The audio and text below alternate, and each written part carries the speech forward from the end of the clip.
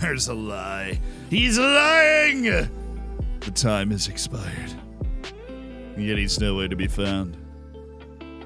What are we ever going to do?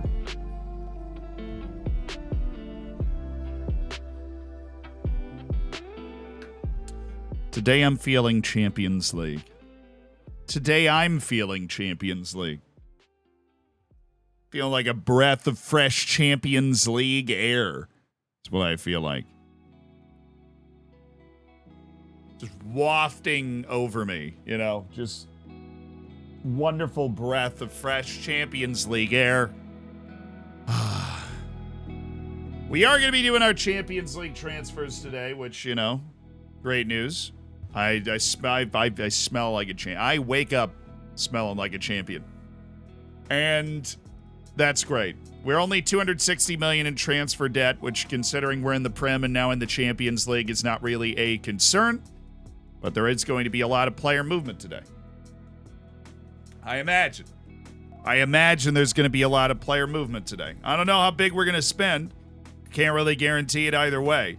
Because we have a lot of transfer debt, but we're also in the Champions League, so maybe there are some options available that were not, available in the past to make some moves. Banhammer, thank you for the 11 months. Unichi Bro, thank you for the Prime. Sarah Skywolf, thank you for the 20 months. Top J Cat with the 22 months. Champions League, here we come. Yes. Stones, thank you for the 22 months. Scott Candage with a big old 26. Enjoy, thank you for the 5 months. Betty Swallix, thank you for the 4 months. Much love to you too. Darth, thank you for the year. Congrats on the golden bacon. Time does fly, doesn't it? Schuber, requesting mass overall rating for the season. $500 riding on it. Also, Roquiero. I know, what a freaking goal that was, huh? Locust Plays, thank you for the 14 months. All right, Schuber. The Mateo mass rating for the season. We'll look at that. I'm not going to look at it right now. I'm looking at Grantley Poor right now. I've got his page up. And he's improving like crazy. I think Grantley Poor might be our long-term left back of the future. Buying a 19-year-old who's not first-team level, and then over the course of the season, he earns the right to be a first-team player. He's getting a lot faster. Dude's pace went up 2 this year. Dose. Time to sign a new new goalkeeper. What do you guys think we need this offseason? Shoot, what do you think we need? Joey, thank you for the 5 gifted subs. That Recaro strike was the stuff of dreams. You want to talk about a 19-year-old? A 19-year-old. He's actually 20. He just turned 20. I'm looking at his page right now. He just turned 20. Like 25 days before the Europa League final. And to be that age, plucked out of Liverpool FC in Uruguay 2 years ago. You're the guy that scores the goal to put you ahead in the Europa League final against Manchester United. Oh, poof. We're a goalkeeper, world-class midfielder, left back in an ideal world. You're not feeling Grantley Poor. I think his potential's really real. Joey, thank you again for making 5 People's Days. Versier, Stockport, Hatters, Supreme, True Patch, welcome to the Hammers. Enjoy the bacon. Enjoy the emotes. Get yourself in the subsection of the Discord. And thank you to Joey Navis. Bado, thank you for the 9 months. Thanks for being a part of the Hammers. It is a bit random, but thanks to Twitch making a very public announcement about it. We are, we're one of the 600 or 700 biggest communities on Twitch. You and I, us. More money from your subscriptions now gets fed into the Zealand machine. We're going to be able to hire like 3 new editors. It's awesome. Yeah! So it's not you and me, it's we. All in a Chinese, all in a nose. Yeah, they upped the percentage retention for people essentially in my Twitch tax bracket to 70-30, which is cool. That's neat. Gifted and Primes don't actually... Yeah, Gifted and Prime... Gifted subs and Prime subscriptions don't pay into that, but, Whatever. Well, we'll take what we, well, originally I was getting, we were getting, fine, we'll only hire one extra editor, right? There was like no extra money. Now every normal tier 1 subscription, so not primes, not gifteds, even though I still love you, Smooth Operator. Thanks for gifting 5 subs. Inspired Dan Jungs, Big Borum, Jose, Sactap, welcome to the Hammers. Now maybe we can pay down our transfer debt. Now we got to sign more. Yeah, Boob, thank you for the 4 months. Oh, the gifted subs don't count for the threshold, but they count for the 70-30. So Smooth Operator, that just counted towards the new, the new stuff. Yeah! That's cool. We'll take it. Twitch feeling a little squeeze, a little pressure from Kick lately, maybe. Yeah, more of that. That just means Twitch is taking less of your money, and more of it is coming into the channel so that we can do cooler things, right? Like we're exploring a really, really cool trip for a video in August that I've been excited about literally for over a year that we might be able to do this year. And it's all because of people like Daza who've been subscribed for 35 months, and I do appreciate it. Thank you very much. Are you really hiring more editors? No, it's just a running joke. Typically, the money goes into being able to pay for things like trips to TwitchCon. I will be going to TwitchCon in Paris now, which is awesome. So if you guys are going to TwitchCon in Paris, or if you were thinking about it, if you're like, what is TwitchCon in Paris? I'll be there. It's the big Twitch convention. I'll be there puttering around for a couple of days. Tristram, thank you for the Prime. Thank you for the 16 months. Doodle MCD, thank you for the 8 months. But more importantly, things like the trip to Taunton, right? Taunton's a semi-pro club. We're paying for all that, right? And so if you subscribe, you'll support stuff like that too. Chaos, thank you for the Prime. Thanks for being a part of the Hammers. Enjoy the bacon, enjoy the emotes.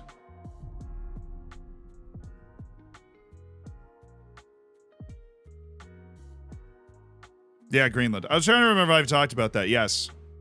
We are working on planning a trip to Greenland for the Greenland Football Championships. I am literally this morning was exchanging emails with a representative of the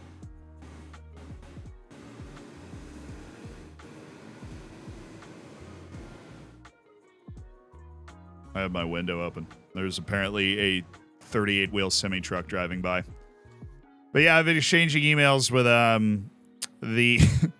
with the representative of the Greenland Football Federation, which I kid you not is called KAK, which just don't say it out loud. But the guy's incredibly nice, and we've been talking about like the format of the tournament and everything, and how to get to the location, because it's never in Nuuk, right? Nuuk is the capital of Greenland, but the tournament like rotates around Greenland, so we have to get to wherever the tournament is.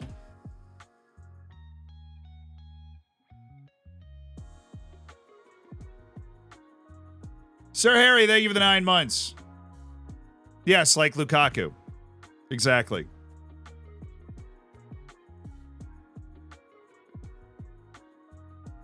Is it great? Yeah, no. So there is a native language of Greenland, and they also speak Danish. So all of my emails are like Google translated into Danish on the bottom. It helps the guy understands English, but it helps supplement his understanding of the English if we translate it and put it in Danish as well. Because Google Translate's not perfect either, but if you combine the two, then it works. You know what I mean? First ever Z stream. What's up, Don? Welcome. First time watching live. What's up? Welcome to the stream, dude. But the point is, we would love to go because my dream is always to have been. My dream has not always been this, but making YouTube videos. I think that we have the team and the equipment and the know-how to be able to do kind of. I mean, we'd have our own style, right? Because I'm not Anthony Bourdain, right? I'm different. I am, not nearly as serious, but. That style of show, I think the world misses that. And to be able to do that using soccer to bring people to different places in the world has been something I've wanted to do for a long time. And I think Greenland would be a terrific first stop on that. You're not? A huge surprise. Nice Kaboom. Thank you for the 27 months. Thanks for being a part of the Hammers, bro. That's 3 Twitch children. Good luck taking care of them. Mike Trinity, thank you for the 6 months. The telephone proposed to his girlfriend. He gave her a ring.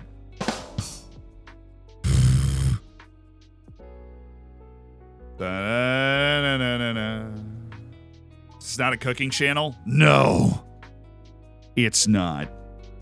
I can't cook anything. That being said, thank you to HelloFresh for sponsoring the streams. Sign up with the code from the panel in the below the stream. Get like I can't even remember how many free meals. That's a lot of free meals from HelloFresh. Get you some free food, and if you like it, stay with it. They help me cook. We cook the Euro. Yeah, I chef up W's. That's what I do. I cook up dubs. Do you really drink wine in Greenland, though? That's the question. Did I have a nice weekend? Yes, I did. It was a sad weekend. One of my dear friends, actually a married couple, so dear pair of friends, are moving out of New York soon. So this was like a goodbye little trip to them to Long Island, and it was great. It was great. Bittersweet, bittersweet. Classic. Thank you for the 17 months. But that was why we were out Friday and Monday. We got back yesterday morning. Cuckoo, thank you for the 15 months. Did you measure how long the island is? It's actually quite long. In a car, Long Island is about 2.5 to 3 hours long on like a highway, driving straight. So, yeah. Like that's all the way to the end though, right? You rarely, if ever, going all the way to the end. Yeah. Doesn't sound that long. Yeah, that's what I was thinking. A little short, in my opinion. A little short. Games, thank you for the 22 months.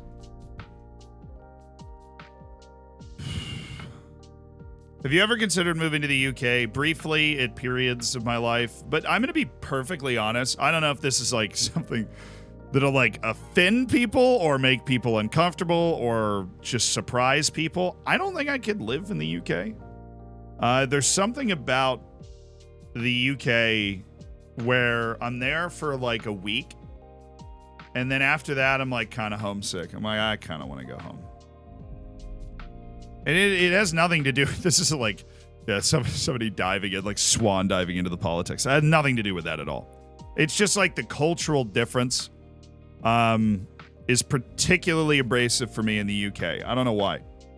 Not abrasive's not necessarily the wrong word, because I'm not walking around like, what is this? Just like, I don't know. It doesn't become comfortable for me over time. Where like Ireland became comfortable for me over time, right? New Zealand became comfortable for me over time, where I was like, I could see it. For something about the UK, I don't know. I don't know. Same with you in America? Totally fair. It's just different. It's just different.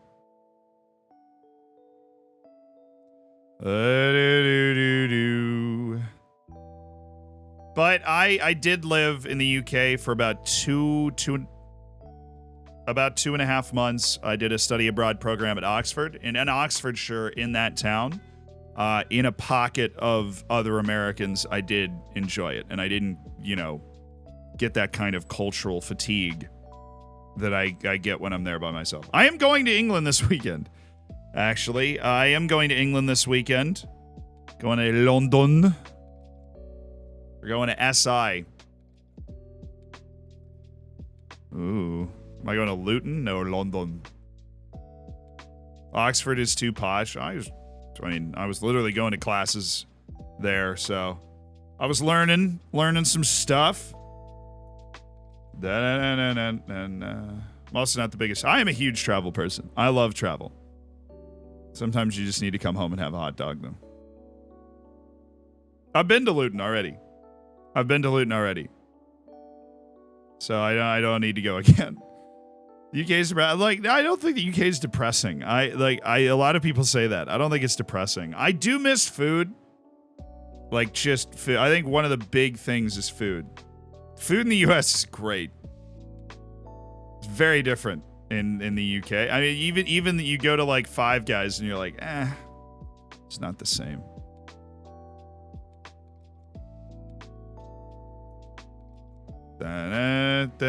Fish and chips is great, yeah, but if you eat that every day, then I'm pretty sure you die at 45. You know what I mean? Like I go there and I have fish and chips once. And then I'm like, okay, I'm good for the week, you know? American bread is hot garbage. You're getting the wrong bread, dude. You're getting the wrong bread. All right, ever been to Australia? I have. Freaking love. If there is one country that I would live in that's not the US, it's New Zealand. The second on that list is Australia. Third, probably Canada. Fourth, Ireland. Yeah. American food is much worse for you. More fats and sugars makes it taste nicer. And I don't think that's true. Right? Because I don't go to Italy and I'm like, God, this food's less fatty, man. It sucks. You know, like that's not my take on that. I think the US has such a wide, consistent variety of food. Like, you've got just such a variety of food. And all of it can be good. It doesn't have to be bad for you. A lot of it is bad for you, right? So American to only choose English-speaking countries? Yeah, I only speak English. I love traveling to countries where English is not the main language. I would love to learn another language in my life. I grew up in Florida, so I've got like a very, very basic working knowledge of Spanish. If I'm in a Spanish-speaking country and my life depends on being able to find something in town, I can probably get there. But yeah, I mean, I grew up in the US and English is the only language that I'm fully comfortable with. And so, yeah, if I'm going to live somewhere that's not the US, I would prefer to live in a country where I speak the language. I don't think that's super like out of line or anything. It's absolutely no commentary on any country that, you know, English isn't the first language. I mean, yeah. I just probably wouldn't live here. Yeah.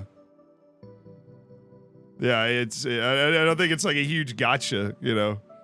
Yeah, so I hope it's not out of line. I'm like, I didn't mean for it to come off as out of line, but yes, very obviously those countries speak English. Yeah, I try to go all over. I just talked about, you know, trying to plan a trip to Greenland right now. You know. What did you think of Portugal? I loved it. I really loved Portugal for not technically being on the Mediterranean, very Mediterranean feel. You know, I only spent about 5 days there. And it wasn't like beach vacation 5 days. It was like very hardcore tourists. Let's go look at this castle 5 days. But the food was really, really exceptional. I had a lot of Porto wine, so I might not remember a day in there. But no, it was you know, it felt like southern Spain. Not necessarily culturally, but like visually, physically. I went to Porto and Lisbon.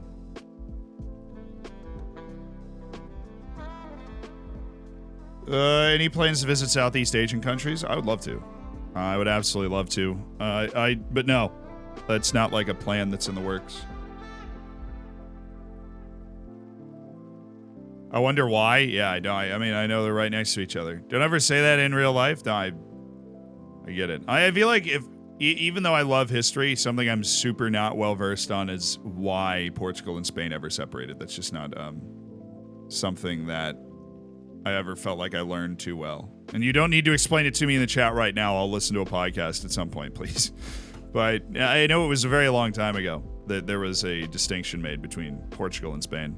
And the Latin developed into different languages, but yeah. But you're honestly, Italy's the most beautiful place to travel in the EU if you like history, food, and football. I like history, and I like food. Italy's a little awkward though on family trips. Not super awkward, but it is a little awkward. I have an adopted brother who's black, which is like a super normal, fine thing. There's certain countries that we go to though where he's like, I am the only black person here, and it's one of those you're just like walking around and people are like,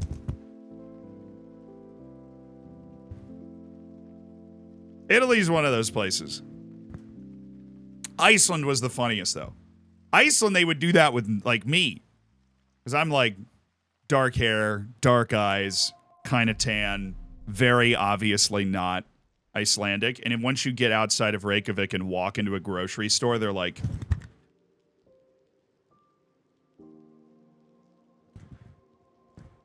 So when Calvin walks in, they just start fainting, you know. They're like... It was actually like a movie, like rural Iceland, and you walk into a grocery store, everybody just stops checking out at the counter, and they're like, who are you? It's just your hairline? Probably. Maybe it's just because I'm attractive, yeah. And they're not mean about it. Like, there's nothing wrong with being surprised. There are just certain countries where people are more surprised. You know what I mean? They're just more surprised. They're not, like, Iceland's not particularly mean about it. I mean, some of them are, but most of them aren't.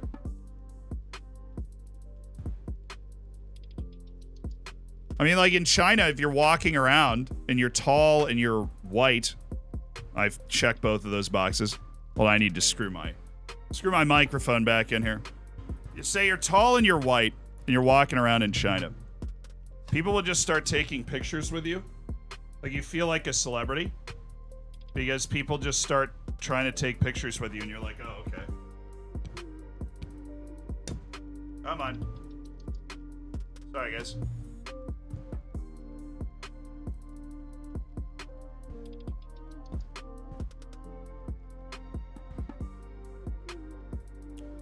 Mike was just coming off the screw thing. Ugh. I mean, when I went to China, we were traveling in a group of friends. One of the friends spoke fluent Chinese, so that made it easier to kind of get around and cross the cultural lines. And one of the people in the group of friends was like this little kid with blonde hair and blue eyes. And I swear, we thought he was getting kidnapped a few times. They'd just walk up and grab him and pull him into a huge group of people and take a picture with him. Be like, look who I saw today. It's like running into a celebrity. It was weird. My friend's fiance is a tall, white, blonde woman. She was traveling to China for a bit. People try to take pictures with you. They try and like take videos of you. I don't know. It's just interesting. You don't think about it until you're there. You're like, oh. Big Deck, thank you for the 5 months. Boring Neutral, thank you so much for the Prime as well. Where were you in Norway? Went to Oslo, obviously. Went to Bergen. I think we went up like a fjord. We definitely went to another town that I don't remember. But it was, yeah, it was great. I got in the water in the fjord. I think I'm still physically recovering from how cold that was. Like, actually, so cold. So unbelievably cold. Look at Grantley Poor, by the way. Look at that improvement, dude. You ever been to Northern Wales? No, I've only been to Southern Wales. Some to do in the future, you know?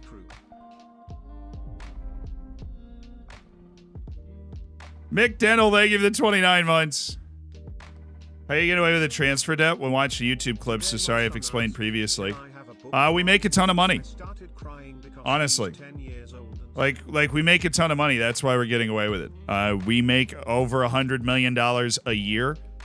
And now we're in the Champions League, and now we've got a bigger stadium. You know, like, we just make a ton of money. That's how we're getting away with it. I know how much money we make. It's about $150 million a year from being in the Prem. Then you add in Europe. Then you add in the increased stadium interest, the increased number of home matches and everything that you have to play. And so even though we've run up, 360, I don't know what this debt is. I know what this debt is, right? Our transfer debt at $256 million. Yeah. That's just what we got to pay out, and we'll be fine. Which is why, even though you're $100 million in debt, your financial status it's still not insecure. So we know what we can spend, and we know that we will survive. Pulse, thank you for the 31 months. Doing that Enron accounting. Hey, it's working. All right, you guys ready? If Mateo Mas had at least an average of a 7.2 in all matches this season, some dude owns $500 to a charity of my choice. So you ready to see if he actually did it? I think he did it. I think he did it.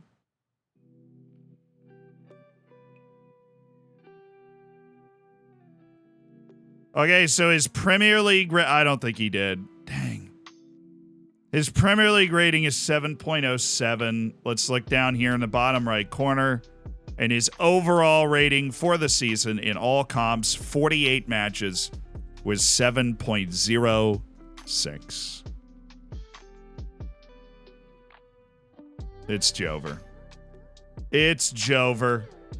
Mateo Mass. Flop. Not really. He had a very good year, but he averaged a 7.07. He won Young Player of the Month 3 times this season.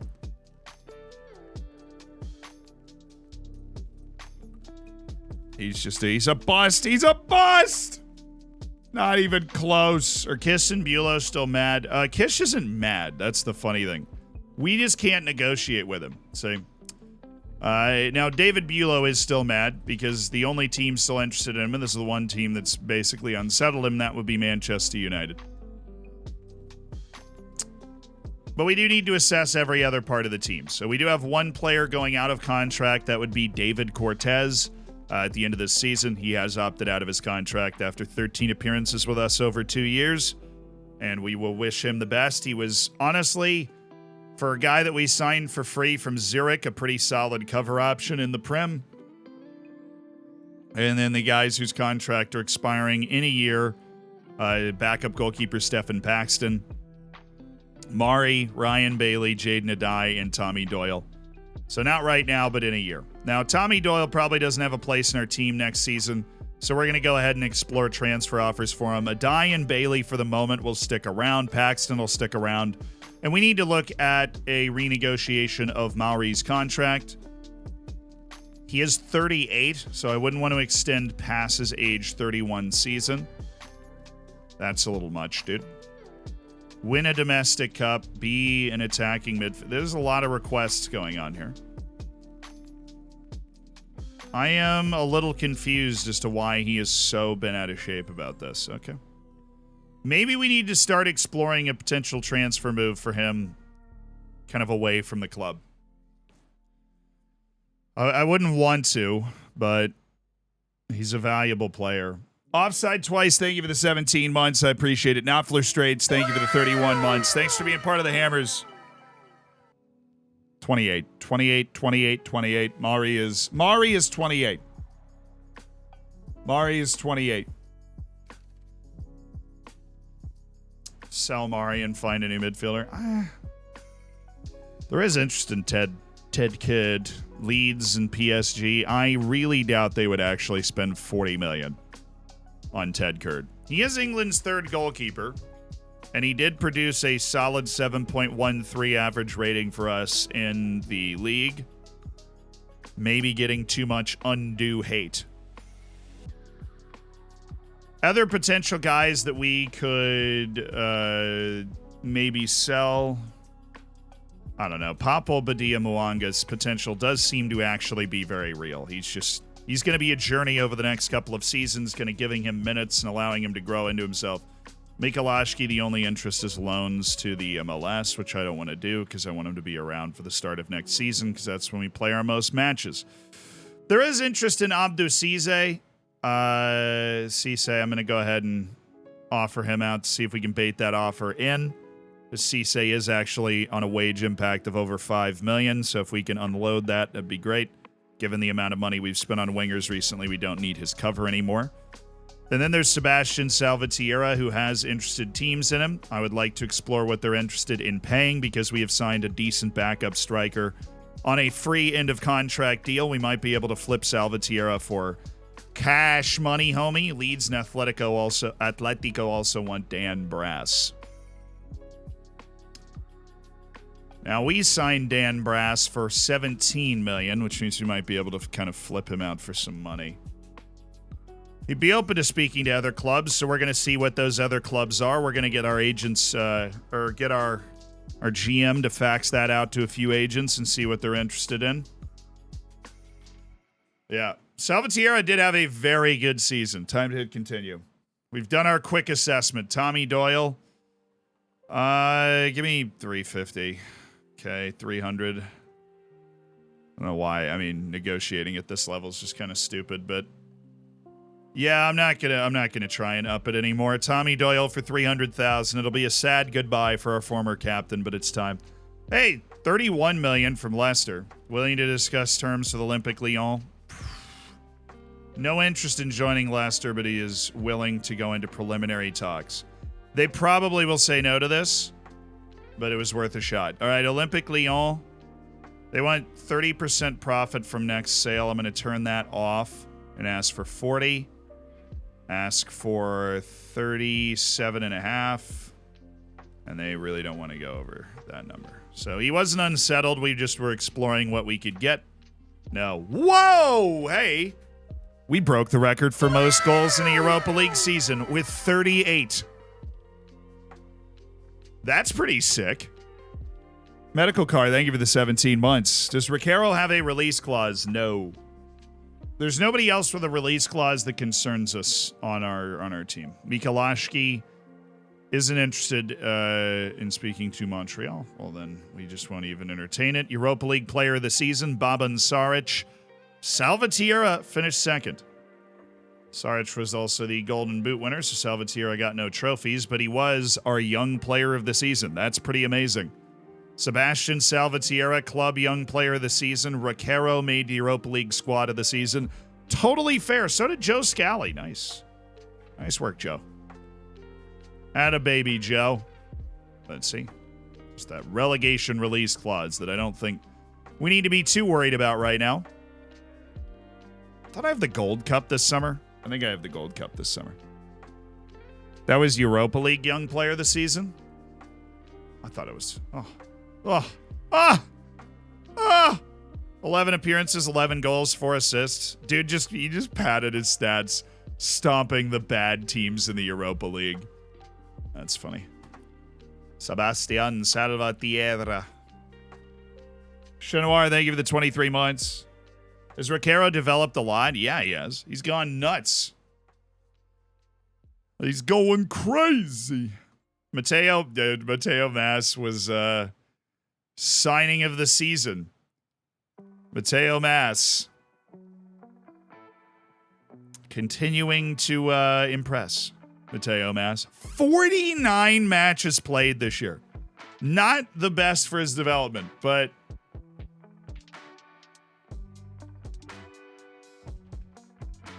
Chenoir, though, thank you for the 23. And Leon for 38 million for Salvatierra. I didn't. I want the money up front. I do, I'm big into accounting tricks, dude. 115 million for Gregor McNerney, 139 million for Eduardo Delgado. Yeah, we've spent a little bit. Board's pleased the team achieved a top half finish. One stage looked like qualifying for the Champions League. Shouldn't get too carried away. But we did, though, didn't we? But we did. But we did qualify for the Champions League, so, what's the sitch? Whatever. Goal of the season was Mari's brilliant strike. Match to remember the 3-0 win at home against Chelsea, and beating Bate 6-0 in the Europa League was our biggest win. Let's watch it one more time. Never hurt anybody.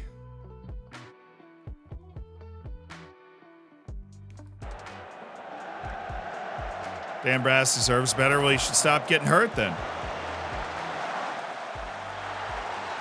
It's the fact that he just knows where the goal is, and he's able to whirl around and just pop it right into that, right into the top corner. There's no way we're not a 4-star team after winning the Europa League. I'm sorry. We absolutely must be a 4-star team after winning the Europa League. Dude, Fonseca didn't even make Team of the Year. That's wild. Forrester really padding that rating in the Europa League.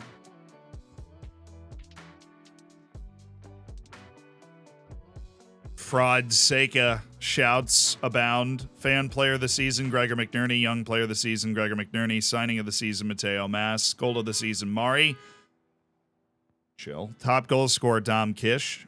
23 goals, all comps. Mari had 10 assists. Kish had 7 player of the match wins. Recaro completed the most passes per 90, which is great. Youngest ever player came in Faro. Highest fee paid, 138 million for Eduardo Delgado. Highest fee received, 86 point something for Jeppe Norbeck. And the youngest goal scorer, Cayman Farrow. Cayman.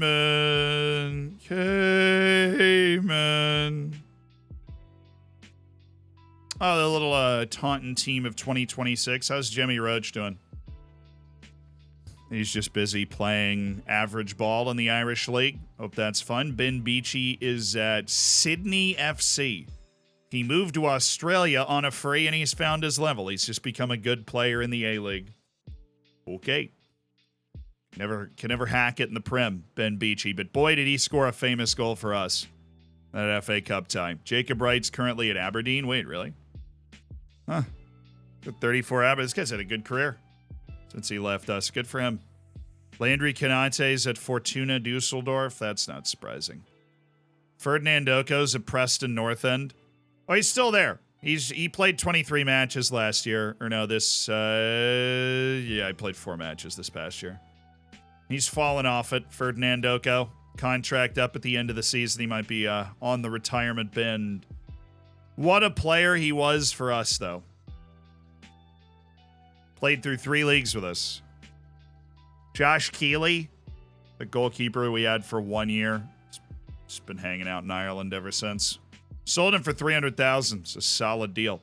Patrick Kelly is playing in Northern Ireland after 2 nice years with us. Is a very influential player.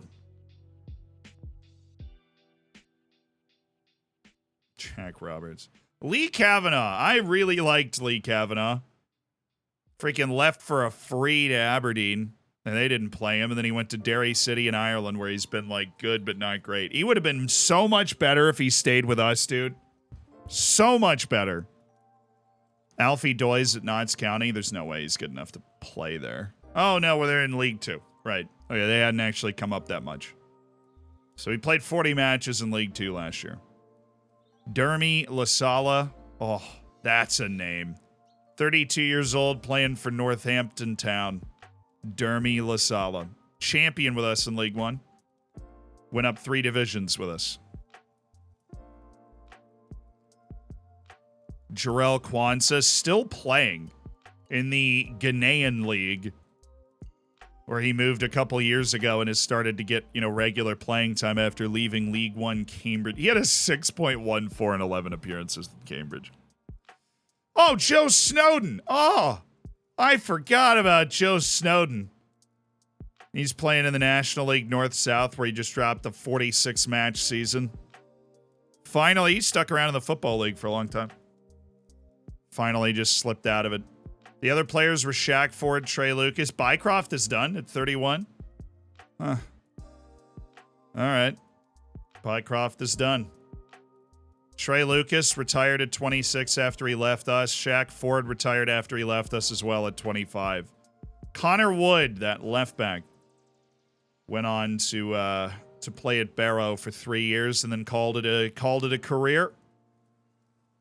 Interesting. Skipping Sheldon. Oh, I did skip Marcus Sheldon. I saw his name somewhere. There he is. He's at Boston. So he's playing in League 2 with Boston United. Actually really playing. He scored 13 goals 2 years ago. Pretty bad year this past year. But eventually we let him go to York in the National League, and he's battled his way back up in a free move to League 2. But his best years with us, 9 goals, 18 assists in his first year to get us promoted from the National League, and then 30 appearances, 10 goals to get us promoted from League 2. And he played 9 matches with us in League 1 for a little bit. What a lad. Wait, what's oh no, we have more fair weather and casual fans. I'm at 2.2 million social media followers. Okay, Cook. 23,000 supporters on the season ticket waiting list.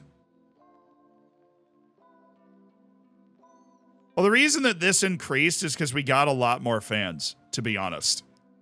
We now have our season ticket holders are sold out, and our season ticket waiting list is more than the size of the season ticket holders. Time for a new stadium. We just expanded it last year.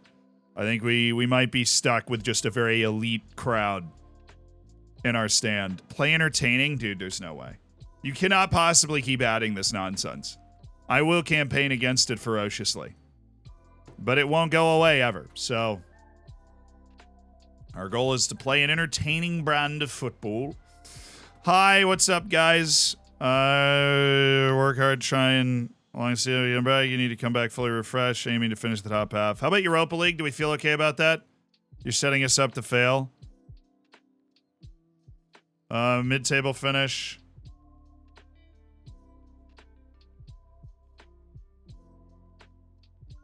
Oh, this is going well. This is going well. This is, yeah. Okay, I have no idea. There we go. I knew the Champions League was coming up next, so we're just going to sidestep the rest of that. And no serious damage. Okay. So what do we want, then? Should have just said top half. I'm aware of that now. Should have done top half. I said Europa League, and now I look like an idiot. China, Singapore, US. I feel like we just did China last year. Let's do Germany. Let's do a little preseason tour in Germany. Just, yeah. Yee to the ha, baby. Reading withdraw their bid. All right, well, Tommy Doyle's got his... He's got his bid on. Where's Abdou Cisse? I'm just going to put him on the transfer list. Prefer to stay at Taunton, but we'll go ahead and transfer list him. See what kind of interest we can get in early. And who else? Rafael Rodriguez we're going to want to loan out next year. Salvatierra, we just wanted to see what offers he would get. Leeds, Almeria, and Atletico Madrid. Nobody came in for Brass.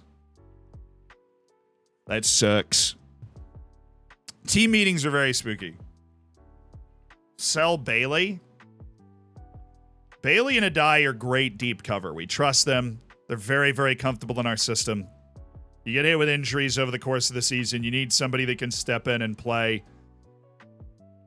I don't know what kind of value we'd get from those transfers, but I derive a lot of value from them being here. Turnover ratio in the Premier. Dude, I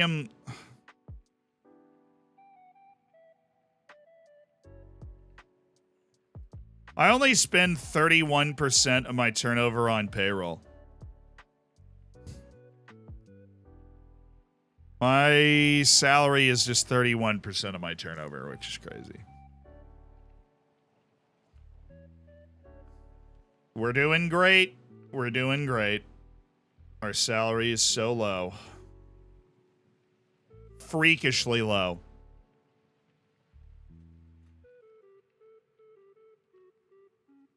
It's all going, yeah, well, it's all going to the massive transfer debt. Arsenal with the extra time win in the FA Cup. And Arsenal bring home a trophy this season. Congratulations to them. That means Villa will be getting a European spot thanks to coefficient. And the teams in the top 8 will be participating in Europe. FA Cup review. Yeah, we made the quarterfinal, I think. We lost in extra time to Arsenal, who won the whole thing, so that's pretty standard.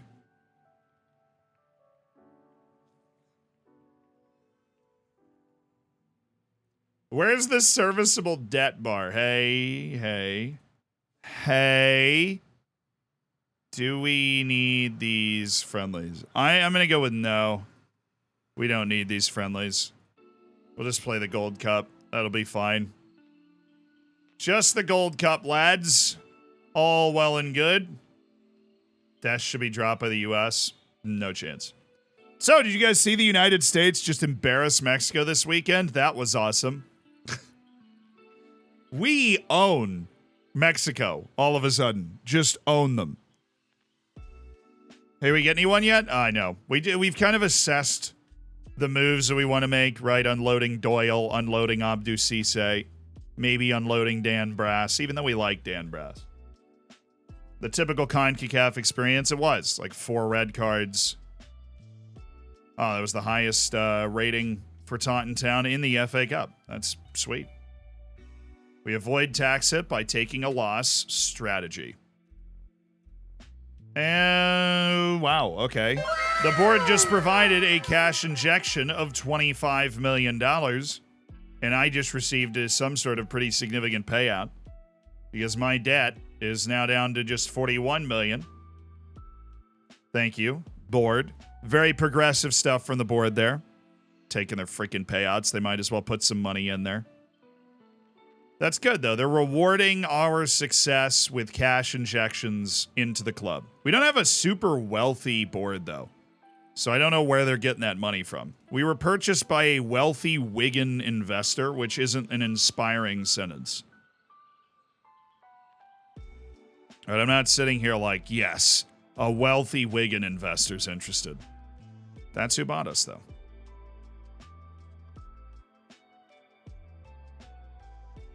It was Wickham? Oh, that changes everything. Sebastian Pagano. All right, we're going to try this again, boss. I'm going to try this again. You did not just add more to this, bro. You did just not. No, there's no way. After league appearances, I'll pay you $800,000, and after 10 games in the Argentine team. Oh, shut up. Ridiculous. Fine. Sebastian Pagano. Let me talk to him. I messed up the negotiation last time, so I need to talk to him again. This guy's a fullback. He's an either-sided fullback. Wow. They actually... Oh, wants to leave to get into the national team setup. So tell me why, like, this is actually just an amazing opportunity. I realize the fact that he plays for Manchester City should make this entirely prohibitive. But I feel like it's not, and I should sign him. Do you feel me, guys? Do you feel me? You have to? I don't know if I have to. But I really like him. Do I have him on my, no, I'll put him on my Deep Dark Desires. We'll go poke around there in a sec.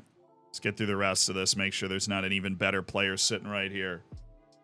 I saw the green consistency, I'm aware. And he's trying to force his way out, so their asking price is way down. Christian Spazzato. Okay, so there's just printing strikers in Argentina now, apparently.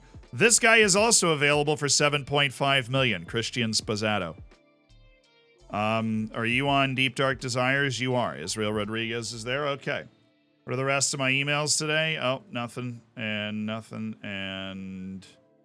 Under 20s to qualify for the second round of the Under 20 World Cup. Okay, I need to scout this as well.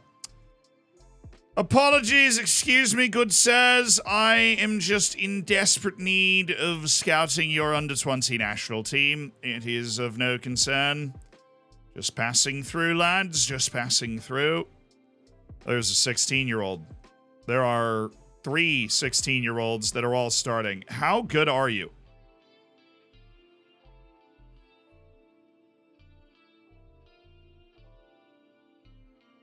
Okay, wait. Now, hold on just a minute there. Now, hold on just a minute. All right, now just hold your horse. I want to get your horses and just hang on to them. Just grab those reins and just hold on tight because, oh, baby, we're about to make some moves. Now, the U.S. players we are already aware of. We should already know everything about them, so we don't need to waste our resources as a club scouting them. Kind of the point. Ghana's youth team.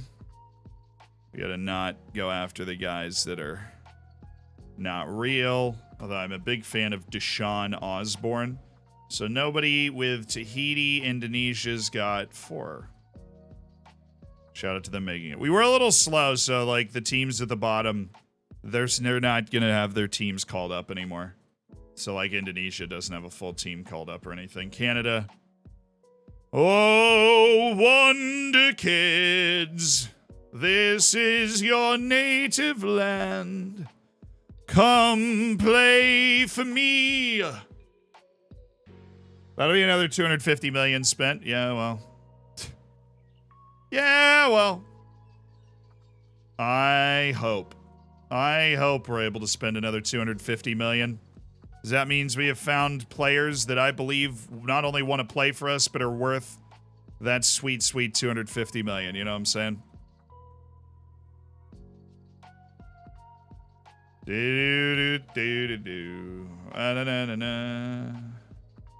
New Zealand. The All Whites. Thailand. Wishan Itamat. Hey, Paraguay's out there throwing it around. Okay. All right. Norway. Shout out. Paraguay. I feel like we're very knowledgeable in Paraguay. I mean, we've already signed... Like, we've already signed a couple Paraguayans. One Paraguayan. I say a couple like we haven't. There are no Honduras in the database right now. That's kind of nuts. I mean, I see. Yeah, I see DR Congo down there. I see DR Congo down there. I see them out here. Mexico. I know I skipped Argentina. That's a bad one to skip, too.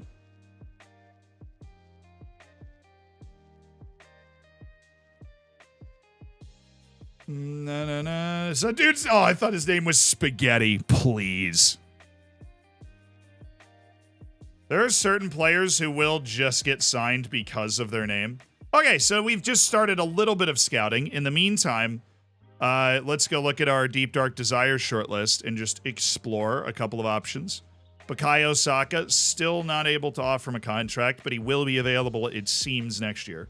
Samuele Ricci, still very good. Still, he's just frosty. Finances look healthy? That's what I thought.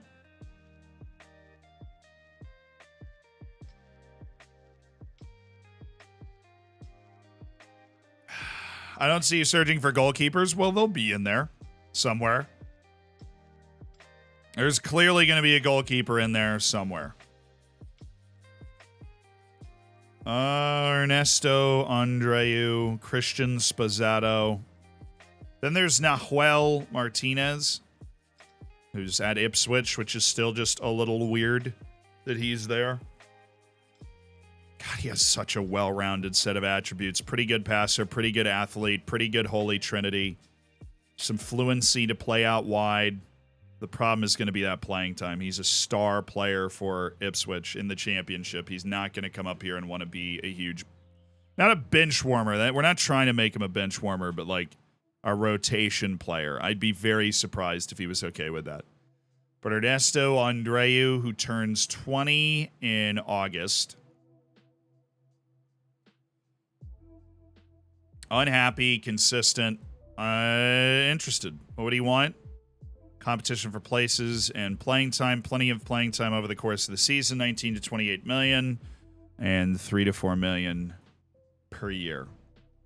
All right, well, let's start with a 15 million upfront offer. I'd be comfortable with that. I don't think they'll take it, but it's where I wanted to start. So we're going to try and stay around that. So 17.5 million up front. We're going to remove the installments, and I will gladly pay out a significant fee after league appearances because that is one of the cruxes for this guy. Is he going to play 50 matches for us, or is he going to be somebody that we just end up selling on because we have better players around?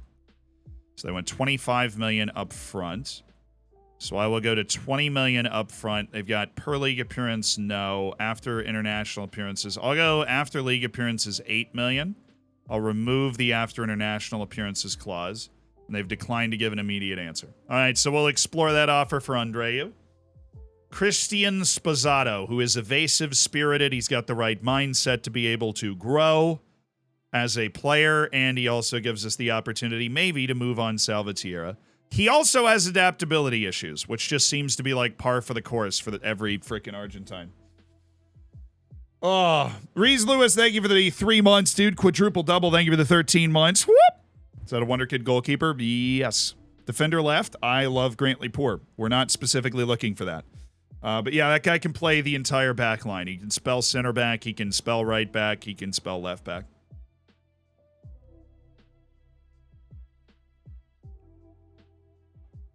Dino, thank you for the 9 months. Daria, thank you for the 3 months. Can't jump. He's got 12 jumping range. This guy definitely can't jump, though. And he's got the adaptability concerns. Development's going to be kind of important for Christian, so... Yeah, because apparently he does have some more room to grow. Room to become a better player. Maybe a better facilitator. A little more explosive. But he's also worth a lot more than 7 million. There a reason to let Salvatierra leave? No. If we get 35, 40 million for Sebastian Salvatierra, I would say yes to that. And replace him by committee with Christian Spazzato and the other guy, Shin, that we signed into contract earlier this year. Do-do-do-do-do-do.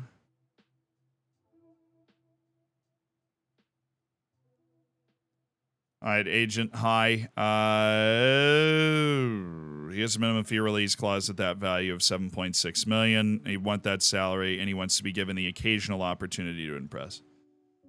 Okay, your agent. He's labeled the next Gonzalo Higuain. I see you. I do see you. Okay, he's got a release clause at $7.5 million. We'll just go ahead and look to pay out that release clause and trigger it. So we got 3 transfers we're looking at right now. This is Pagano. This is the young defensive midfielder. Send him on an intensive language course. That's entirely reasonable. A salary after reaching club league games. I removed that last time and he got really mad at me. Like literally canceled the contract. So I'm going to remove it again, but then just give him more money over the course of the 5-year contract that he would like. And I'll also no, I'm not going to do that. Just, dude, are you serious? It is worth it. It is worth it. It's a 5-year contract, bro. There's no way he's going to reject this. I'm sorry. There's just no way he's going to say no to this. I'm going to give him over $1 million a year. I'm going to give him $1.1 million a year. I'm going to raise your fee. It's a 5-year deal for a guy with outstanding potential. There's like no way he says no to this. Thank God. I was a little nervous he would say no to it. All right, Spazzato. Hi. They want a loan back as well. I don't want to do that. If we're going to adapt him to being in England, then we're going to adapt him to being in England. Okay, we're going to need to do a little budget adjustment here. Toss a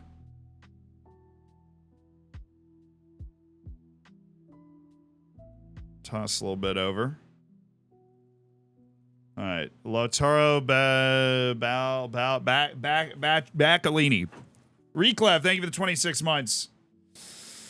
Lucked out? No, I didn't luck out. That was exactly what we wanted. Relegation release clause, team of the year bonus. I'm going to give him juicy bonuses. Top goal scorer bonus. I don't think he's going to get either of those, but, you know. Assist bonus of 5, goal bonus of 10. I'll up that for you a little bit. We're just restructuring his contract. Sick. Dude. I knew he was impatient, so I tried to add some value to it. I probably lost that on going 5 years instead of 4. But I'm not super bent out of shape that we didn't get that done because we are working on other transfers and... Kazus, thank you for the 13 months. Whatever, dude. Zian Greed strikes again. Not even a little bit. There's Nahuel Martinez out there. Yeah, there is Nahuel Martinez out there. Staff update. We can get another member of our coaching staff. We can now get another member of our scouting staff as well. But you shut up with this. I'm pretty sure we're on the same level as Arsenal for Sebastian Pagano. That's hilarious. They already accepted the bid. I'm going to change my contract offer because this guy has like really good potential. I'm going to up it to a lot more value in hope that we are able to sign him because of that. Tommy Doyle? It doesn't really matter, does it? It's a bit weird to have a coaching staff meeting at this point in the season where everybody's just left for the off season. Bastard Rockets here, thank you for the prime. Yeah, it's a 5-year contract where we would have a lot of control over that kid. So, you know, he's 18. He's got that 5-star potential. He's got a good mindset. We like everything about him. He's going to end up being a great player. We're going to really regret it if we don't sign him. We've got a really nice deal on the table that's hopefully going to let us sign him.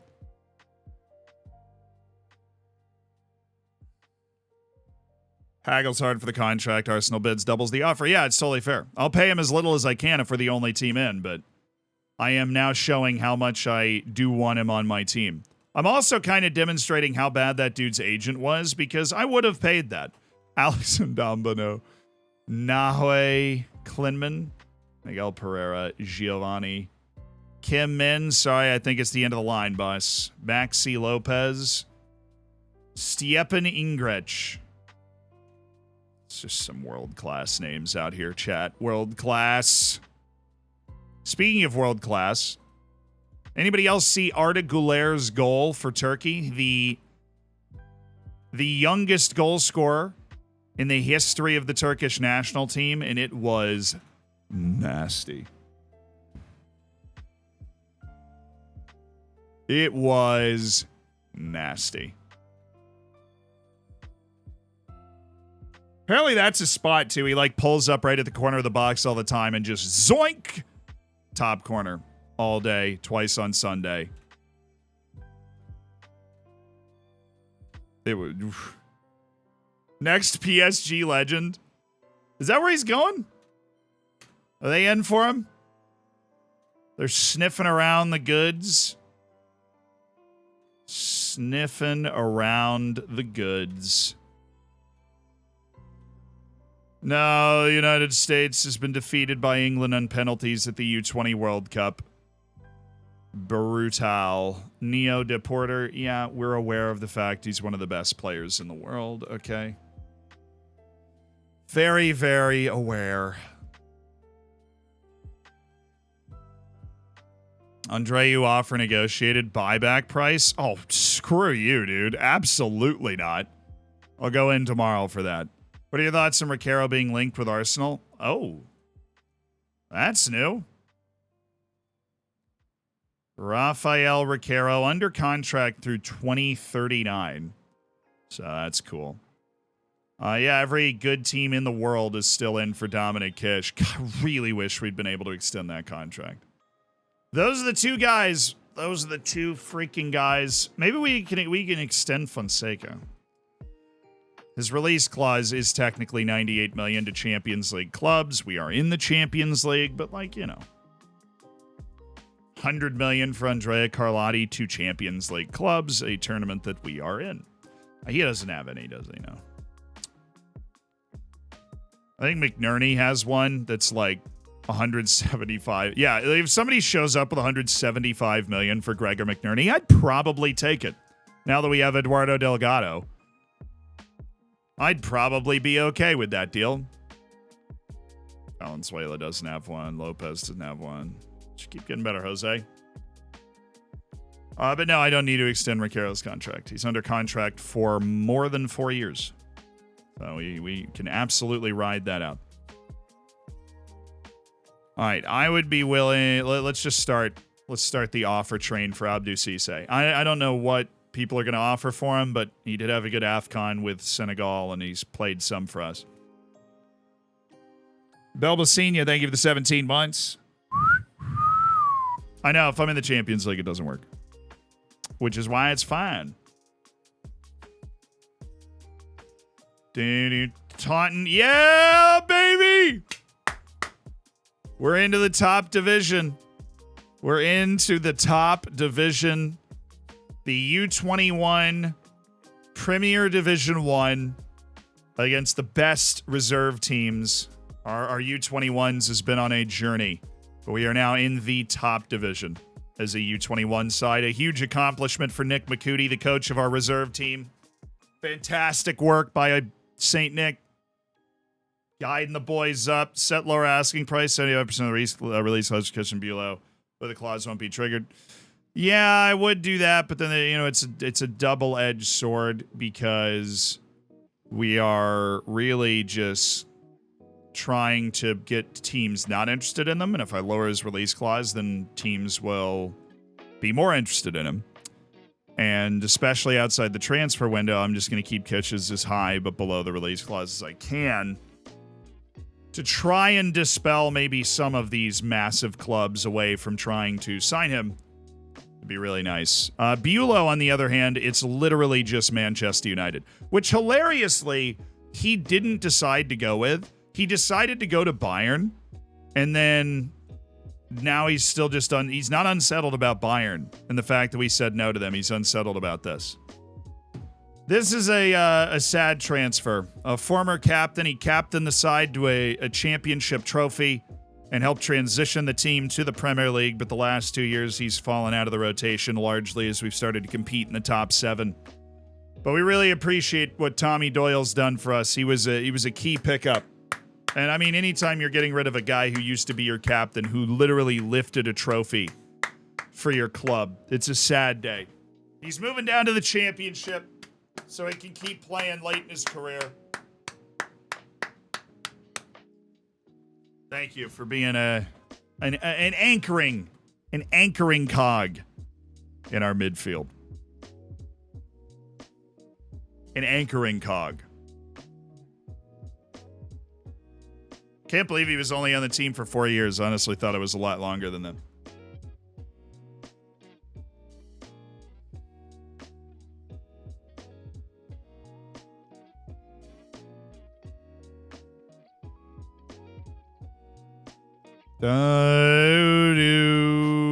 Random email the email under my Twitter. That's cool. Congratulations.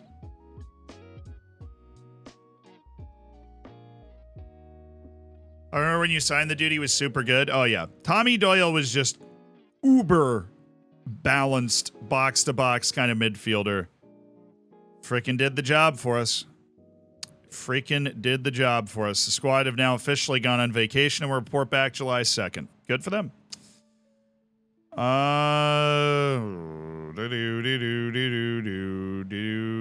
Persuade Cisse to find a new club. Not very bothered by where I place. Sounds good to me. Yeah, just explore your potential transfers. I don't care about us losing money on you in particular. Bournemouth is not going to be able to sign Brandon Evans. Brandon Evans actually just loves it here. He doesn't want to leave. Oh, yeah, I'm going to have to name the Gold Cup squad win. Oh, not for a month. Why is that coming up now? Oh, Terrence Hoyt's contract's also expiring. That's fine. That was a big waste of money. Cortez work permit. Yeah, I'm not too knowledgeable on the situation, but I think we'll just go ahead and set David Cortez for release. We'll allow him to search for new clubs. We appreciate what he's done for us, but he was a free signing to help cover things up. Ooh, Jer Daly's gone to Leicester. Only $15 million. Oh, I never went and re-offered for that guy at Man City. I should go do that. Annual fee paid to Woking. Yeah. Zealand, could you say Manchester Society? Well, that oil money at Manchester Society, unbelievable.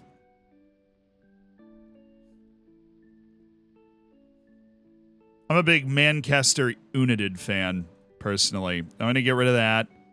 You guys are going nuts. I'm going to lock this at $8 million after league appearance fee. I don't really want to go above that. After international appearances, $4 million. After he plays 10 games for Spain. Yeah, he's not going to play for Spain for a while, I don't think. Okay. I can get rid of the percent profit. Dang it. Oh, he's fumbling the bag, brother. He's fumbling it. He's dropping it all over the place. Kistral's interest from Juventus. I am aware. Really don't think that is like a huge newsworthy item. We paid like $6 million for this guy too. Then he came in and made 11 appearances, and now we're like, actually, we really just want to unload you.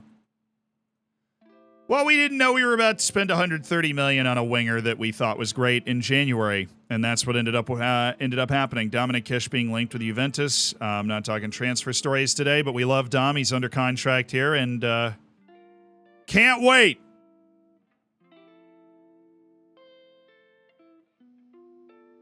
Yeah, that guy will play anywhere on the back line. I know, I'm breaking away from the installments with this transfer. We do just have the money in the budget for it. I'm going to start our search for a U23 head coach so that I don't lead us at the Olympics or whatever's going on. Almeria and Sevilla. Come on, somebody wants Abdou Cisse. Dude's got talent.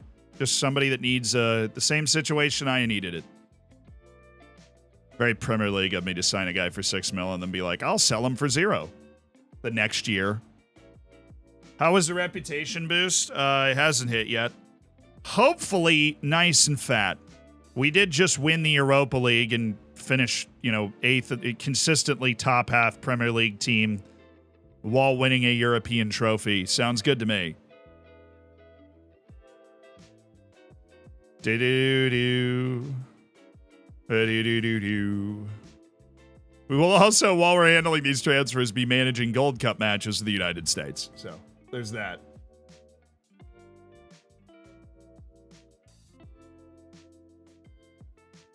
Okay, this is gonna. Oh, I figured this was gonna be.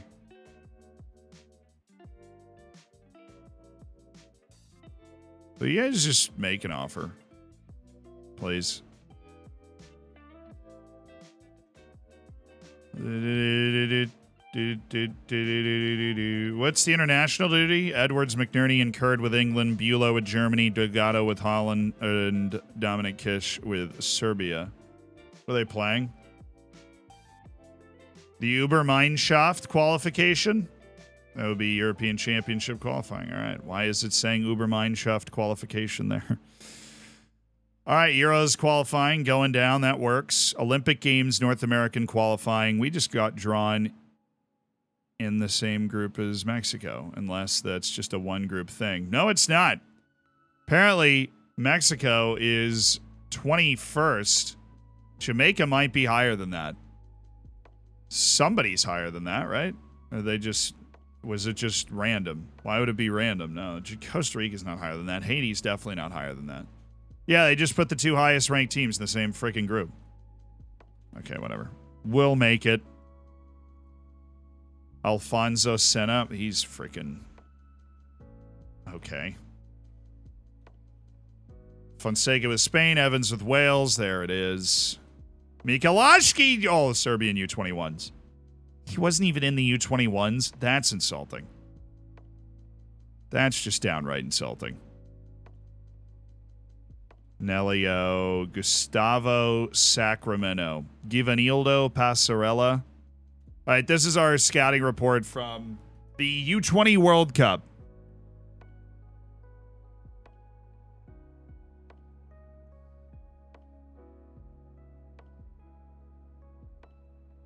Zealand Sports Mexico on the side. How dare you?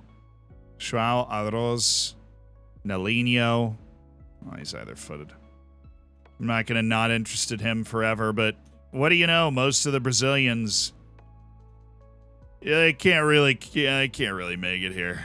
They don't cut it at Taunton Town, is what I heard. Oh, mama. I feel like a couple of these Englishmen are going to be sick. England's on a bit of a dry spell when it comes to, like, the young talent.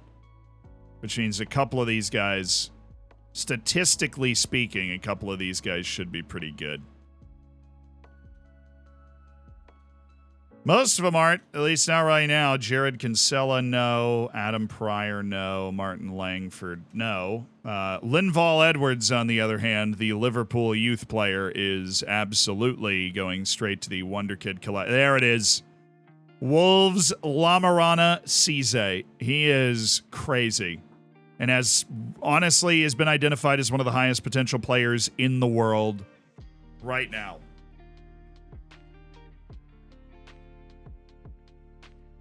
Not actually like a first-team player yet, but he's close. Yeah, he's 16. Very rare 4.5-star potential. Very rare 4.5-star potential at the level that we're at right now. Exceptionally rare. Kugberg Tiknaz. I mean, look, sick name. You're just very bad. And we're like, get probably 4 or 5 of these batches of players, by the way, from the U20 World Cup. Just taking a look at all the players there. Gungor Kermilu. Looks like a farm system update to me. Oh, he's got a chance to be great. All right, Ghana's sitting in a golden generation with the first batch of Wonder Kids they had come through. I can't imagine they'd have another one. Bo Ulcher. He's freaking 16. What am I going to do? He's freaking 16, boss. See, Marcus Huh is 19, and he's a little bit better, but he's also 19. Target forward, but he has 11 jumping reach and 12 strength at 19. I just don't think it's for me. Tyrone Abraham, appreciate it, dude. Festival International Day Spores. Ah, screw it. Let's scout this too. I don't even know what this is. Actually, I've heard it. This is in France, right? I've heard of this. I done heard of this. Oh, how is Spain missing a guy? Well, they're probably at both tournaments. Need that late call up. Yeah, my scouting's going to be a little busy here. But Japan is at this tournament. And Jamaica. Hey, man!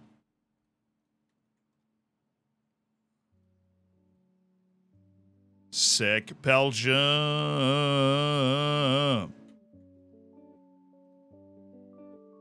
Love me some Belgium. Love me some Nigeria.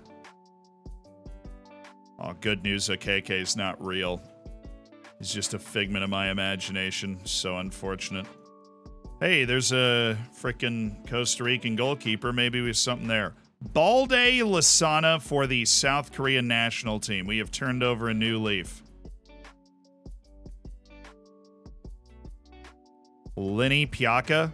All right. Yeah, we're gonna be going through this for a while. Did France not make the U20 World Cup? That would stun me. Senegal. You can have some world beaters. Where's Sadio Mane when you need him? Abdullah, Uzbekistan, Shapirov, and Asadbek Elmuradov. Okay. Okay, I hear you. I hear you. Jerry Ekpala, my youth player, is actually on the team for Nigeria. So multiple youth tournaments going on this summer. Huge fertile scouting ground for Taunton Town. Yes. Do-do-do-do. Do-do-do-do-do. Go back to that Robert McDonald guy on the Japanese team. Japan makes a lot more sense. There's a ton of cultural crossover between the U.S. and Japan. And so that is not like a huge surprise. I suppose, but like the thing is, there's a military base in South Korea too. I just feel like it doesn't permeate sports nearly as much. Like for some reason, the military bases, like the U.S. military bases in Japan, permeate the sports in Japan a lot.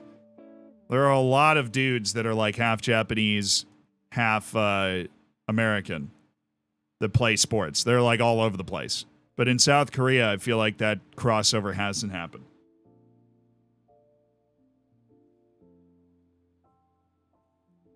But yeah, that 16-year-old Wolves kid, they know exactly how good he is. He's like 45 to 65 million in valuation. And also, more importantly, not interested. There's quite a few with baseball in Korea. Okay. Maybe I'm just not tracking Korean baseball as much. Mari resumes full training. No, what? Sebastian Pagano has gone to freaking Arsenal. Oh, that sucks. All right. That's an L. That's an L. That's an early transfer window L for the boys. We bounce back.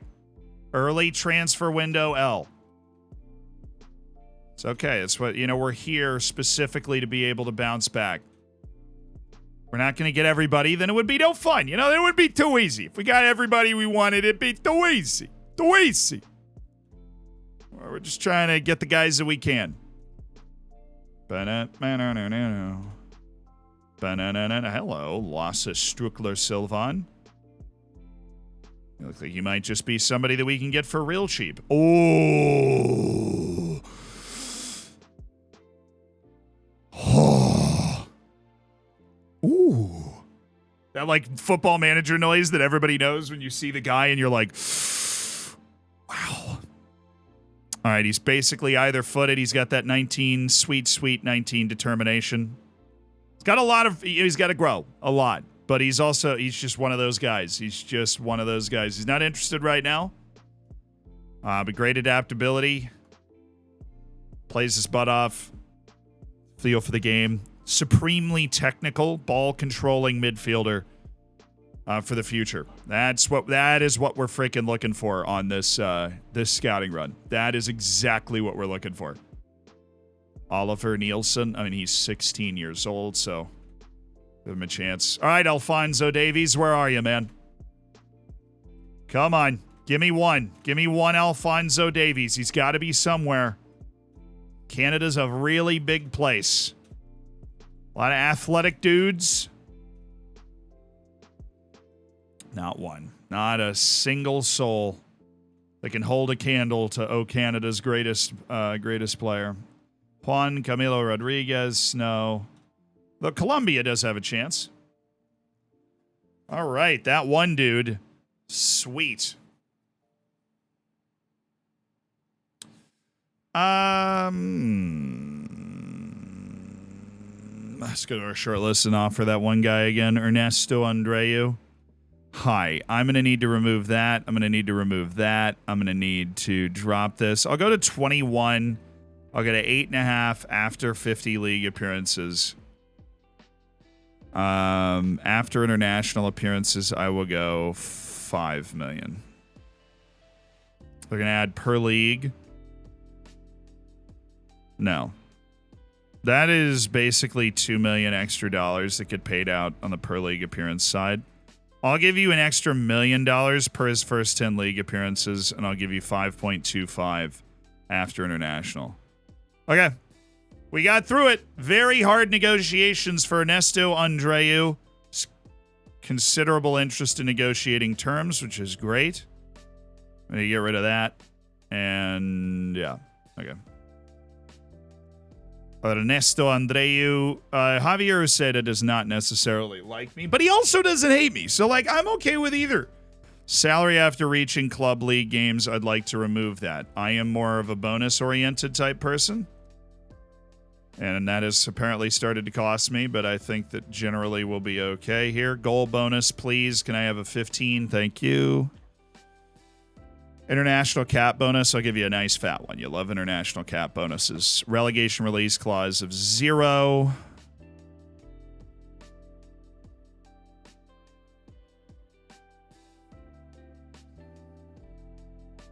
What's that shutout bonus? We'll raise that. We'll give him 20K every time there's a clean sheet. And I would like to lower his upfront wage a little bit. 5-year contract's totally fine. Up the agent fee. Okay, good. Long as he's not just mad at me, that's fine. All right, you are just hammering that, huh, man? $4 million a year.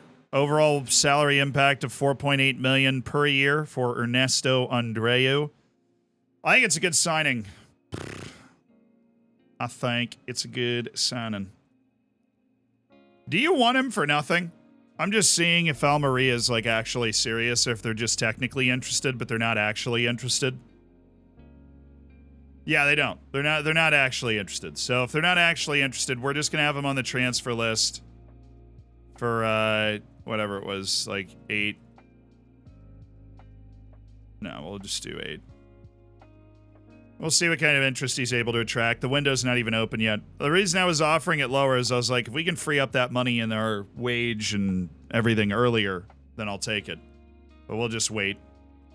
We'll wait. We'll let teams get desperate, you know?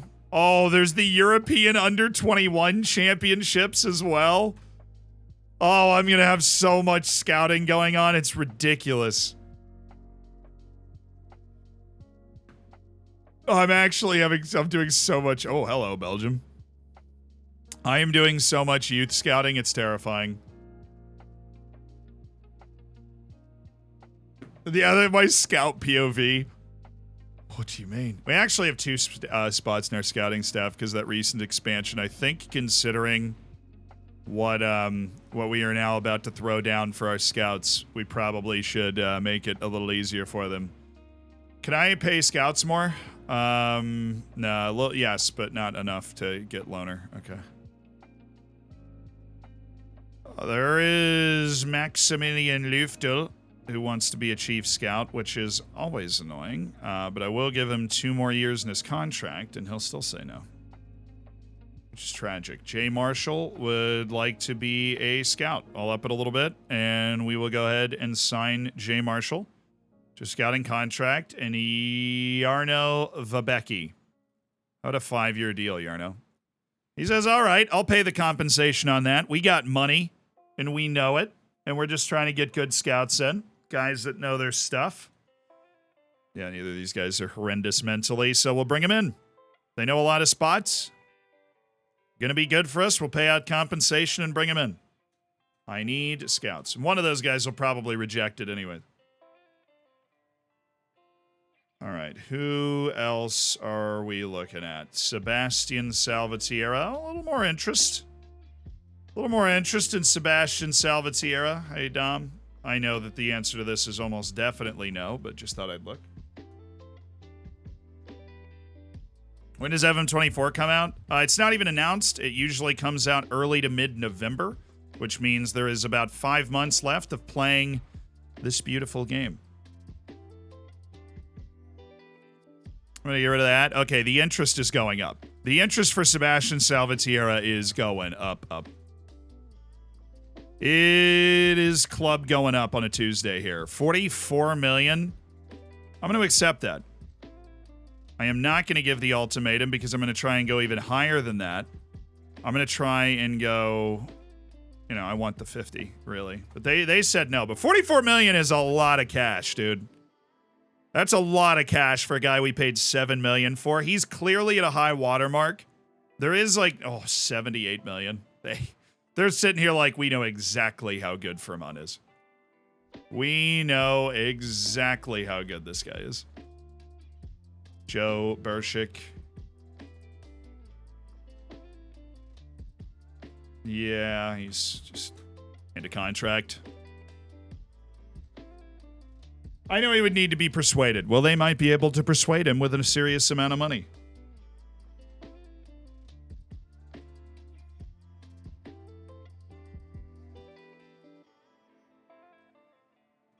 Upcoming competitions to scout.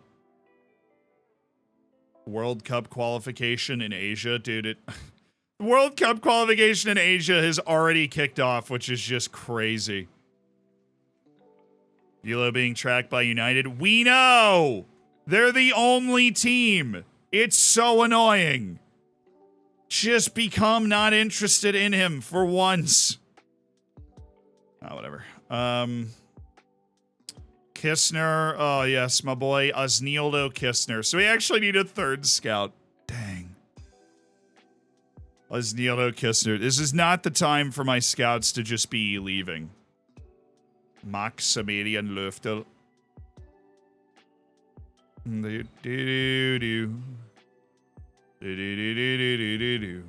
Venezia's Giovanni Rossignoli. Löftel. Graham Younger. I'll give you a 5-year deal. All of these guys, the amount of money that it would cost to release them from their previous contracts, just so high. Imre Udokan is hilarious because you just think that we should be able to like do this deal, but he will literally go back and re-up with Galatasaray in a second after we do that. Maybe it's finally time. We'll only enter the market for the right player. I think we've identified the right player to go after. Another very, very solid depth piece. I think we were a little light on our center back depth in particular. I think Andreu helps with that. For scouts, I go through the first division teams in the country or region I'm interested in. Sweden, Croatia, Colombia. Then I try to sign the one with the highest judge potential ability. Yes. That way I find cheap, good scouts. Yes. But I just get the highest judging player ability, judging player potential that don't have bad mental attributes, to be honest. To join Cardiff, Tommy Doyle, see you later, dude. Pedro Sanchez, looking to move. Looking to move. 28 million to Leeds.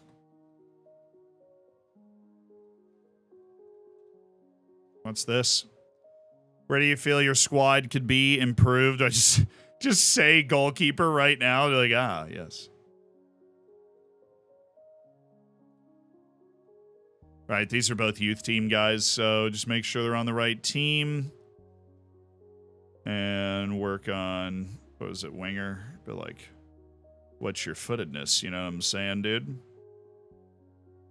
You know what I'm saying? Tom Tyson, hi. Did Andreu say yes, or did he say no? Are we celebrating an Andreu dub? Dude, Tom Tyson, wait just a second here.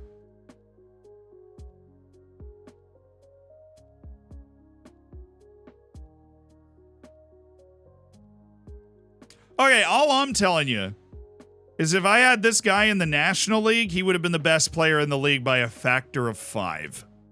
All right, this guy is actually good. I don't know why my scouts think he's terrible. Dude is legitimately very talented. I mean, he's not super far off being a rotational player in my first team. He's not very far off it at all. He's not unathletic. He's a little stupid, like anticipation, composure-wise, but he sees the field super well. And he controls the ball well, too. And he's not like a terrible finisher in front of the net or anything. Look, so thank you for the 18 months. I don't know why my staff absolutely hates that guy. Like, this guy is what a one-star player looks like, but he has some potential. Maybe we can sell him on for some money in the future. There he is, Andreu. Let's go. Dominic Kish scored. Sick. So we're dropping 22 of our $34.5 million in the transfer budget to get 19-year-old wonder kid Ernesto Andreu. Spanish backline player, can play the full back line. Just looks like a really, really solid defensive player. Belisarius, thank you for the 7 months. Obviously also has great potential and just trying to force his way out of Manchester City because he feels like he's not getting enough time. But on squad player, I still feel like we can totally satisfy that with the amount that we have to rotate over the course of a season. I'm really happy with that deal. I don't know how we just signed a bargain wonder kid from like freaking Manchester City, but we just did. That shouldn't happen. It did just happen, though. We'll have him train as a not a ball player. Literally just have him train with the center backs as a central defender, and he's somebody that can go out and cover other spots. Now, we know that jumping reach training is not the best thing to do, so I'm not going to do a focus for his training. Hopefully he does get up to 13 or 14 jumping reach, but he's a good player for most Premier Division sides. He is willing to take squad player playing time while being a good player for most Premier Division sides, which is awesome news. I am so ready for this Gold Cup.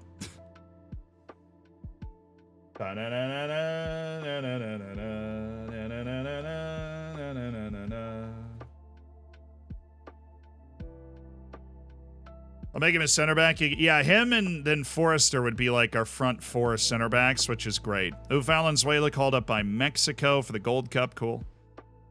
Yeah, the England call up. Again, I guess. Cayman Farrow with the England U19s. Traitor.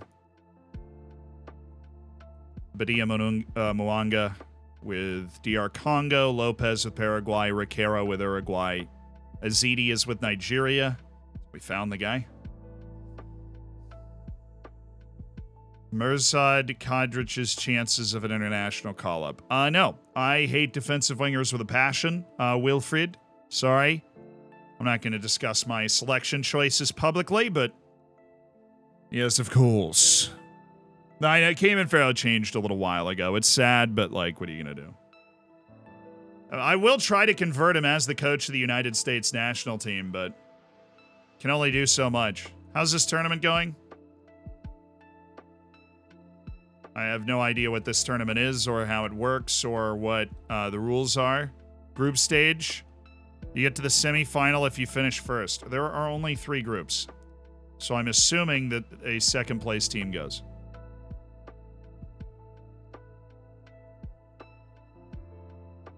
The best team in second position qualifies to the semifinal. Okay. And then there's just playoffs for every place. Interesting. Just a display tournament. Very clearly just a display tournament. Gary Cahill is a solid 20-year-old striker. Kofi Adai is available. Guy that I brought into my England team regularly. He's 41 million. Ross Barr, just a speed demon winger. Not feeling it. No, Ivo Marquez. maybe if his contract runs out and nobody else goes in for him, I could be persuaded to bring him in for my youth team. We'll see. Maxime Esteve. Furman Medina, I'm aware. Felipe. Oh, you just told me your client would be available for around $123 million? Yeah, let me break open the checkbook, dude. David Levine open for $5 million. That's not bad. Except that potential doesn't seem to be super hard locked. Now, this guy, you're saying he would be available for 55. That's at least worth sending me the message. This guy's available for 97. Giannis Busquets. Shakhtar Donetsk are taking in the Brandon Evans performance. Well, he's under contract till 2039 with no release clause. So good luck. Good luck, Broheem Tato Chip. You're gonna need it. First time in chat. What's up? How you doing? Welcome to the scary world of Twitch. Chucky, thank you again for the 20. It's been amazing. I learned how to use my Prime. Many more before that. Here's many more to come. I'll be here when you play an I'll be here when you're playing FM in Romania. All right. Danny and Go, thank you for the 18 months. Thoughts on the Ruben Neves move? Sure. It's incredibly interested in speaking to Liverpool. All right, well, let's just get him unsettled now. It's honestly insulting that he hadn't been unsettled before. So we'll just get him unsettled now. They made the $96 million offer for Bulow. I'm going to turn it down. Because I think Bulow is largely irreplaceable. You're not interested in going to Sporting Kansas City, so let's just kick it off, baby. Why is Tulio the guy that's got a chance to talk him out of it? That just seems so stupid to me. Kish is up here. Bulow's angry, so we'll have one guy left that is... we'll have one guy left in our highest level of the hierarchy that's mad. What's it going to take to keep you here? I want to win the Champions League.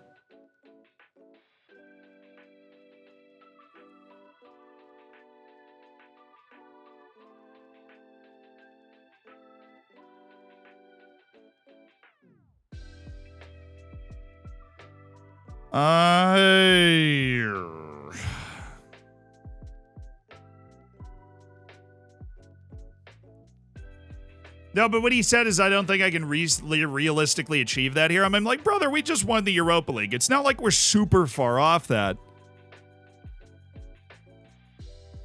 What if I gave you an improved salary? There's no promise over here that looks good.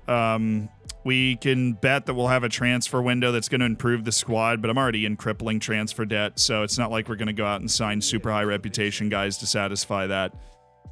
Fantastic young players coming through might work, but that's such an abstract promise to make with such an important player.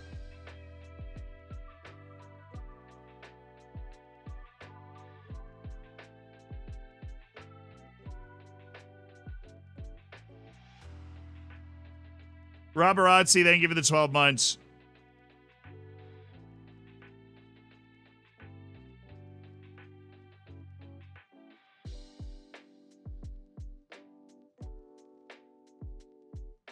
Just tell him release clause? Yeah, but then you don't get to a point where,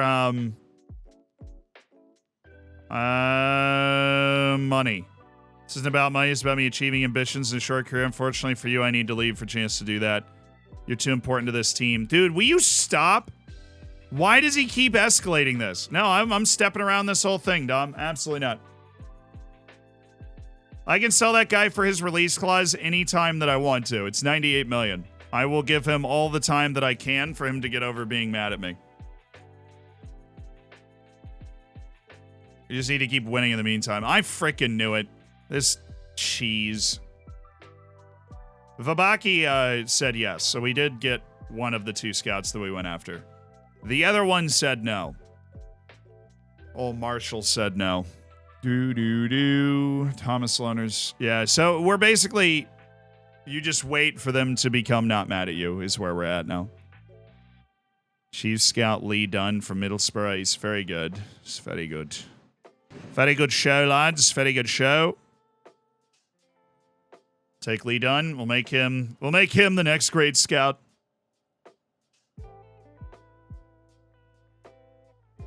So Kish, buy Milson. That wouldn't work, unfortunately. Kish's release clause is 98.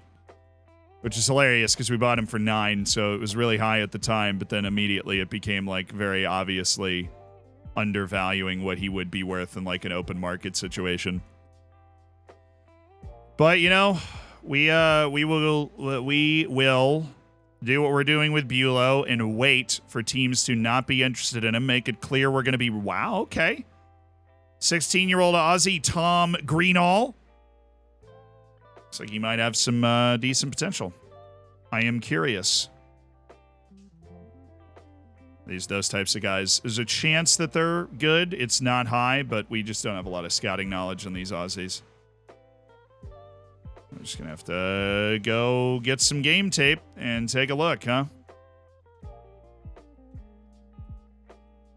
A lot of Aussies. Artur Kozlov from Shakhtar Donetsk. He looks pretty good. I don't know if you saw his attributes over there on the right, but the ranges were pretty high for a 15-year-old player. And hey, it's a 15-year-old at the the U20 World Cup. Like, that's just really impressive, right? This is our batch scouting from said U20 World Cup. Valentin Kusherenko.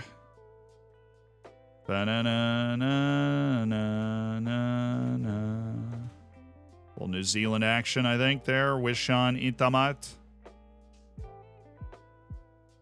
There we go. Norway. Oh, he's a goalkeeper. He's only 15, though, so he won't be good for a while.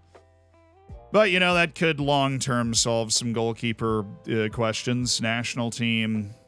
Add to national pool, Victor Cuero. He's not that good, though. He ain't that good. Any American, Canadian youngsters who could do a job? None from Canada. Canada didn't bring any young starlets to the U20 World Cup, unfortunately. I wish they did.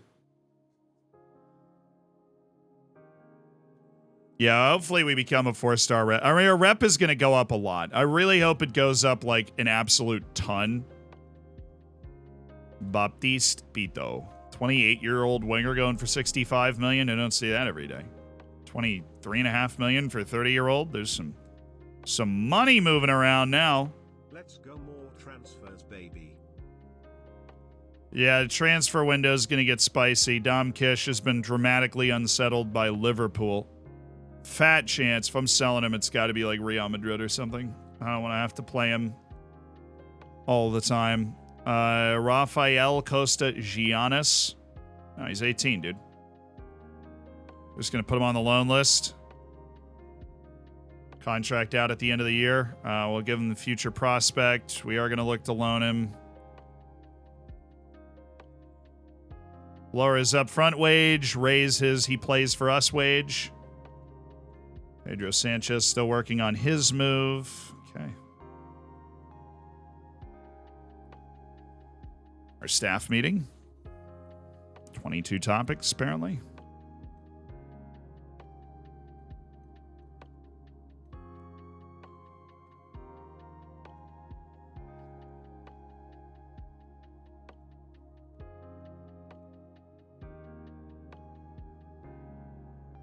Already put Costa Giannis on the list. That's what they wanted. What are we going to do with playing time?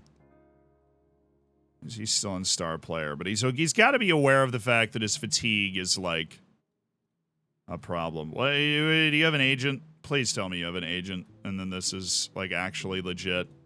Are you on some sort of transfer list or something? No. Why are you willing to accept? This is kind of crazy, honestly. Jake Edwards is willing to accept squad player playing time. You know how awesome that is? Eduardo Delgado, what do they want to recognize him as? Regular starter. He won't take that, though. We just signed him. He will not take that. But he doesn't have a strong feeling about his playing time. I mean, we are winning. Heavy rotation on the wings is the name of the game, so. Shout out to Jake Edwards. Yeah, Jake Edwards wants the bag. That's true. He's getting paid a boatload of money. Jake Edwards wants the bag. That's why we signed him from Saudi Arabia. The dude went to Saudi Arabia, and I was like, hang on. Hang on just a darn tootin' second, man. Why is an England national team player in Saudi Arabia? And we reeled him back in. Try to go through everyone, see if you can change the playing time. We'll feel... I don't want to do it too much until we get the reputation boost as well. I feel like that's something that we, that will open up more playing time readjustment for us. Hello, Stanislav Kachuk. Hello, Vladimir Gorolev. Surely not all those guys are going to actually be at that level of potential by the time we scout them all the way down, but it's nice to have a lot of guys that have a chance to have good potential, because then some of them actually will. Oliver Noah Rothvold from Voldenham. That's what we want to see. His ranges didn't look good, so it might be kind of fool's gold there. Yeah,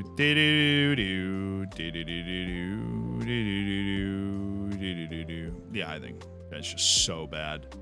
There is so much distance to cover to even be a passable player for him. We did just scout... we scouted Paraguay because we scouted the South American Youth Championships, so we're already aware of what these guys are capable of. Amin Azizi, worth the scout because he is literally free. Claudio Rodriguez, all right, we're looking decent. Gerardo Escobedo.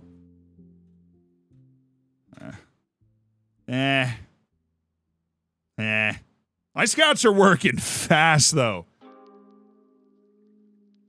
Sorry, but the Ruben Neves, yeah, it's fine. Go get your money, dude. Honestly, soccer players are really underpaid. There, I said it.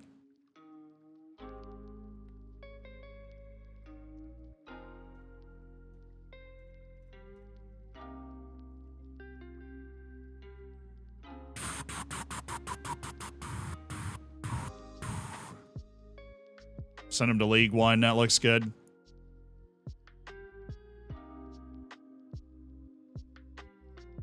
Bro, do you know how much American athletes get paid? Like baseball players and basketball players and some hockey players and some American football players. Do you know how much money they make?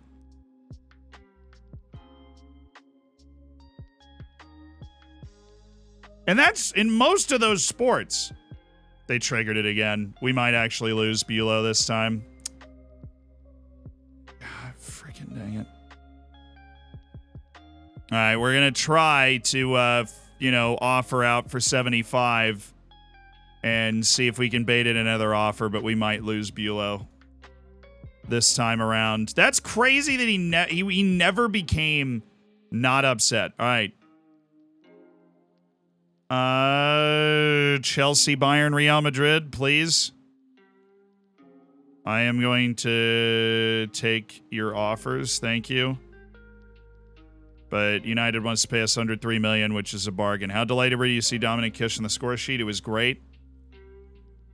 Let's. All right. Hopefully the board doesn't reject the $40 million,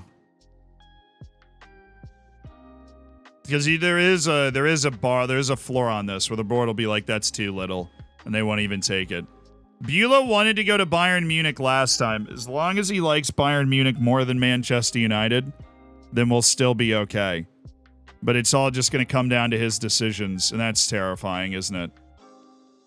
All right. We've managed to bait in a lot more offers, but the problem is, I don't think any of these offers outside of Manchester City, Barcelona, and Newcastle even have a chance of being his favored destination. But we've definitely baited in every offer that we could have. There's no way that we didn't. So, how's the Under-20 World Cup going?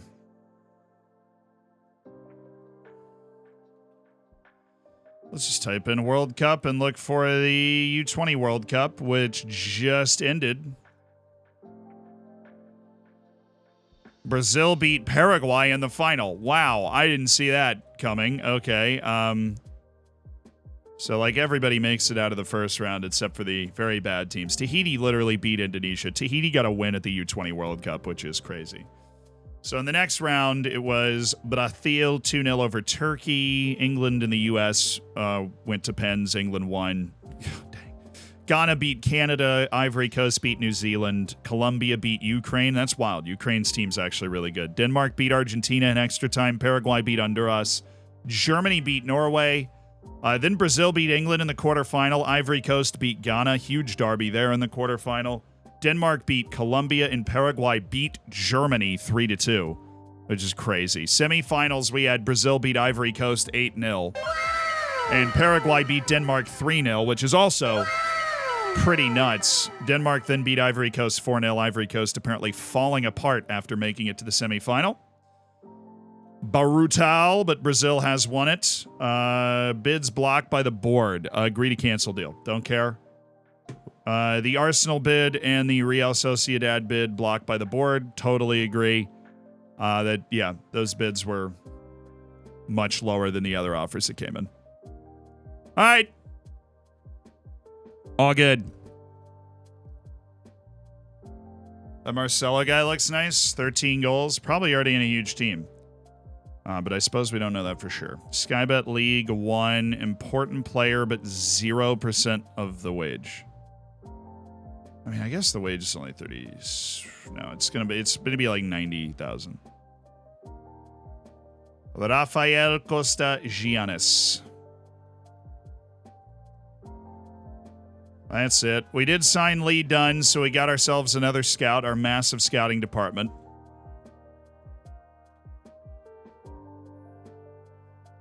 What's the offer? More for Costa Giannis. There's nobody in. Oh, there's championship, but fringe player. Scottish championship. But no. We currently have an English League One offer for our 18-year-old youth player. That will do the best for his value if he gets regular minutes in League One at his age. That'll be great.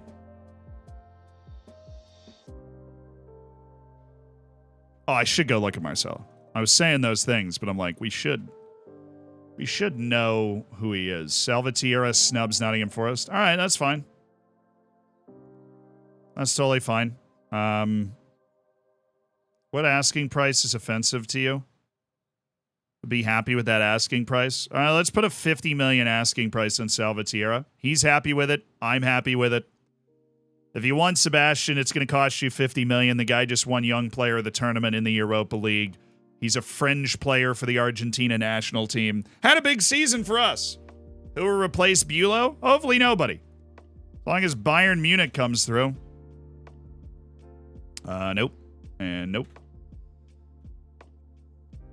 Okay. Zealand, please. Oh, we've risen to 80th in the new European club rankings, which is nice.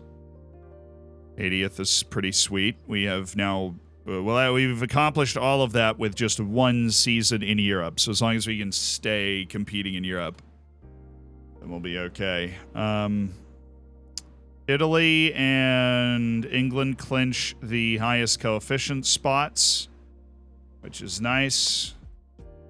Those guys made their moves, which more power to you. And we go back to the World Cup, the U20 World Cup, to look at a guy, Marcelo. Oh, he's actually not even that good. He just had a monster tournament. He's on Juventus as well. He's not good, and he's expensive. Good eyes, though, Chad. Good eyes. Way to stay on top of it.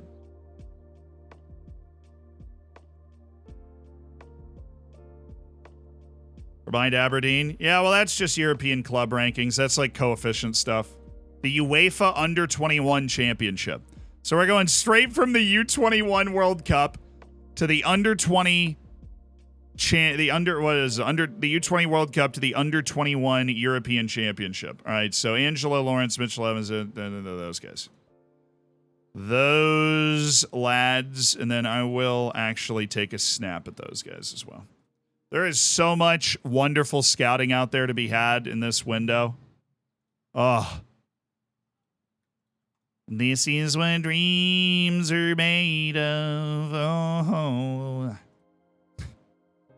Nathan Hughes Batty is on my team. Peter Jones is also in my youth academy. So those guys are not going to receive the scout. But the rest of these guys, absolutely. Michael Ollie looks, well, I mean, he's at Manchester City. Okay, I hear you. Oh, you didn't call up your great 15-year-old. What are you doing? What are you doing? Ukraine, come on now, dude.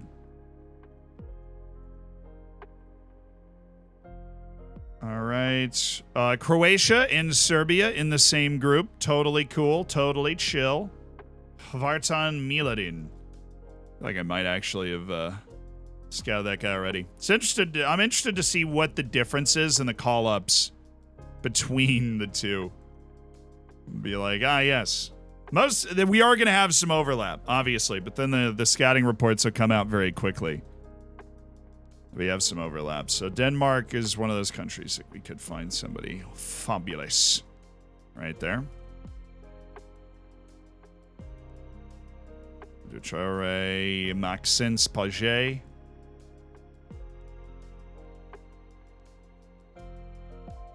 The French team and the Germans, who we're very aware of.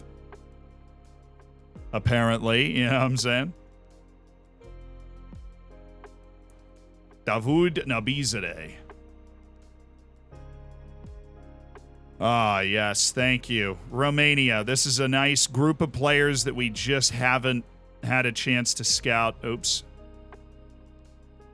Cancel assignment and scout.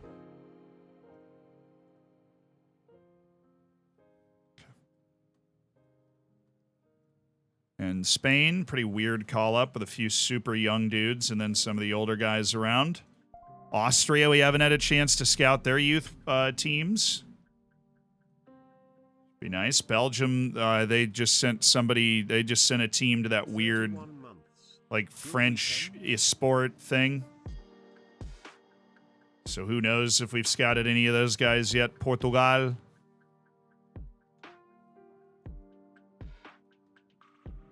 Obviously, totally worth the scout, and Turkey cannot be at times.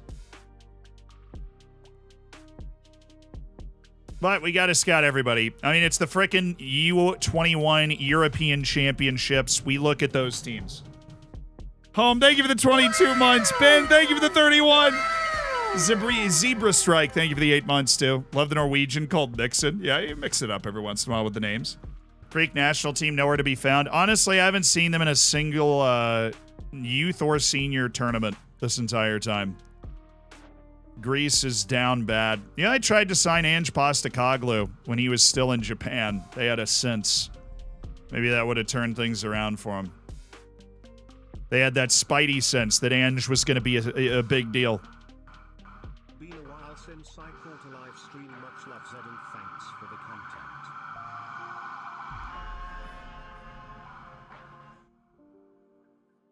They found us looking for 16-year-olds in Colombia, chat. It's over. It's Jover. The other day I found myself with symptoms of one decade. Yeah, I was actually fire department. No, I have my window open. It's hot in my room today, so we're just going to hear some of the sights and sounds every once in a while. Calvin Rio, where's he at? Leverkusen? Yeah. It's Jover. Football Manager out of context has finally sunk me.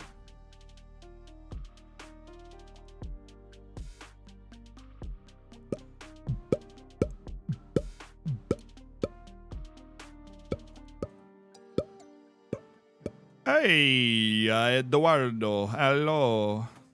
Samuele Ricci. Thomas Giusti. Thomas Giusti, you say? Yeah, we just have such a large scouting department that anytime a national team goes to an international tournament, we are scouting every single player there.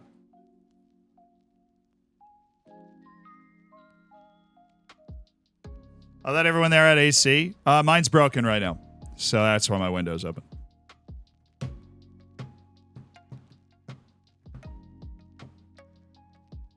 They're after me for defaulting on transfer debt. That too. I mean, I have multiple counts, okay?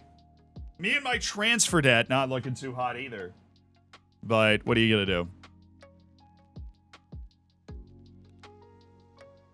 Yes! Oh my god, it worked again!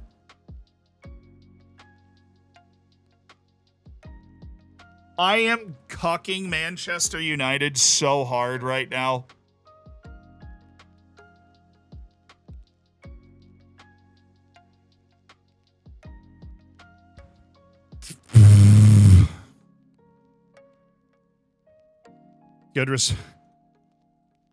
It worked again. I am so glad Bayern Munich exists. I am so glad Bayern Munich exists because they are just stoning Manchester. That's it. Wallow in it, Manchester United. Wallow. You're not getting him. Leave me alone. It's like social engineering. Now we're going to be like, I don't know. I don't think we're going to sell him. You know, I need a little more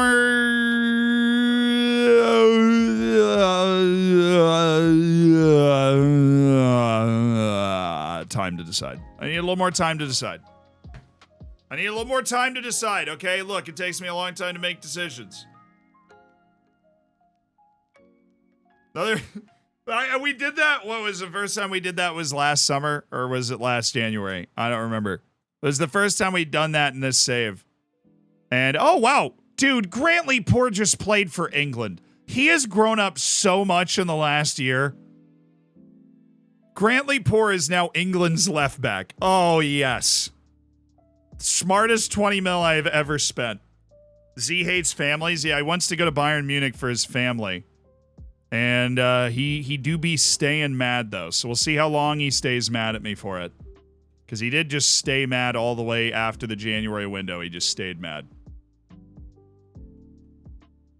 And unlike trash talking in COD or anything, staying mad is not good. Leo Gretzman. He's a goalkeeper. He's on freaking Liverpool, too. There's never going to be a moment where we're like, hey, a value signing. I say that, and there was just that moment.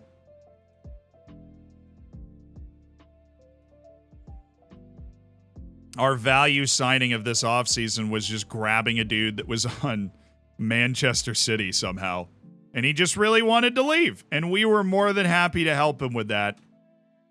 We helped him load his luggage. We sent up a porter all the way up to Manchester from Taunton. Angel Azevedo. Okay. I see you.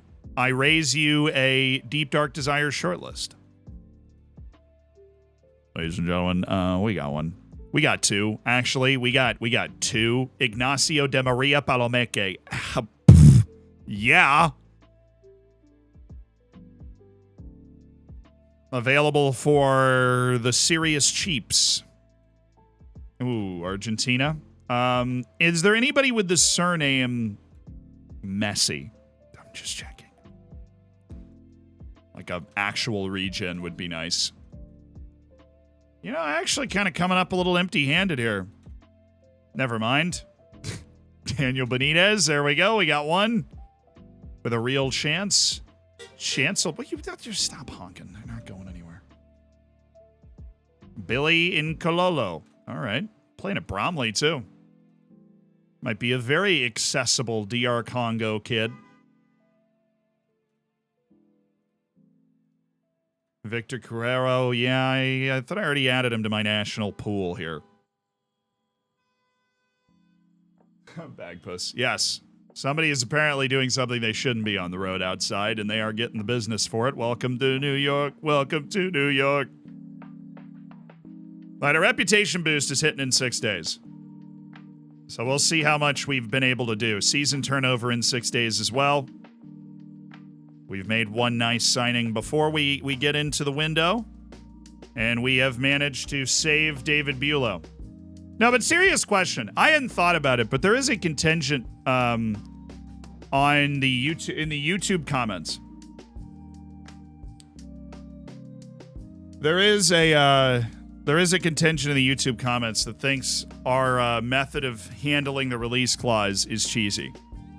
Or that it's like, somebody compared it to literally reloading after losing a game. And that bothered me.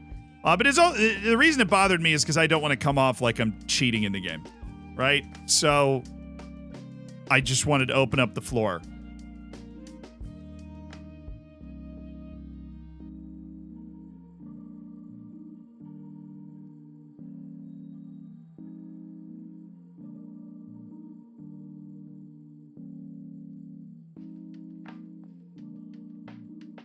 Okay, cool. So most of you guys agree that that's just like a really cheesy way to do it. My bad, then.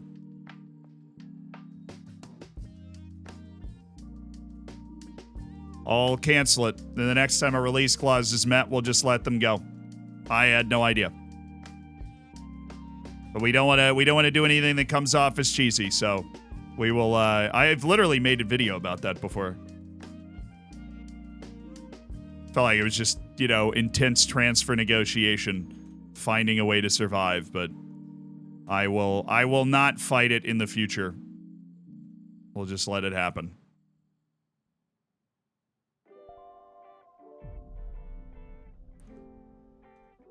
No, I mean, honestly, it just makes me feel bad. That makes me feel bad. If a bunch of people really do think it's just like super cheaty, then yeah.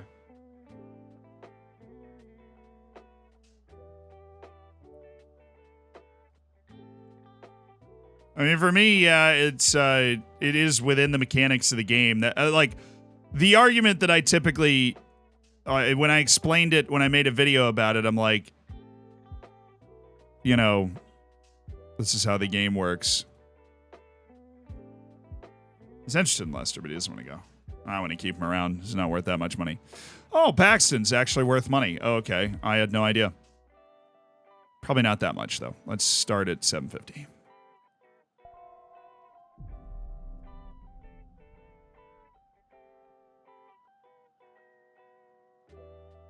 Vote in the poll. Is the release clause method cheesy? I always thought about it as just like it was negotiating. Unlike saving and reloading after losing a match or after something ridiculous, like something you perceive to be ridiculous happens. So then is the setting of a transfer value below a release clause, is that cheesy? It's a very close vote, honestly. Literally one vote between the two sides right now.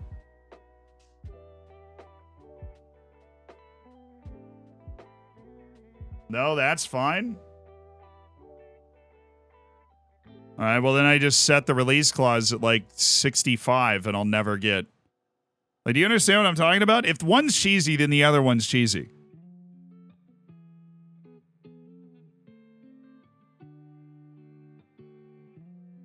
Yeah, I was like different than, other actually exploity things. It is in the game. And, it's the sort of thing that can happen in real life, absolutely. Like, it's my save. It's not my save. It's our save. Communism intensifies, but like, it's I don't want to do something that a bunch of people then look at the save and they're like, I don't really want to follow this anymore. He's just cheesing the game, All right.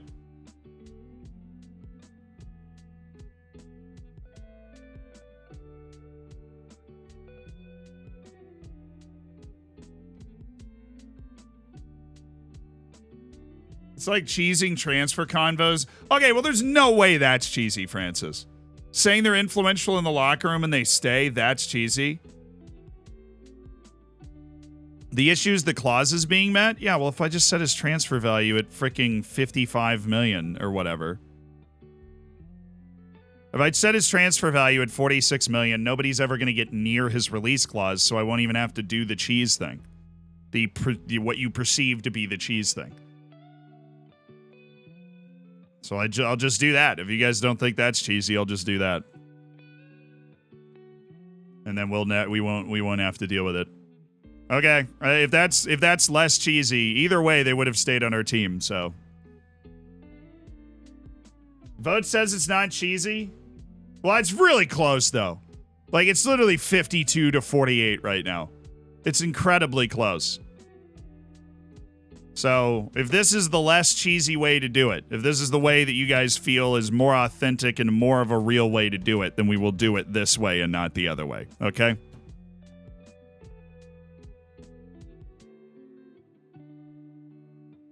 Well, we'll do it this way and not the other way. I don't want you guys to feel like we're cheesing it. But I do want you guys to know, either way, those guys weren't coming off the team. I thought it was less cheese to do it the way we were doing it there.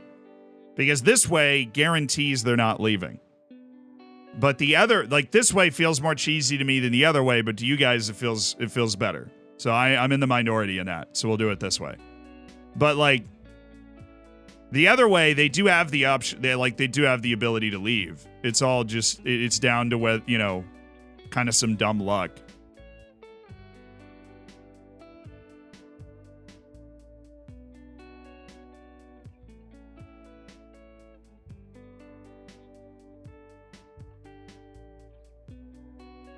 Is CDS muted? No, it's not. Did we win the Europa League? Yeah, baby.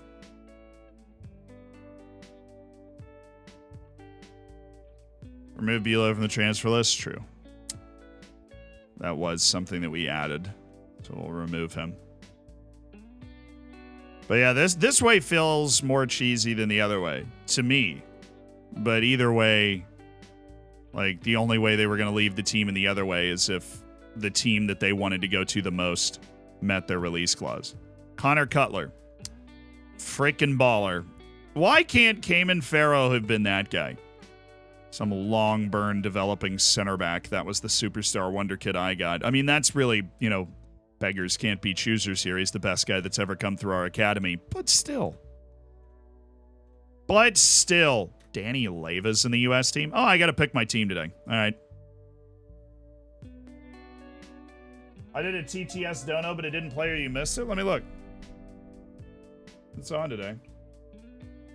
Yeah, that should have played. I just didn't hear it. The New York second is the shortest known measurement of time and is defined as the delay between a traffic light turning green and the cab behind you honking. I'll go with a... yeah, see, now they're just going to offer $50 million, and I'm just going to say no, and then I'll just stay. Just make him really mad. But, yeah, I mean, Football Manager's just not a perfect emulation of real life. But if that is the less bad way to do it, we will do it that way, and that is the way that it shall happen. All right, Fulham, you should have a little bit more cheddar. You trying to give me $750K for Rafael Costa Gia? Actually, we'll get over $1 million for this kid if he plays for a year in the other level. Michel Kone? Oh, I thought that said $4 million, not 41. True. Bilo's leaving in a free regardless. No, he's not. There'll be a window where we can keep both of them. We do too well. Our vibe is simply too good. The trick is to get through this transfer window. What really surprised me, Bulow is the first guy that's been upset this entire save that made it through an entire gap on the window. So Bulow made it from the January window to the summer window. But it's even harder to make it from the summer window to the January window. Because the summer window's longer. When it ends and a lot of teams have handled their business, then it'll come back to us in. But our vibes are, yeah.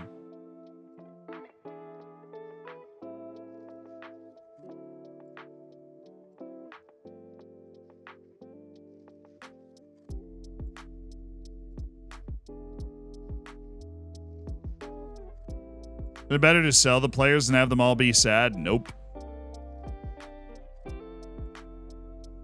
It is not. 'Tis not.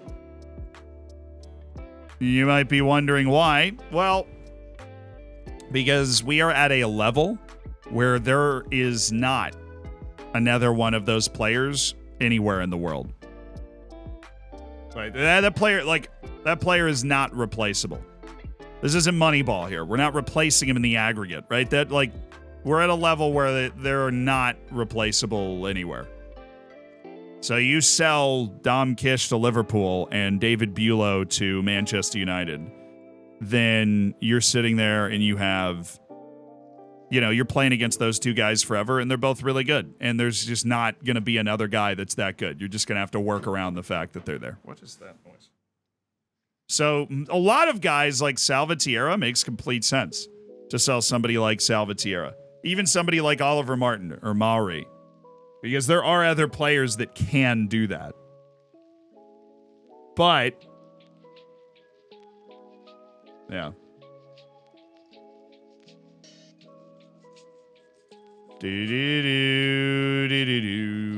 Sort by potential. Find the high potential American wonder kids. I guess I was actually already on my short list.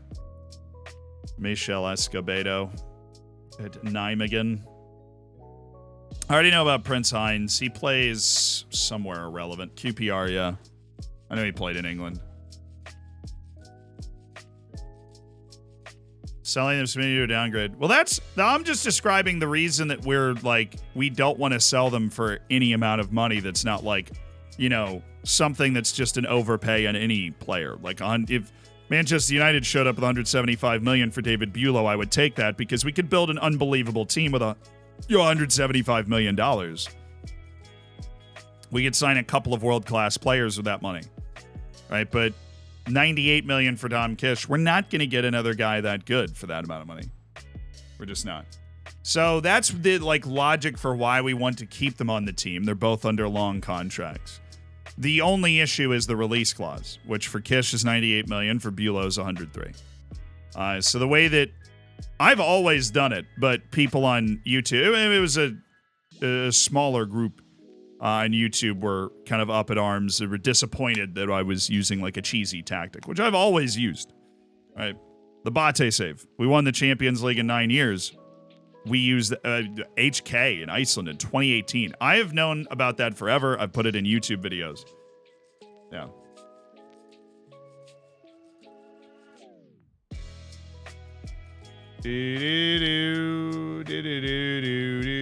What about when they start missing training? They haven't. And honestly, both of them are probably too professional to start missing training now. So let's take a look around. We got to look for Americans, USA players, sort out players in the pool. Okay. Got some undeclared guys that are actually quite good. Maybe we'd be able to recruit to the team. Brazilian Chiquinho. So those are all the Americans in the pool. So we're just going to go ahead and add them to the national pool, and then we will come back to our scouting center. And they should all be in there. Players ineligible for the U.S., players unwilling to consider representing the U.S. Nobody's out of the scouting range. They're all added, so 4,000 players found. Okay, well, we're going to add I can only add 266 at a time. That's broken. It's broken. With England, I could add them all in one fell swoop. Now I can't. Unbelievable. A lot of them are just youth players that are bad, but yeah. Okay. Hi. Rodrigo, Mr. False 9 Rodrigo out here, 25-year-old Brazilian playing in Brazil, who was born in Sao Paulo, who is also American. God bless this mess. All right. Tyler Adams is still here. He's 36 years old. 169 caps. He's playing for Tigres. What did he do this career? What did he do?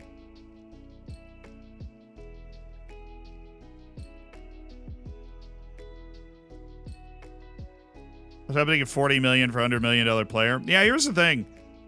There is a feature in the game. Now, with Bulow, it's surprisingly low. I expected them to reject the $40 million offers. There is a feature in the game where the board gets mad at you and makes you cancel a transfer. So the board does have a valuation of a player that they wouldn't accept below. So he just played at Leeds forever. He was just a very long-time Leeds player, 389 appearances, kept them up in the Prem the whole time. Eventually moved on. Okay, I need to get about actually picking my team here. So we're going to start with our goalkeepers. We do have Gaga Slanina, who's playing at RB Leipzig. Good goalkeeper. Good goalkeeper right there. And then we have Dave Luna as our second goalkeeper, which looks perfectly fine. Plays for Heracles Almelo. Is a regen, and then there is a third one who is way out of the way, apparently, and that is Rocco Rios Novo, a 33-year-old at San Lorenzo in Argentina. Okay.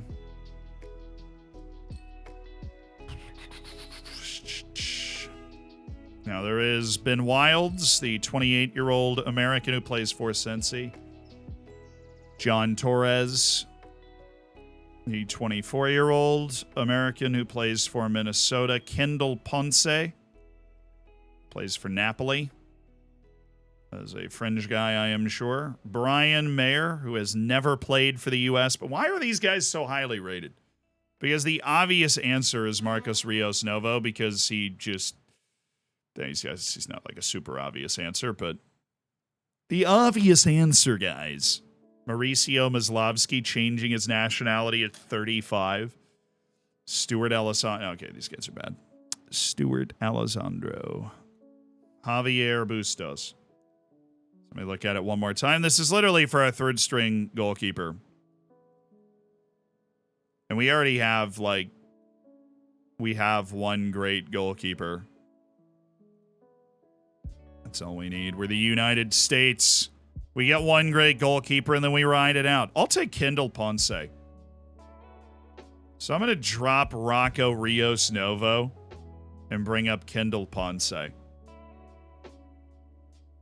as our third goalkeeper. So that's good there. We'll check out. I'm going to play... What are they? They've been playing... It was like a 5-3-2 kind of last time. We'll see what good players we have around. Is Des not in the national team? No, he's in the squad. All right, international selection. We have Serginho. Oh, boy. Defenders, we do not seem to be using the best ones. I'll just go ahead and say it based off our reports. Adrian Mendoza. Okay, that guy's just a deep-lying playmaker, so that makes complete sense that he's not, like, called up. Wiley, this guy definitely seems good enough to be in the U.S. national team. Caleb Wiley playing in Mexico at Santos Laguna. Came up at Atlanta. Okay, well, who's our friggin' left back? We have Joe Scally, who better be in the team. He's not, though, which is crazy. So we have great fullbacks that are not in the team. Samad Bird, pretty decent right back. What is our call-up? Like, who's playing fullback? Sergio De La Cruz, I guess, is playing right back. You just drop somebody with a name that cool. Watch me. Like, what the? Bryce Borchik? Oh, why are these guys in the team? There's no way we don't have better players than that. I mean, we're looking at guys that are like, you know, 2-star. All right, I need to add. I'm just going to customize this view. Customize current view. Filter international. No. Squad. Club. Where is the, like, in the international team? Is that it? Please be it. Yes. Okay, we added the right view. Now I can see everything. All right. We've got our, if they're in the team or not right here. That was going to drive me absolutely insane. Maverick, thank you for the 6 months. Yeah, this U.S. team's not actually that good, is it? Can you call up Pharaoh? Just finished watching the YouTube. Hello, what's up? Yeah, if we have a spot, I will. I'm going to stand up real quick. Right quick. Rise and shine. Rise and shine. Okay. Paredes also probably good, but not here. What about Christopher Lund, the 33-year-old? He's a very, like, who is our left back? Is there one natural left back in our call-up? Curtis Afori? Why? Removed from the U.S. squad. I'm overhauling everything here. Caleb Wiley is just objectively better than that guy. All right, let's go down to this batch of guys. We've got Willie Tazina, who's fine, but why? Why would we not just go with Joe Scally? Where did Wiley go? He dropped down here. Okay, that's fine. He's still a better left back. De Niro. Oh, what about Colin Gutierrez? Determined. Not super hardworking. Oh, whatever. Borchik, no. Brad O'Callahan. Okay, so that should be it. Should be it. Brad O'Callahan playing center back. Pretty bad athlete. It feels like the actual U.S. national team where you're looking at these guys like, I don't know. Now, this guy needs to be there. I'm sorry, but Carlos Alberto Espina asked to represent nation. Hey, you'll play for me. Hey! Yes! Espina! Well, that's our first convert. I'm out here. I'm on that recruiting trail.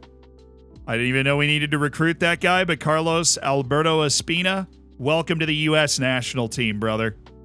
How did you come upon your U.S. heritage? You've just been playing in the U.S. for 6 years. All right. Works for me. Get Pharaoh. I don't think he's even interested. I think if we go here and we go to player search, I think this sorting thing where a player's unwilling to consider representing the U.S. national team, I don't think he's interested. A lot of Aguilars, though. All right, we're looking for Pharaoh. Anybody got a Pharaoh sighting here? Okay. Just froze the whole dang thing by hitting my middle mouse button. All right.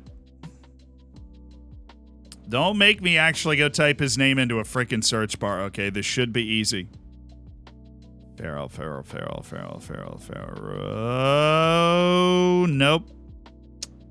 Pharaoh is not even on the list of play. We're excluding players that are unwilling to represent the U.S. national team, and Pharaoh is not here. Now, he should be on this list. But he's not.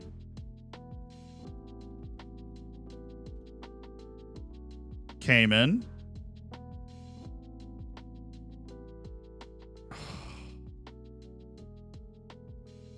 No! Pharaoh. No. It's all right. We'll ask every time. Every single time we will ask.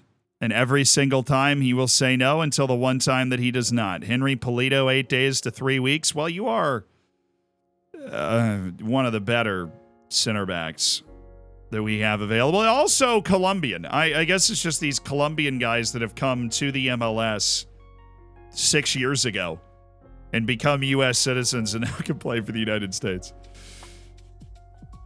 Lucas Deniz Lima. It's actually Dutch. Oh, the composure and the bravery are really a problem for Lucas Deniz Lima. He's been playing at Charlotte for a long time. Yeah, not a lot of European center backs out there. Anthony Gomez. Oh, dude. Why are our right backs just not? You know what I mean? Why? Joe Scally, Serginho Dest. This dude. We're set. That's literally it. No Samad Bird. No, dude, the Cayman Pharaoh copy pasta. Kevin Paredes. And Christopher Lund. He actually should be able to play center back. That angers me. How is this dude American? How'd he pick it up? He's never played in the U.S., so he just has American heritage. Like, hey, man, you've never played for Denmark? Like, do you want to just play for... He doesn't know how to play center back, though. I can't train him to it. I wish he did, but he just doesn't know how.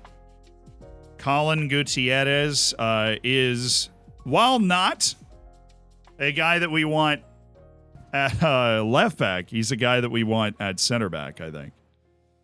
So the other center back is Juan Saravia. I do kind of see it with Juan Saravia. I do. He sounds like another convert from Colombia, but he's actually a convert from Argentina. A rather recent one as well. MLS is a huge recruiting tool for us, apparently. Bryce Borchik.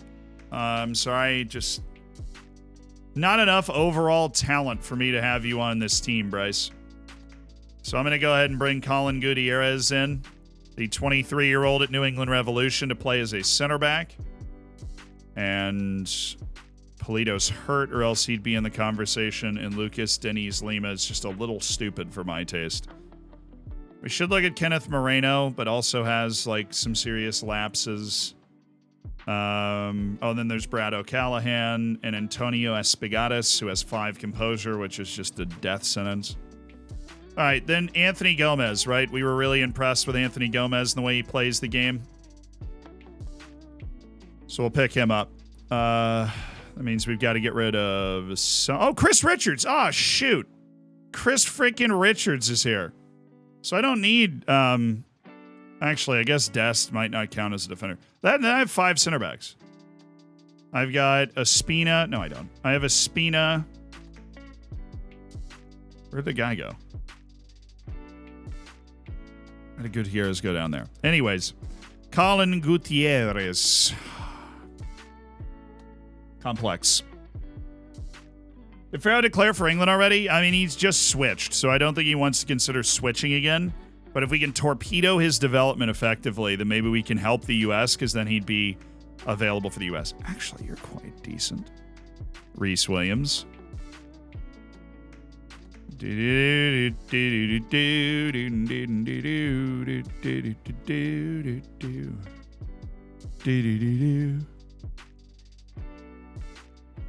Oh, yo.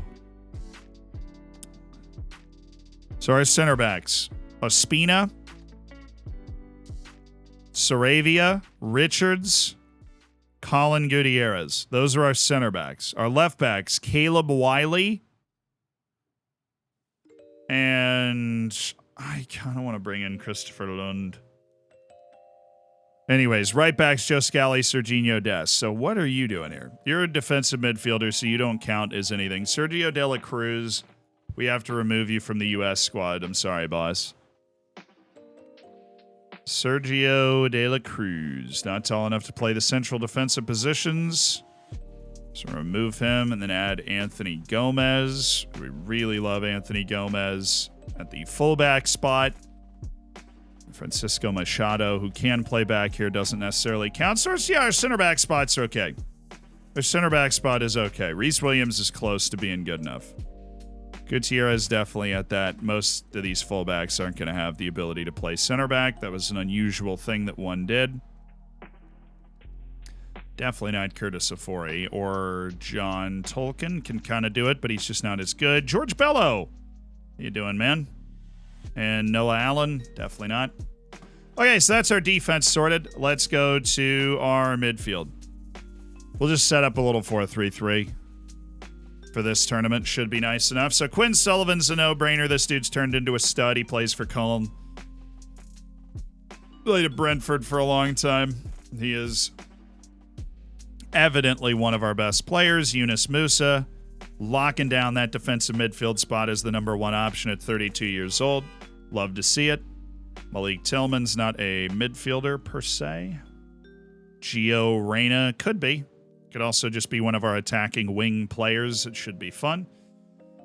But that's not what we're looking for. We've got our attacking midfielder, our defensive midfielder. We need kind of a middling one. Greg Powells. Could fit into the playmaker spot. He's not a great passer, but he does feel the game well. Kind of surprised he's not on the team, especially knowing what a lot of these guys are capable of. Adrian Mendoza. We also said we'd consider him when we got to this point. Okay.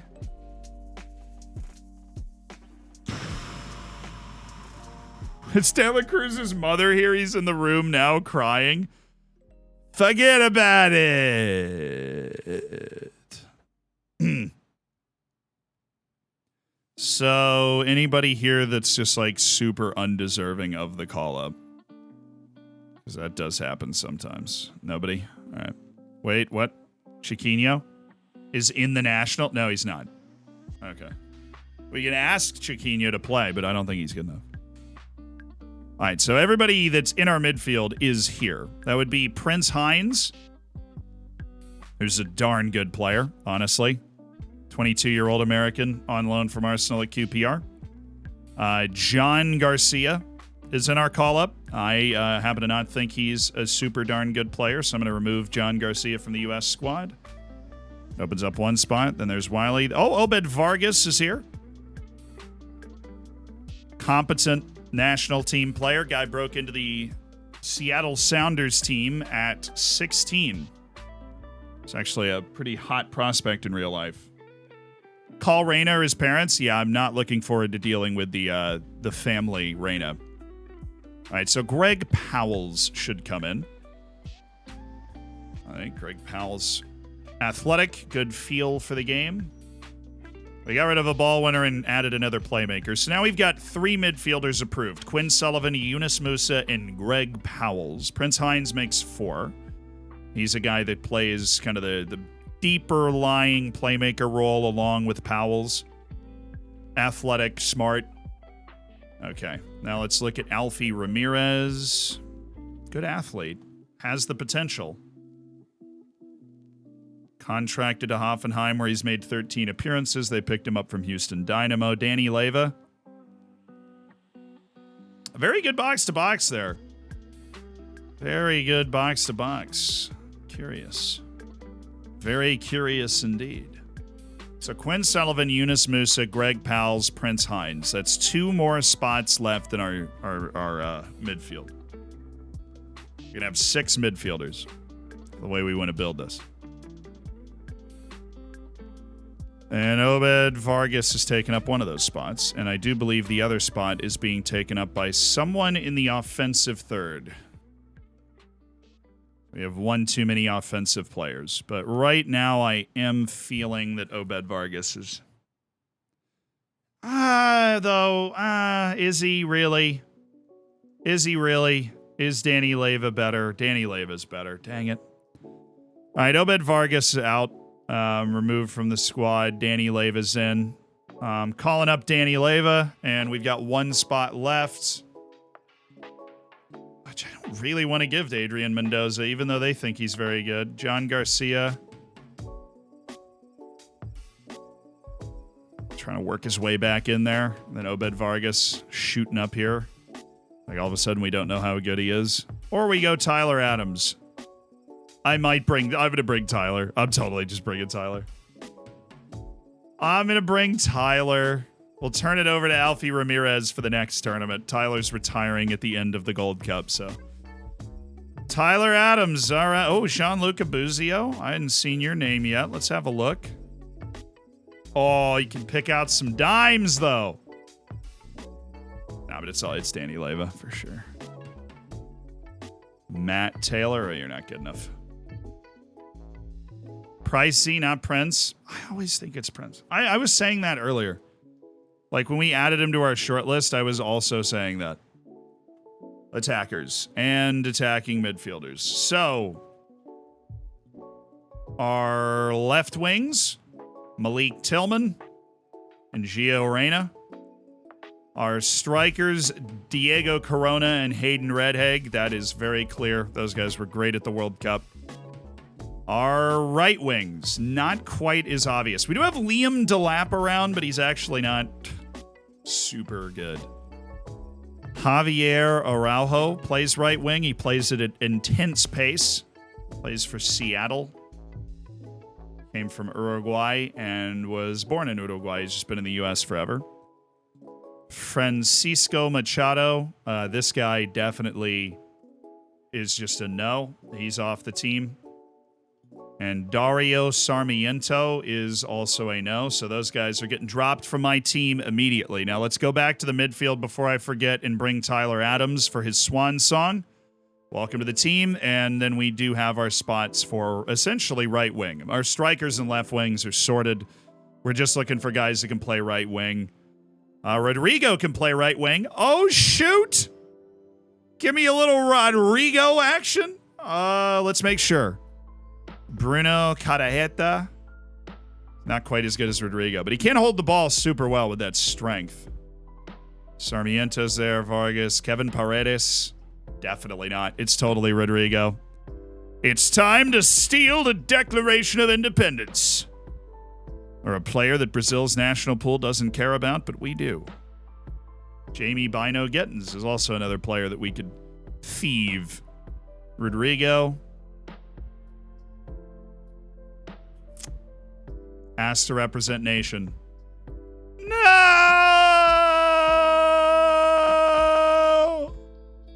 There's a little travel involved. Where are you traveling? You're not in the team, dude. No! No! Oh, that sucks. Arturo Avila. Ooh, he's not bad. He's not a great passer, but he's kind of stupid too. He's sneakily bad. Arturo Avila. Leandro Soria. Better than most of the guys you guys were throwing at me. Come on. Paredes. We're just not spoiled for right wings, are we?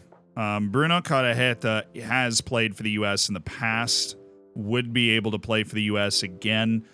Dude, our starting right wing is literally Javier Araujo, isn't it? Matias Rosales. Yeah, I'm going to ask Rosales. Hey, do you want to play for us? You play for the Timbers, bro. You're already here. Let's go. All right, Matias Rosales is in. That's our other right back. We've got our team. Team is set. That's it. That's my team. Midfielders? What do you... I have 10 midfielders. No, I don't, actually, but I appreciate your concern. They do actually play the positions we need them to play. I can play...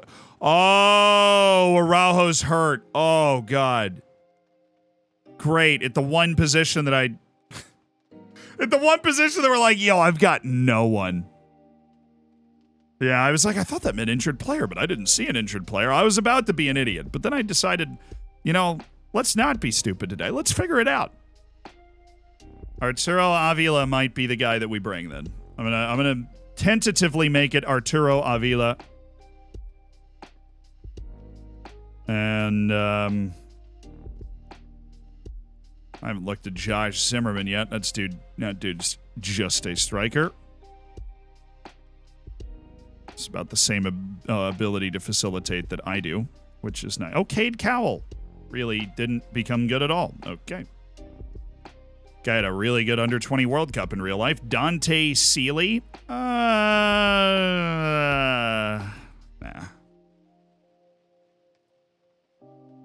Carlos LeBlue. Love that for you. Umet Tahumshu.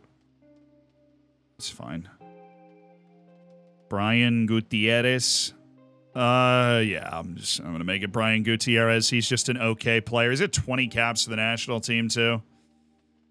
So I'll have Matias Rosales, who is just the out-and-out winger. And then we added Arturo Avila, but he is somebody that just doesn't keep the ball well. So Gutierrez, wherever he is. I already looked at Soria. He's just a worse version of Avila. There's Buzio. No. Brian Gutierrez, yes. The late call-up for Brian Gutierrez. All right, Jordan Morris season? No. All right, now we have our team. Gold Cup teams selected. We kick off, I think it's July 21st. Or, no, never mind. Gutierrez beats Reese Williams? Yeah. It was Furness. Oh, he's not bad. I just have really good fullbacks. Williams disappointed to miss the Gold Cup. Being overlooked. What do you mean, bro? You are 34 years old. You are okay, but see what happens the next time we pick the squad. I've brought 7 players back. Gutierrez, Scally, Powells, Kendall Ponce, Tyler Adams, and Caleb Wiley. Okay, Saul Valenzuela's playing Gold Cup. Cool. Look forward to that. Costa Giannis has signed his new contract and signed up to loan. Yeah, that brings us back to what we were talking about before. What do we do with Bulow and Kish?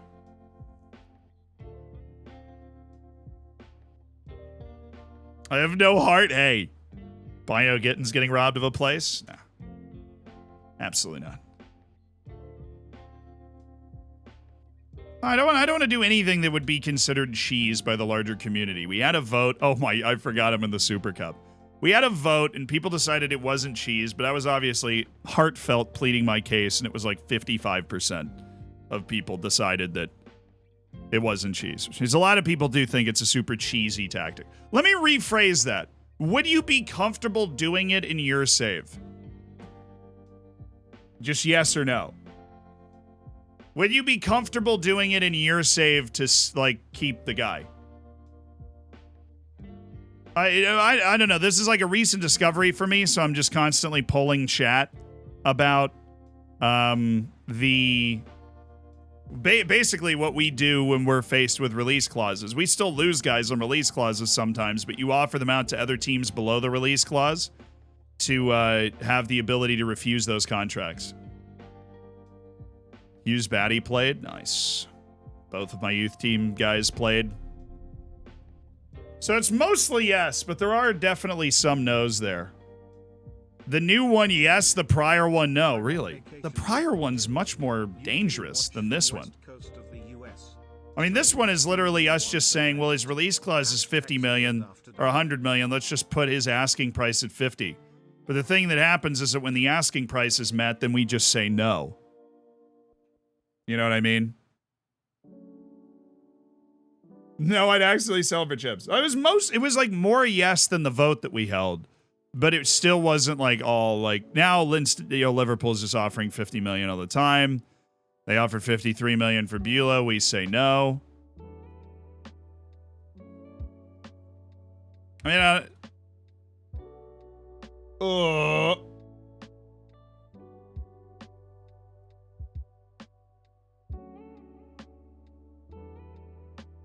he could still choose to go whoever triggered the release clause over staying with you, so less cheesy than setting the asking price way below the release clause. That's how I feel. Because he could still absolutely choose to go to the team that's triggering his release clause. They just didn't.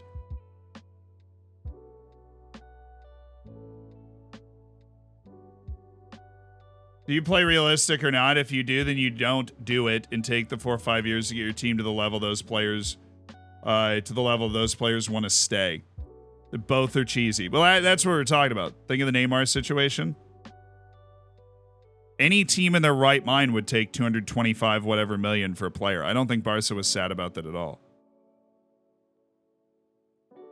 Frog the Jam, thank you for the prime.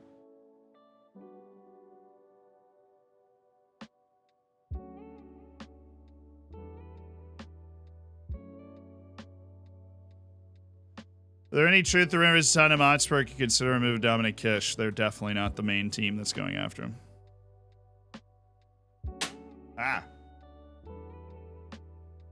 Look, Barca was upset because Barca got flexed on, right? Like they had a team come in and basically be like, we're wealthier than you. We're going to steal this player from you.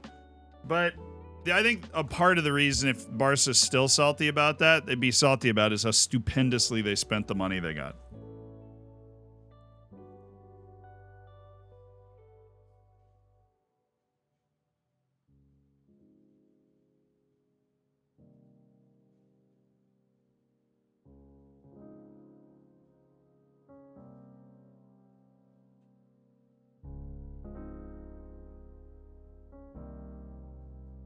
Oh, don't talk about the Neymar money. It triggers my PTSD. That's totally understandable.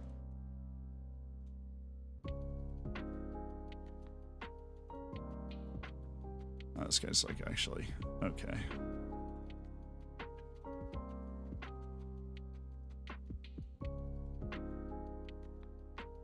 So, like, think about it the other way. Like, if you trigger a release clause, what would the AI do? Well, now since it's so low, we're baiting in like more offers. It's kind of funny. Hey, Udakan finally said yes after the millionth attempt to sign him.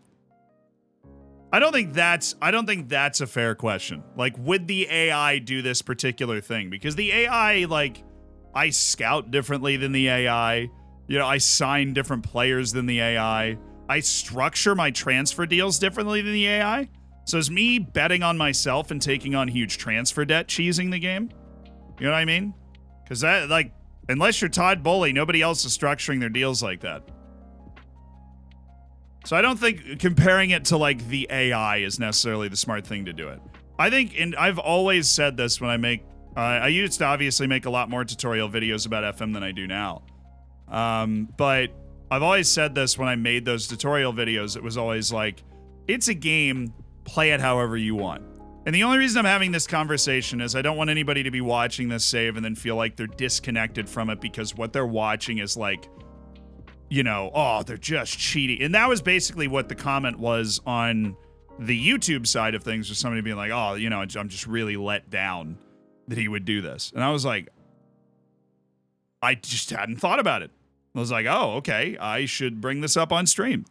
Because that's basically the one way I don't want people to feel, is that like we're not authentically playing the game, you know, that we're somehow like cheating everybody out of the experience of Taunton on the rise. Because other than that, it's a video game. Play it however is fun. You know, if reloading is, you know, if like, oh, there's a rep boost. Small rep boost. That's not a great wording. I don't like that wording at all. I don't think that's particularly helpful.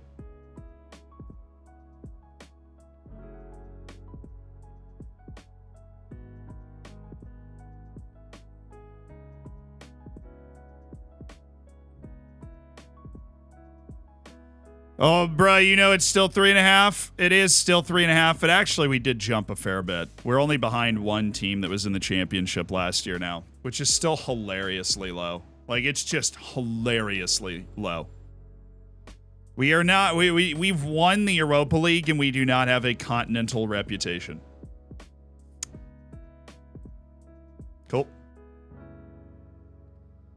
We are, however, above somebody that will be in the Premier League next year. Hull City, Stoke, and Watford got relegated, but we are above Brighton in reputation now, and they are a Premier League turnover team. Oh, it takes so long. All right, championship, who's coming up? Norwich is coming up. Nottingham Forest is coming up. They're ahead of me in rep. I'm ahead of Norwich, and I think I'm ahead of Leicester by 1. So I'm ahead of Norwich, I'm ahead of Brighton, and I'm ahead of Leicester. So I am ahead of 3 teams. Nottingham Forest still has a higher reputation than me. They did just come up, so. That wasn't the massive dub that I hoped.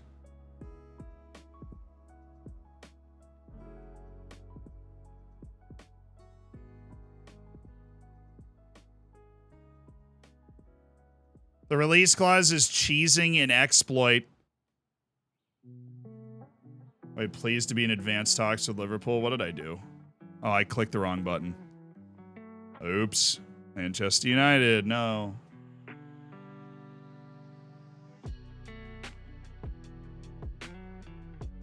Yeah, or like another thing that's like you wouldn't do in real life, but I just bet on myself so aggressively in this game. I put relegation release clauses in like half of my contracts to help our value.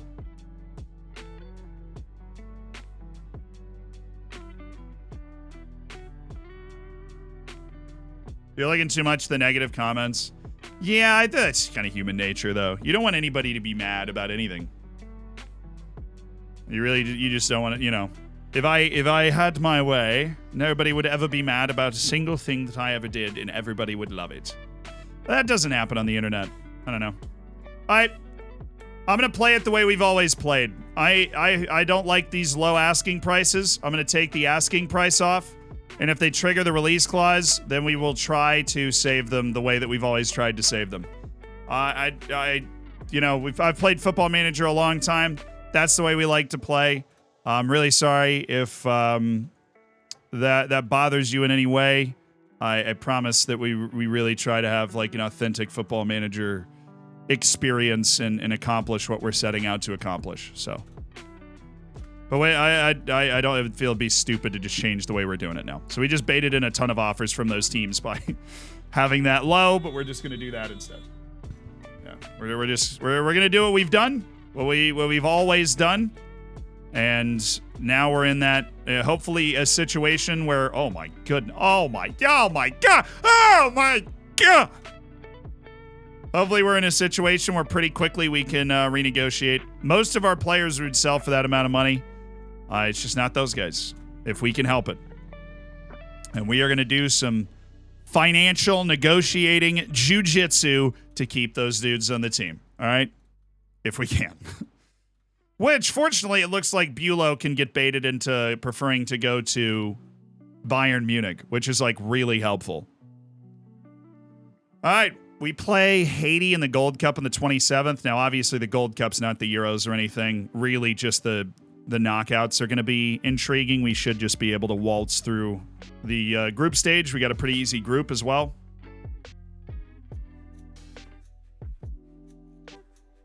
Yeah, I think after going around in circles and talking about it for a while, I think I was just like, you know what? We've always played the game that way. That's how we're going to play. Because to be perfectly honest, in my mind, I feel like having just won the Europa League, we would have a little bit more of an ability to say, like, hey, if we win the Champions League in the next 2 years, are you happy to stay? And then we could do like that with Kish or something. So the game giveth and the game taketh away with its stupidity, but we love said game anyways. Perform to a fair level of respectability in the Super Cup. Reach the league table minimum. Are you serious? Yeah, I think we can reach the league table. We go into it automatically. Reach the quarterfinal of the FA and League Cup. Okay, well, our expectations are going up. Quarterfinal of the FA and League Cup. Okay.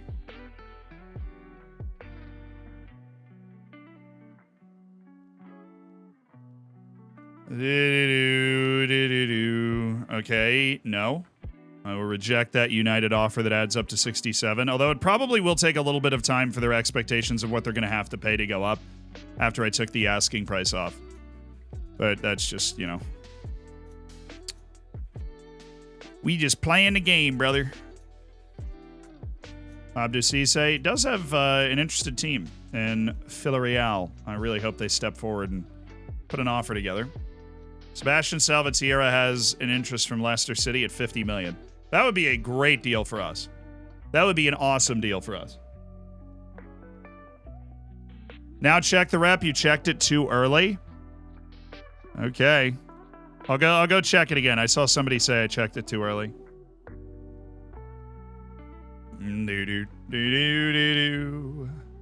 Register for the upcoming Premier League campaign. Yes, of course. Yes, of course. They must be registered for the upcoming Premier League campaign.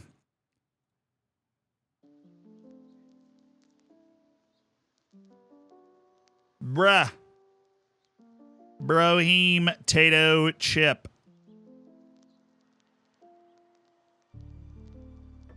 I do actually have an open staff spot. My coaches. So let's go have a gander at our coaching capabilities, of course. We have no 5-star coaches. Well, I find that hard to believe. All right, anyways. If we can find any 5-star coach, then that's what we will take. Coach 8. All right, and rating. And there are some 5-star coaches out there. Dustin Hollishan, David Cifuentes. Hollishan, who is Mr. Technical Genius. Okay. Jose Melendez, who is at Atlético San Luis in Mexico. It's just good at everything. Alex Ball. Oh. Looking for somebody that maybe is just like so ridiculously good. Like Mike Dodds is just ridiculously good. He is a redonkulous coach. We'll add him. Might as well get that done before we get into the new season. They've expanded our staff capabilities a little bit. Oh, shoot. I didn't pick the USA U23 head coach. Oops. Thank you so much for reminding me. We got caught in that other conversation and just got lost in the sauce. $92.51 million in TV money. Carlotti still knocking the ball past opponents, which... Are we trying to train that off of him? Yeah, apparently we were. Love to talk to myself back when that happened. I would love to play in the U21 league. We're now in the top flight of the U21s, dude. All right, U23. All right. Don't like that. Staff, Job Center, place advert, US, coaching. Under 23's head coach. Means there is a...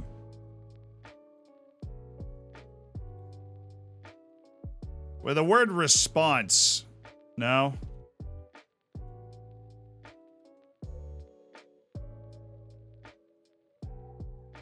That's already been deleted, I think.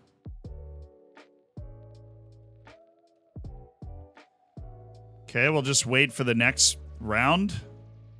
It'll come through. There's got to be a way to look at it. There's no way there's not. You can't look at it. U.S. under 23 head coach. There we go. Never mind, that's the team. Okay.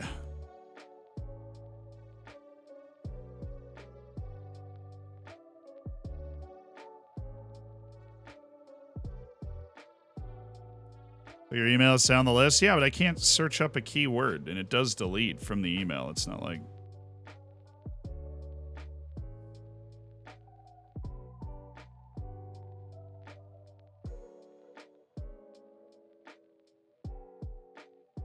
I think I might have moved on too fast.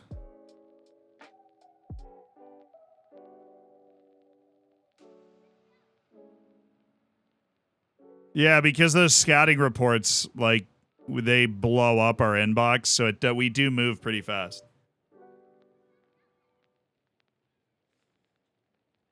Forgot about the rep check. I did.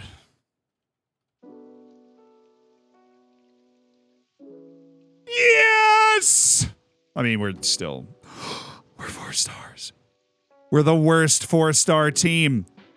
But we are 4 stars, and we're ahead of Leicester, Nottingham Forest, Brighton, and Norwich. We are, in fact, a 4-star club. What's up, Reputation? My name is Zealand. How are you today? How are you doing today? Mari is wanted by Burnley and Real Sociedad, so it might be time to move on from him. We'll check again here. If I can't get him at least regular starter, then there's going to be problems. If I can get him at regular 4 years, so he's in his year 29, then year 30, then year 31, then year 32, that would be signing him through year 32. This one would hurt, though. Mari's been really good for us. He's done nothing wrong. Super creative. Fun, fan favorite. Dropping dimes all over the place. Yeah, I'm gonna see if we can lock in like a 3-year deal and just extend him to 2038. Or wait, no. This is from this point. So it'd be a 4-year deal to 2039. I think we'd probably at least be able to unload his contract. Let's see. We have a good relationship with this guy. Let's try and make it pretty incentive-based so that we're not tied into a huge base wage. International cap bonus. I mean, well, your play for Brazil, dude. We'll make that huge. Goal bonus, 26. Yeah, we'll up his agent fee and then try and reduce his, like, front-end wage. Very promising start to discussions. Well, thank you, good sir. I thought so myself. That's an okay deal. That's an okay deal. Yes, that's fine. All right, everybody else that's on their last year of their contract, we're okay with. Don't hate me. Don't hate me, but I am going to look for offers for Jaden Adai. He's had such an incredible career here. I'll look for both, but I really don't expect us to get, like, good looks for Ryan Bailey. I expect us to get good looks for that. Don't hate me. All right, please don't hate me. But I'm going to look. Eck, thank you for the prime. Thank you for being a part of the Hammers, my dude. Enjoy the bacon. Enjoy the emotes. Frog the Jam, same to you. Thank you so much for the prime. That's too much. That's a bridge too far, lads. It's a bridge too far. And Ted Kurd loves being here. Really just going to have to take advantage of the opportunity to sell somebody when the offer comes in. All right, Luis Fonseca. He's under contract till 2037. I would love to get him under contract for longer. You want to play as a ball-playing defender? Okay. Then give me... Okay. Louise is like, I must play every second. And if you don't want to play if you don't want to play me every second, I will scream. And I'm like, dang, looks like he's about to scream. All right, he has an impatient agent. So here's what I'm going to do. I'm going to lock the contract length to 5 years, but I'm going to put his contract value at like what he wanted after a certain amount of matches with the team. That's what I freaking thought! He's under contract till 2040! Ah! All right, we're not going to extend Ted. We're not going to extend Drame. We want to extend Kish. We looked at Fonseca. We extended Lopez. Okay, yeah, that's it for contract management. Gold Cup kicking off today. Hiya!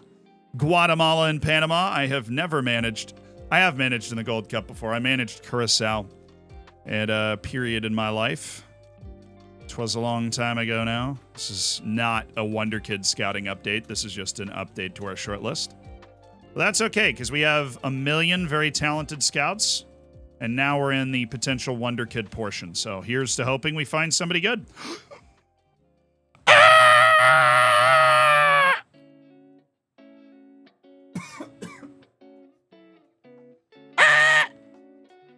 16 to 19 technique at 16 years old. He's already pretty athletic, and the dude can finish. And he has 16 to 20 flair, and he can use both of his feet. There's simply no way that guy doesn't come out as at least a decent-looking Wonder Kid after we take another look at him. Simply no way. I haven't had a good Costa Rican player in a while. Like years in FM. Haiti scouting report. They're going with a little 4-4-2 action. Brother, I coached England. I understand the ways that... Guatemala, look at you guys go with the 3-0 over Panama. Jamaica's been real good recently, so they beat Martinique 3-1. Serbia has lost to Turkey at the U21 championships. Oh, we're in like the stages now. Okay. Well, let's take a look at how things are going. England and Italy were in the same group, and then Ukraine and Wales got knocked out, but shout out England and Italy. Serbia and Croatia finished top of the group. Norway and Denmark eliminated. That means Balkans better than Scandinavia. Hashtag confirmed. See you later. Spain and France got through. Dude, these groups are crazy. Romania got a point. The Spain, France, Germany group that we saw on our on the last stream. The most absurd group of all time. And Romania did get a point and ruined Germany's day. And just took them out. Group D, Turkey, Portugal, and then Austria and Belgium. Very exciting group. Everybody won at least one game. And that got us to the quarterfinals, where France beat England, Turkey beat Serbia, Portugal beat Croatia, and now Spain and Italy are set to play. It's like every big team made it. That's kind of crazy. I guess that's what like a Euros looks like when every big team makes it. Oh, I didn't schedule my preseason, did I? Super Cups win the 15th. Oh, sick. It's like... You are joking with my start to the season. Look at my first 3 games.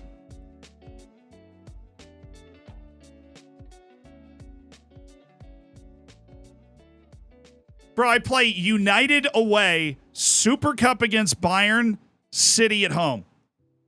And Bournemouth got to the freaking Champions League semifinal last year. Then I have them at home and Villa, who qualified for Europe, away. My August is a nightmare.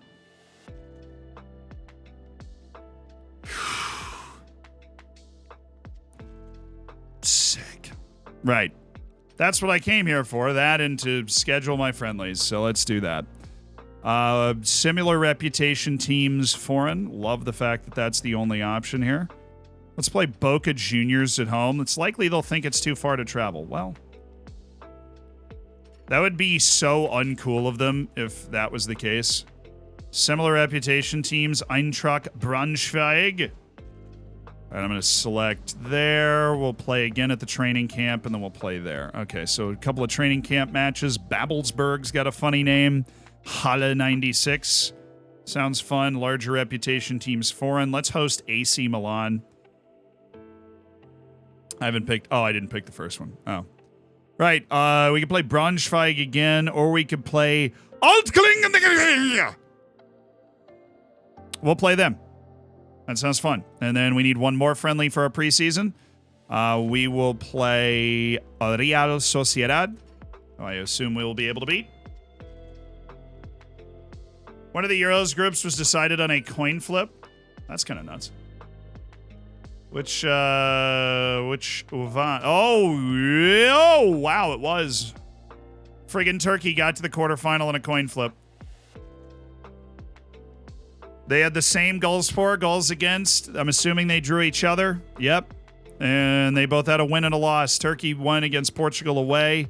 Austria won, or no, home and away. Austria won against Belgium and lost to Portugal, and then Turkey lost to Belgium 3-0. That is an actual coin flip to decide the team that goes through. Portugal had a negative goal difference, won 2 of their 3 matches, and won the group. That's crazy. Between Austria and Turkey as well. 2 countries with a tight relationship. It does go to cards. That's the next tiebreaker. You can always see all the tiebreakers and rules. So, like, group stage, league sorting rules. No, they don't even have the cards. The fair play is not in here. It's result between teams, goal difference, goals scored. That's it. So after all that's tied, Turkey goes into the random draw and then actually beats Serbia in extra time to get to the semifinal. So that's nuts. Friendly invitations accepted as our preseason is established, and we get our guys back on July 2nd. So, see how this goes. Right, no, that's not how we do it in the preseason. We go hard in the paint in the preseason. Hard in the paint. Yeah. Now we will line up a recovery after our Babelsberg match. And Real Sociedad as well. Cool. I approach my first game as the U.S. head coach. I'm excited. I'm guiding my nation. Stepping up to that touchline, ready to rock and ready to roll.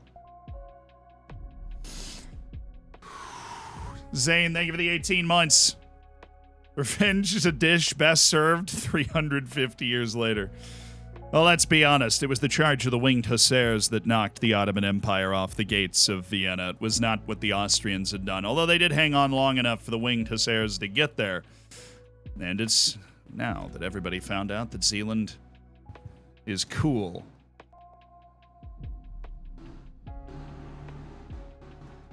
What is going on outside? Leave me alone. Hey, there's a Jamaican's pretty good. Xavion Velasquez. That is such a cool name. Xavion Velasquez. He's 20 years old. No. He's 17, so maybe.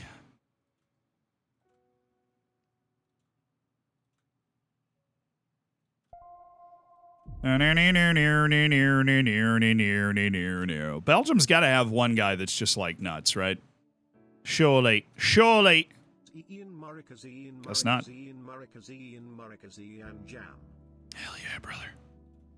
Hell yeah, brother. Shedrick Chacuniere. Please come out at exactly the top end of that potential Shedrick. Please. Joseph Aditi. Love that. Oh, first round.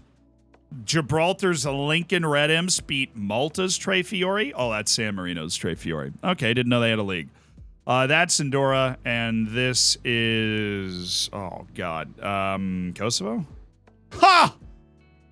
I really should get a life. Oh, no, Canada! Oh, no, Canada, you've lost to Honduras. Suriname with the win over Cuba, between probably the 2 worst teams in this entire competition. At least give Suriname a chance to get to the quarters. That was K-Roll Figa. Oh, dude, K-Roll's bagging. Give me a knockout match against K-Roll and then he eliminates me. That would be so funny. Former Taunton Town Peacock on loan, K-Roll Figueroa. Bagging the goals for Honduras. All right, the Premier Division Cup group stage draw pit us with City, Sunderland, and Watford's U21s.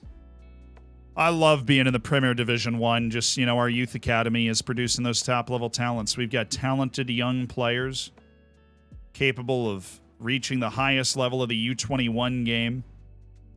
You know, that bodes well for the Pizza Cup as well. That means we're putting in a big run in the Pizza Cup. We should be drawn out of a better pot in the Pizza Cup, I think. I have no idea. It stands to reason that we would be drawn into a better situation. You guys ready for CONCACAF? You guys ready for some CONCACAF, man? Toss in an I hate triangles and quick pick the team.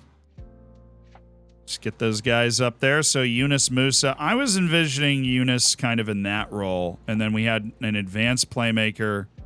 And then Gio was actually what we could do. I don't think Malik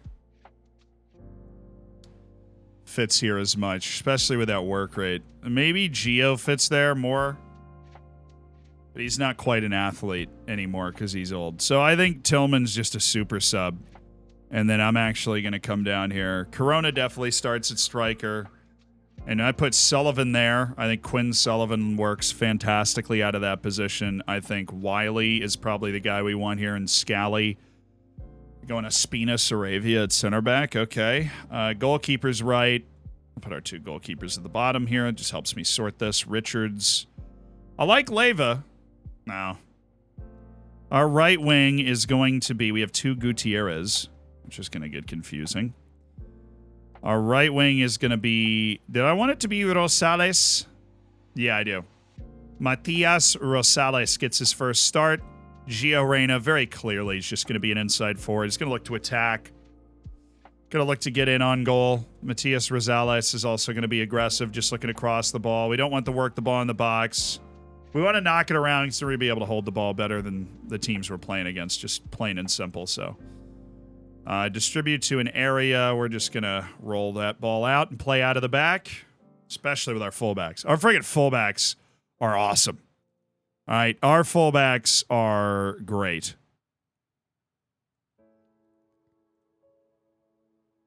That is fine. So we'll look to distribute to the fullbacks. Get it to Joe Scally and get it to Wiley. They can advance the ball up.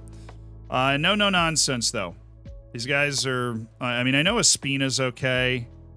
He's right on the edge of okay, but he's either-footed, which would get him out of trickier situations. He's bad, so... We'll see. We'll see how this plays out. I might start Richards. As much as he is not an athlete, I'm going to start Chris Richards.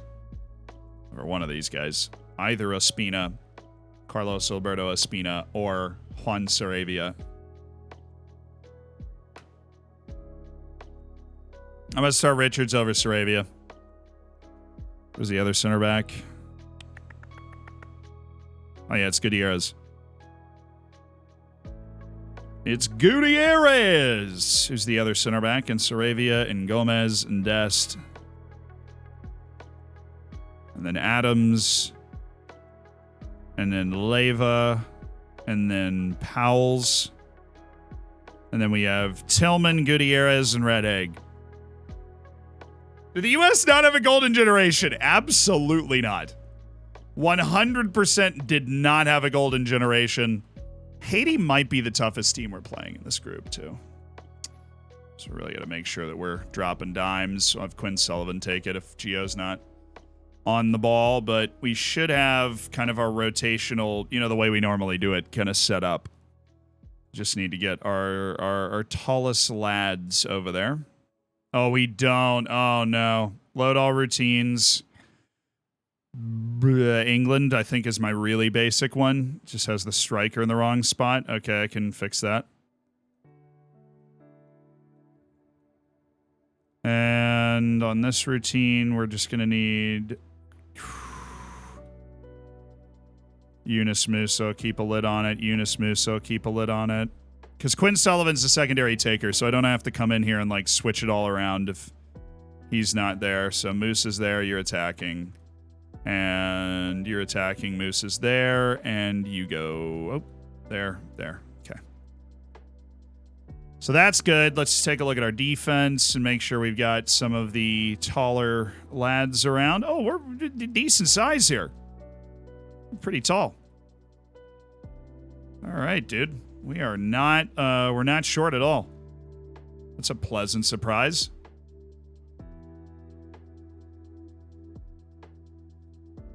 Just a wonderfully solid size team here. Good stuff. We make them tall in the U.S. Why did he get the sack? I only got to the quarterfinals of the World Cup, and they'd won it 4 years before, so I just got fired.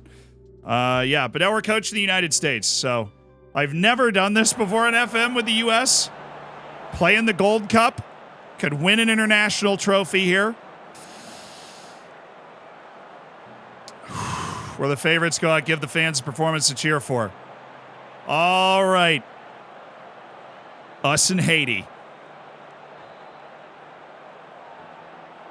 Oh, say, can you see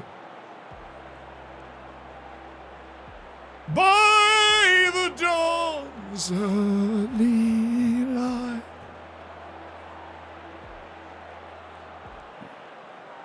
And so on and so forth. Let's get it, boys! What's my sneaker game like? What's the Gold Cup? I mean, it's just the same as everything. It's a group stage and then knockouts, you know. So we've got 3 group games. Costa Rica and Haiti are the 2 teams that are expecting to be competing. Oh, boy. Oh, boy. Oh, jeez. Oh, jeez. Oh, jeez. Oh, jeez. Costa Rica and Haiti are expected to be competing for the second spot in the top of the group. So this is a game that we have to pay attention to. Haiti's weirdly never makes the World Cup, but in like Gold Cups and stuff, and in CONCACAF Nations League, and in World Cup qualifying is always really, really, the way I would describe it is annoyingly competitive. Like Canada made it to the World Cup this past time, and yeah, Haiti nearly beat Canada in World Cup qualifying playoffs. Haiti's definitely decent.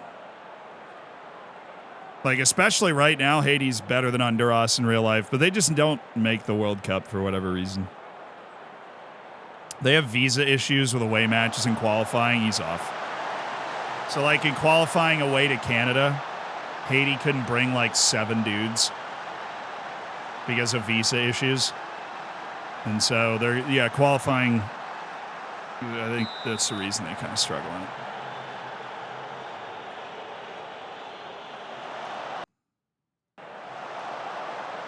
Well, let's bring home a trophy for the United States of America. The United States. Oh. Yes, in the CONCACAF Champions League. I did make a video about this. In the CONCACAF Champions League, the Haitian champions beat Austin FC from the MLS, which was a huge egg on the face for Austin. Oi! I thought that was a... What did I do? What's my defensive midfield role on Musa? Let's just go with defensive midfielder on support so that he can use his all-around nature a bit more.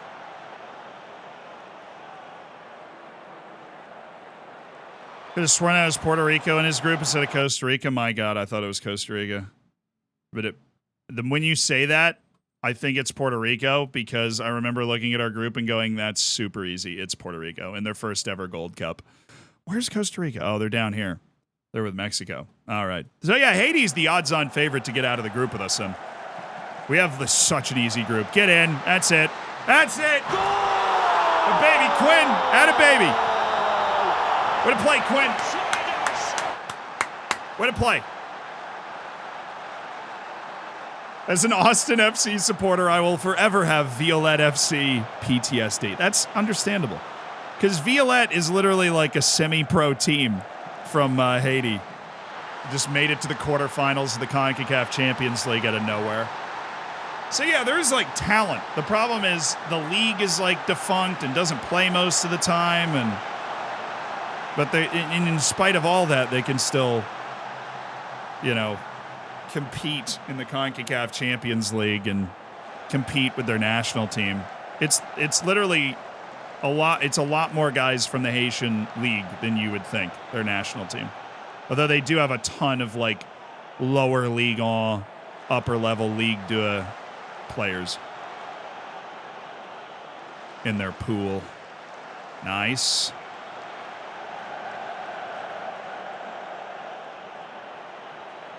By, oh, yeah. Okay. Chill, Haiti. Chill. Gold Cup qualifiers tonight? Wait, hold on. Puerto Rico actually is about to... How did I not know there were Gold Cup qualifiers tonight? Oh, that's awesome.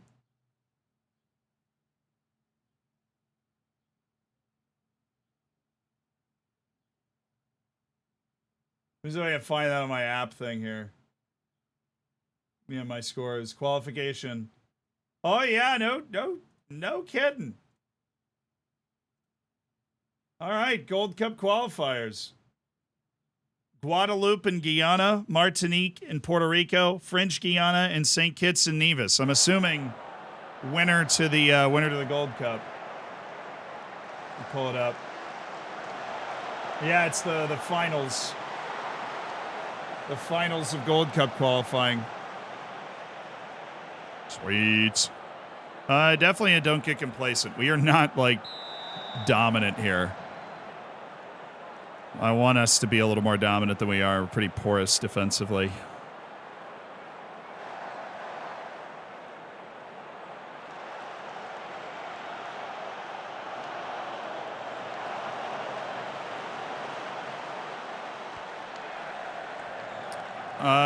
St. Kitts and Nevis actually has popped up with a... It was like 10, 15 years ago. They made a pretty good run in World Cup qualifying.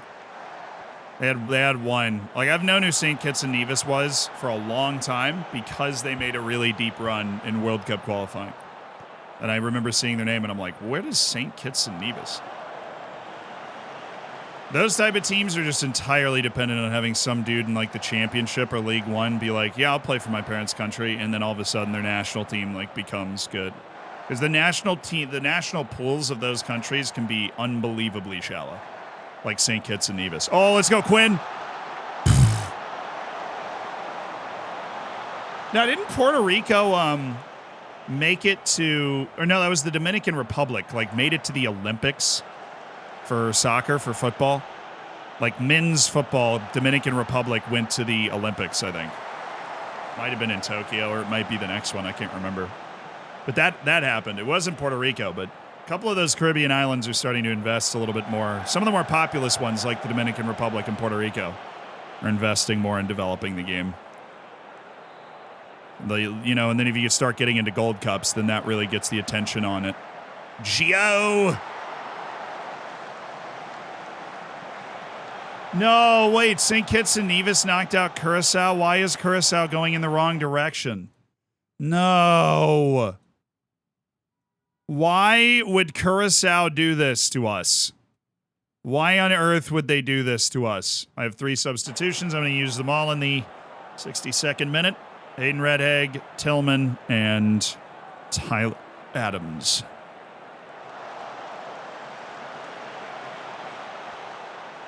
We're there, right? Yeah. Oh, but Wiley lost the header, and ooh, baby.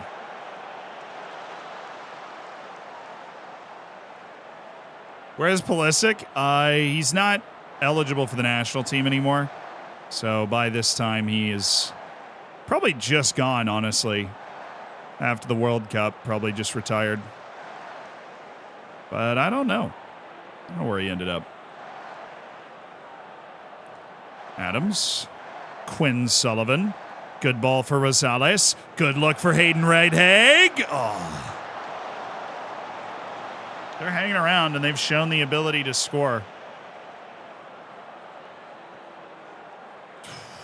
Yeah, Curacao was not super far off in World Cup qualifying this time. They lost to Panama in penalties to get to the last round, and then Panama was really competitive in the last round of qualifying in CONCACAF. But if they didn't even make it to the Gold Cup, that means their team is definitely going in the wrong direction. The Gold Cup, if you want to be a World Cup qualifying side from CONCACAF, that was sick. Was he on? That was very close. Yes, he was.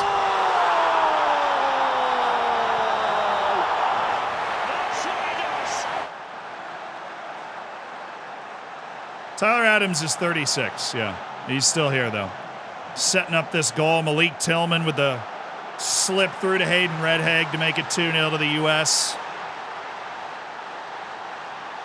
Let's go, Hayden Redhaig. All right, we get 3 points in this match. We're basically through. Key highlighting our next 2 matches in the group. But yeah, everybody who's anybody in CONCACAF. This isn't like the Euros. Everybody who's anybody in CONCACAF plays in the Gold Cup every time. And Curaçao's been in, I think, the last 2. Like Honduras, Panama, Costa Rica, Jamaica, Haiti. They're always there. Canada. El Salvador recently has started to reach that level. But in the game, I know they're not. The Football Manager's always a little behind on that stuff. Wiley. Oi.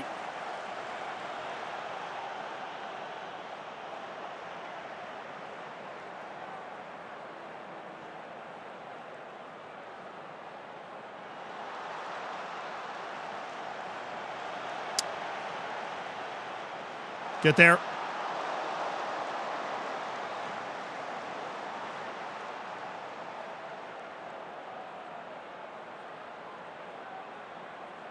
Not Nicaragua. No, Nicaragua's national team is not actually very good. As far as Central America goes, I would say the only national team that is worse than Nicaragua is Belize, because Belize is basically irrelevant to Central America.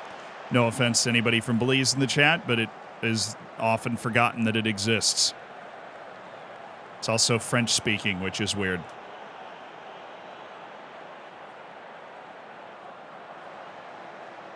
Yeah, Belize is nowhere near competitive. They don't make the later rounds of qualifying of the goal. We gave up a goal with like 45 seconds left, really. Well, you know, it's all about getting those 3 points, dude. It's all about the 3 points, right? I mean, I will never forgive myself if I don't make these changes. If you're wondering why I'm making these changes, is we do want to make sure we just have guys in the right spots to be able to account for, you know, whatever, anything that they might try to throw at us here. Just kill off the rest of this game. Yeah, no clean sheet bonus at the international level. Just a tidy 2-1 against Haiti, a competitive Haiti team who's top 70 in the world. So, it's a tournament. The win is all that matters. And we have won. Ooh. Probably should play a 4-2-3-1 with this team, though. Honestly. There you go. Scally. Ospina, who's just getting his first appearance for the U.S. after being recruited from Colombia. Nice.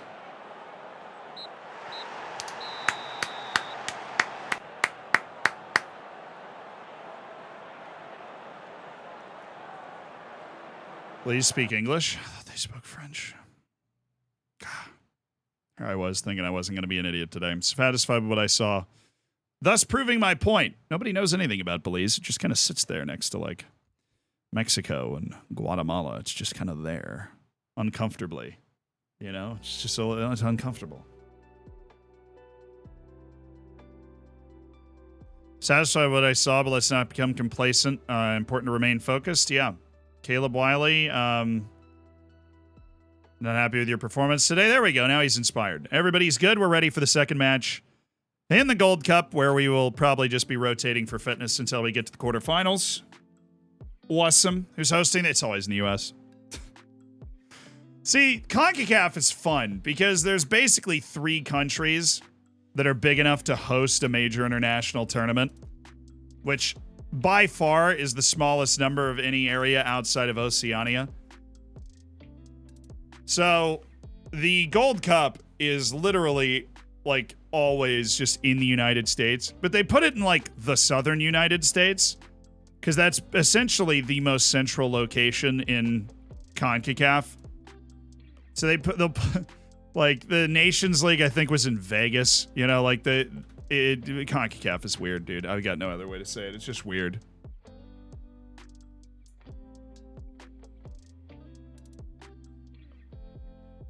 Worst national team I've ever seen, Antigua and Barbuda. I watched the United States play Antigua Barbuda in a World Cup qualifier at Raymond James Stadium in the U.S. That is the worst national team I've ever seen live. Their goalkeeper was 5'9", took multiple goal kicks out of play. Granted, we only beat them 3-0, but we were rolling out kind of a watered-down team, as you do in those sorts of matches. But we did only beat them 3-0. Bulow, no. Yeah, I know. Everybody's interested in talking about Bulow to Arsenal. It's not going to happen. I'm worried about Bulow to freaking United. Where have you been? Do you even understand what's happening here?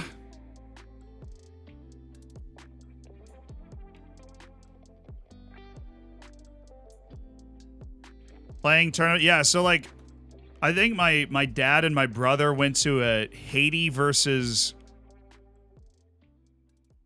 like El Salvador match in Orlando. Ton of Haitian people there. So like, because the United States collects diasporas from CONCACAF, I think the administrators of CONCACAF, which for the record are most often not just like Americans and Mexicans. Like the dude that led CONCACAF forever was from Trinidad and Tobago. So it's not like it's just because the leaders of CONCACAF are all American or Mexican, right? It's really that it's just the logical place to host it. You don't have to build anything. To be perfectly honest, a lot of countries in CONCACAF don't have the money to host it either. Like our away days in Central America in the Caribbean are insane in World Cup qualifying. Like our El Salvador away match, the field was a literal swamp. Like if you look at pictures of Reyna and Pulisic just covered in mud, right? And in every corner of the stadium, there's like 12 riot police with the shields just standing there, like ready. They're like this crack team, and then when they take a corner, they'd all step out and like shield them. It's insane.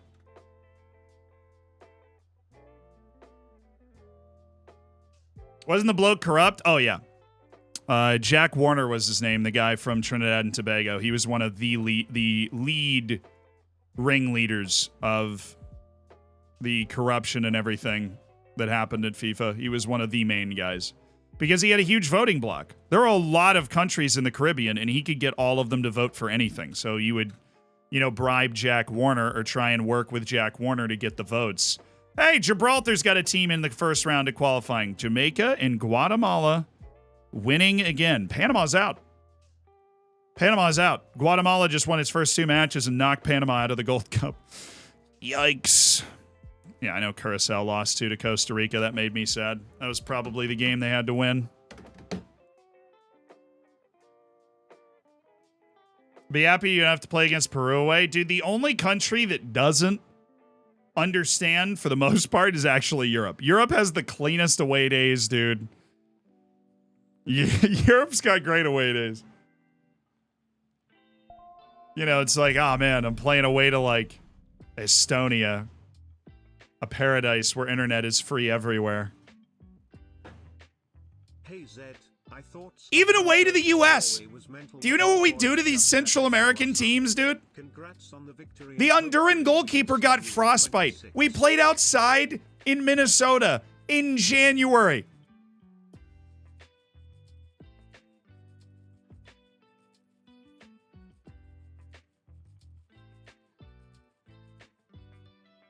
My favorite country, Europe. No, I mean, you know what I'm talking about. I'm talking about like European World Cup qualifying or European Euros qualifying away days.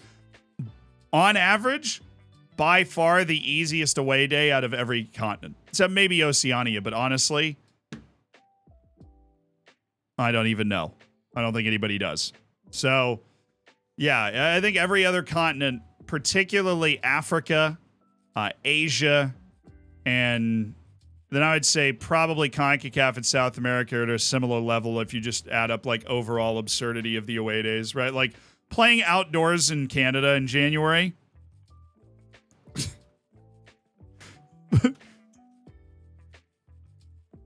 What do they call it? They had the Azteca because you have the Azteca in they made Mexico play. It was like 5 degrees Fahrenheit, dude. It was so funny. The Mexican subs would be standing there about to come in and they look like they wanted to go home so bad. I would have too. Screw that, dude. Playing a bunch of Canadians in the snow? Absolutely not. Alfonso Davies and the boys are out there in like short sleeves, like, oh, it's a beautiful day, eh? Yeah, but in the U.S. the U.S. utilizes cold places for our home games against the Southern teams, and so we played in Minnesota in January outside against Under Us. Their goalkeeper got subbed out at halftime because he was experiencing symptoms of hypothermia. Like, we play brutal locations for these teams. That guy, Waldo, banger of a coach, he stays.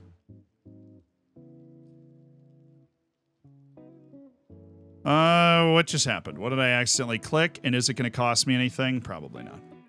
Ayal, my new assistant coach. My brilliant new assistant coach, of course. I think we're going to be able to find a better one, Ayal. I'm very sorry to say. I think we're going to be able to find a better one. He says, without any hope in his heart. IL 2.0 incoming. Yeah, I know. Well, it's one of those, like, let's go up to 16 and go 3 out of 4. Is there anybody that hits that? João Nuno Fonseca, not good enough. Fabio Moura, not good enough. Radoslav Morovsky and Peter Hoekstra. Oh, dude, he looked so good when you looked at his mentals. You haven't been to San Marino away? That would probably be a sick away day. And I'm not saying there aren't hard away days in Europe. Obviously, the further east you go in Europe, it can get pretty rowdy. It can get pretty wild. Some heinous things being said by the crowd, right? I'm not discounting what, like Serbia's atmosphere is capable of, or, any of the, like, any area down there. North Macedonia, Albania. I feel like I've never actually seen an extended highlights from Albania, but I'm sure it's pretty wild. Croatia to some extent. Yeah. Turkey away. And then you have a few long trips. You've got Azerbaijan, Kazakhstan, Armenia. Georgia's obviously also over there. So maybe a longer flight, but like, come on. Not that long of a flight. In Asia, it is possible for Lebanon, right, to have an away day in Australia. Now, that is a long flight.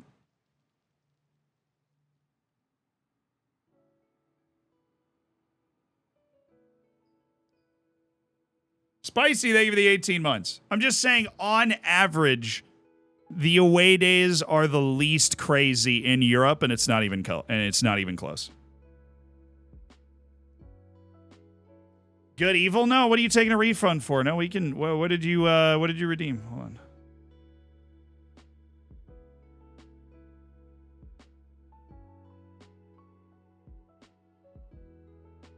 No. Oh, dang it, good devil. No, your agility was close. Your agility was close, good devil. That was a very good effort. Ayal really just like... Ayal's an absolute beast when it comes to staying the assistant coach. He's always here. The agility is on fleek, as some would say. The amazing thing is, I think we might have to refund both of those because there's nobody out here that's really blowing my mind, all right? Maybe Dijar Consim, but his discipline is super low. We'll keep him for another year. Dang it. One more year. One more year. One more year. One more year. One more year. One more year of Ayal as the assistant coach. So good W, wouldn't have gotten it anyways. It's a good effort. Fitness coach. Feel like we might be able to do better than that. There is a chance we would be able to do better than that. Fitness 20. Just anybody with 20 fitness. Okay. We need to narrow that down.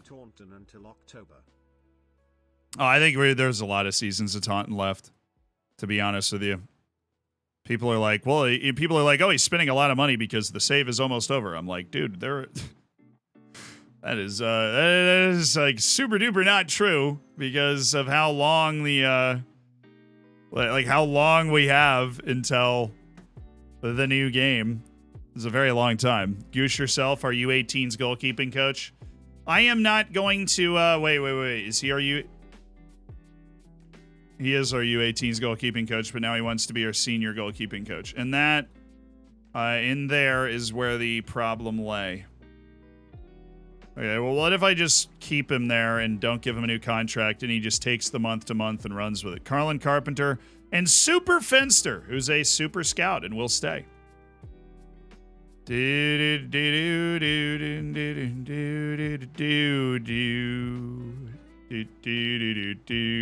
Oh, he missed out on a Ben Conway transfer clause.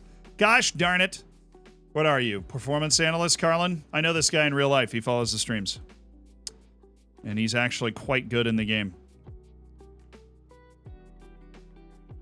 Performance analyst is tactical knowledge and analyzing data. Looking for somebody who's got 16s. Please. 17s? Oh, yeah, we're going to find somebody real good. Sorry, Carlin. We might not be able to afford him.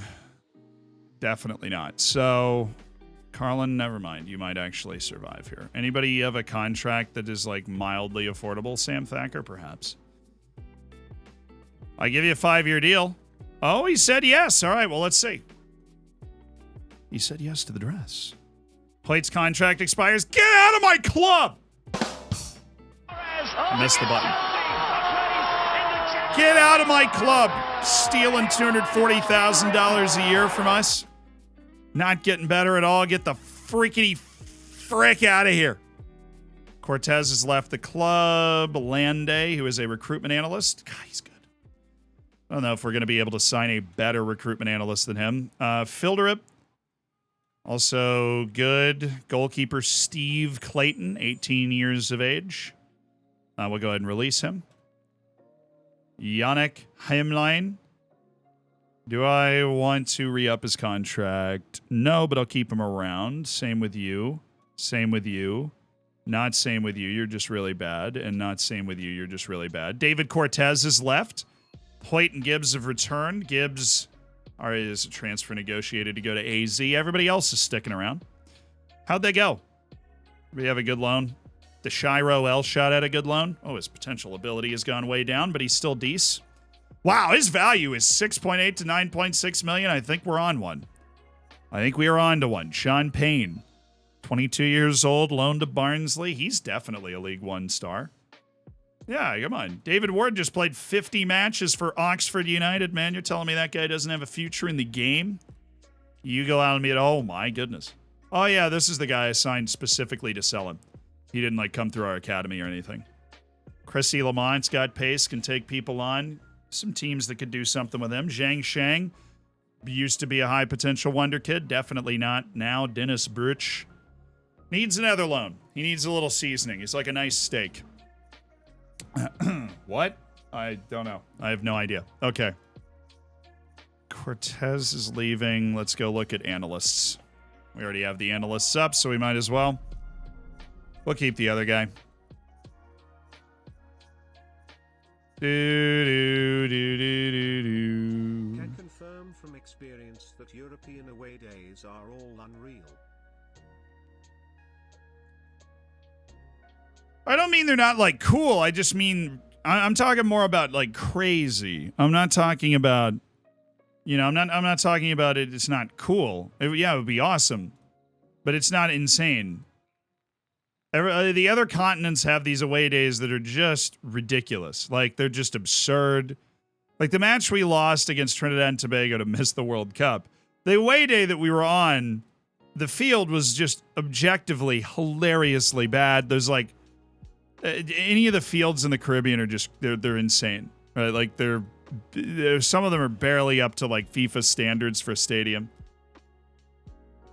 Tom Hawkins, thank you for the 5 months. We should use these guys to help Taunton with the pizza cup. Yeah. Maybe.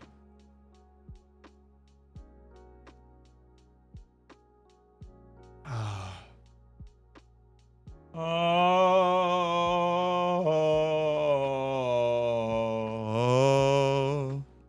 Right. I actually have no idea how good the guy is that I'm replacing. We probably do need to know that. There you are. Oh, filled her up as staying. We'll give him a new contract. For performance analysis and all of the things to continue to... Oh, yes, of course. Lande. Oh, 16-18. Yeah, he's going to be hard to replace. Definitely going to be hard to replace. Now, if there's a guy on this list that we can afford, then we do it. Like a Corey Hammond's character, but I think there is. Carlos Alvarez. Oh, my goodness. Okay, yeah, you want to stick around? We do not have the cashola to go sign another guy, so you're staying, brother. All right, we continue. We have El Salvador tomorrow as well. Terrence White, Steve Clayton, Bastick gone, Frazier gone. Now, I will say what something we missed out on is just a clap up for David Cortez. This guy was solid for us. We brought him in on a free. Best league he'd ever played in was the Swiss League, and he showed us some decent performances that allowed us to survive the fatigue that our center backs had. An injury here, an injury there. Yeah, he was helpful for us. Look, you might not. I appreciate what David Cortez has done for us. Time to eat my sandwich I made for myself today, by the way. Very exciting time of the day. Not moved? I thought he was helpful.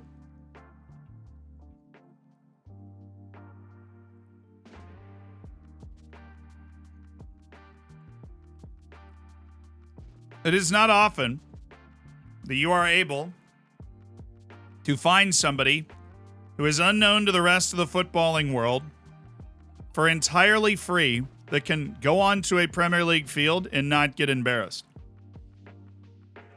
And that is exactly what that guy was capable of doing for us. And we really appreciated that because it is an incredibly rare thing to run into. Somebody who is good enough to not get embarrassed on a Premier League field that is just an unknown kind of free guy floating around. Oh, Canada. Why are you struggling with Suriname? Honduras beats Cuba 4-1, so Cuba's basically out. Canada and Suriname are both in 3 points apiece. Oh, yeah.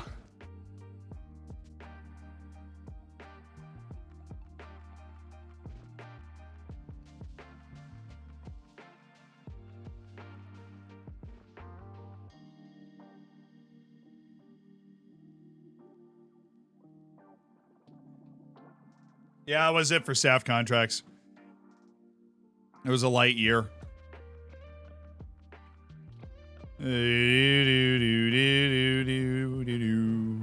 Annual fee paid to Dulwich Hamlet. Maybe we should try and get another affiliate. I don't know. I don't really feel comfortable asking the board for anything because we are $72 million in debt there. We're gonna have some money fly out because we're gonna have a lot of oh, you.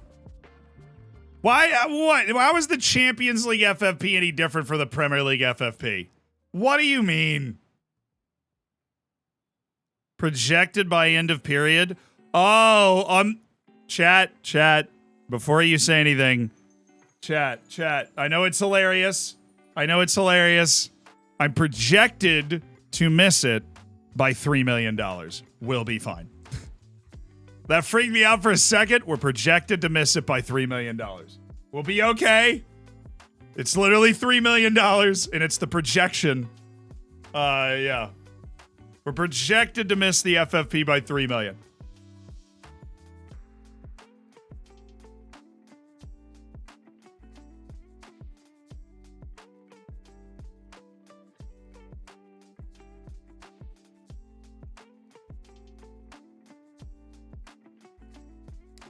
UCL release clauses?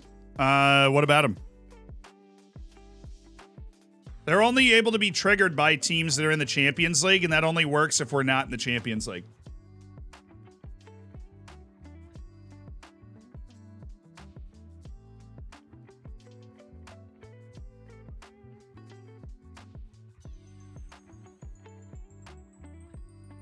$115 breaches incoming? Get off my lawn.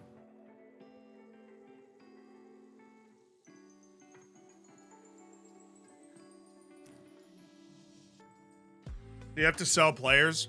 We might not need to, but unloading a guy for a couple million is fine. Like Abdu Cisse could just be sold tomorrow for 7 million and would be okay.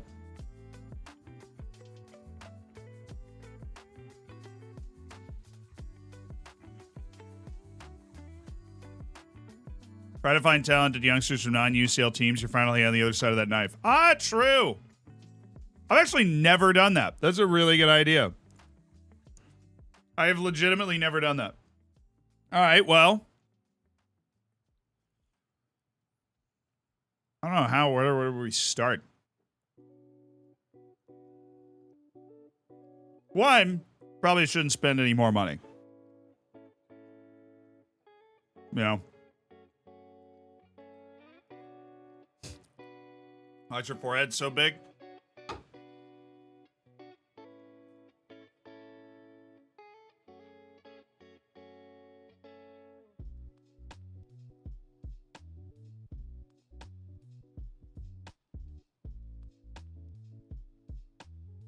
You feel that right there? You feel that electricity? You think that would be possible without this forehead? I don't think it would. I really don't think it would. I think you wouldn't have felt that at all unless I had this forehead. So, all right, we've signed striker Marcus Shin. Now we actually have 3 strikers in the team for the first time in forever, entirely free, which is always nice. We'll focus his development on endurance now, on ball control, and we will train. Likes ball played in defeat. Well, I guess we don't have our players here, not for another day. So Drew Gibbs, see you later. Evans drawing interest from Juve. That's not enough. Loan offer for Abdu Cisse. Optional future fee of 4.7 million. I know your game. I know your game, Allberg. See, I am more interested in seeing what Villarreal has to say about everything. Mustafa Drame isn't interested in speaking to Venezia. Well, you might have to be, because Venezia is about to pay me actual real money for you. And that intrigues me. So, they can offer you actual playing time, dude. They can offer you actual playing time.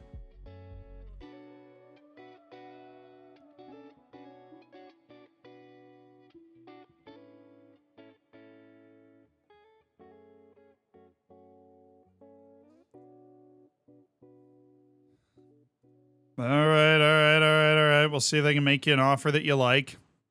All right. God. My backup goalkeeper, just hang out. Why would you want to save us an FFP? That would suck.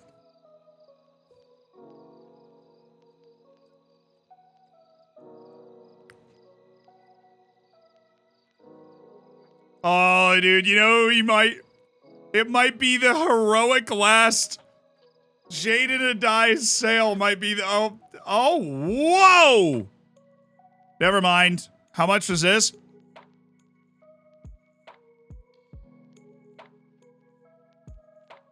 He has no interest in joining Olympiacos. Fine, I'll just work with Copenhagen. Surely I won't get 20. Don't reject it immediately. Talk to me! God, I'm terrible at this right now. Talk to me. All right, and then we're going to reject all of these. All right, and then we are going to offer out for, I don't think I'll get 15, but I'm really intrigued by the amount of interest that he has all of a sudden. Is there any truth to rumor the Juventus can make a move for Brandon Evans? Not talking transfer stories today. Thank you.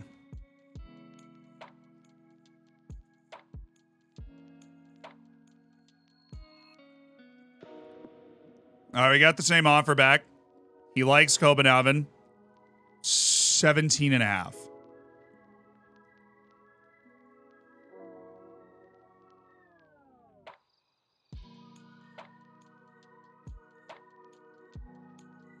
It's a fair offer.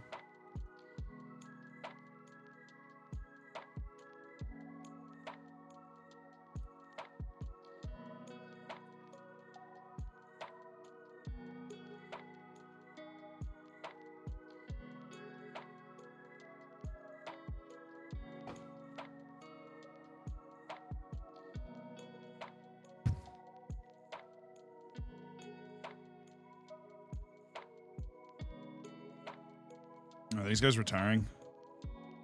He's not retiring. Not really want him. Amadou Anana is just old. Kefren Taram is actually quite good. I mean, he really is a very fine. What do you want? Squad player. Give me impact subs so you don't have to be registered for Europe. Incredibly professional too. Yep.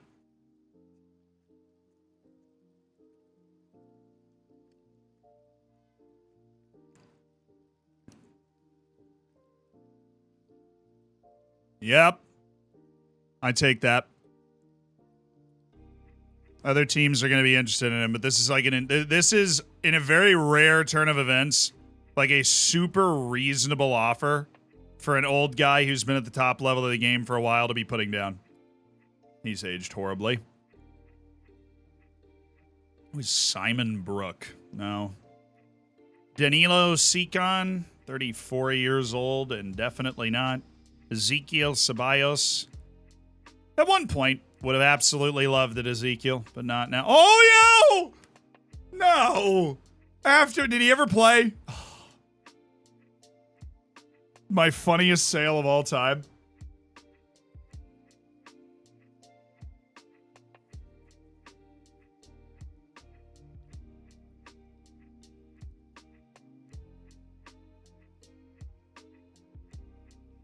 Bro played 0 games.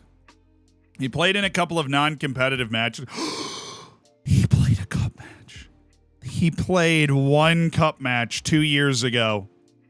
1.5 years ago. He played in 1 competitive match in 4 years. That's why he's the GOAT.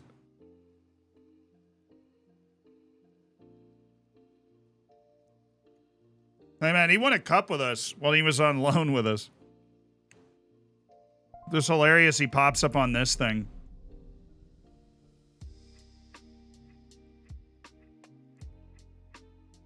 Oh, I've always thought Marcus McMenemy was actually pretty good.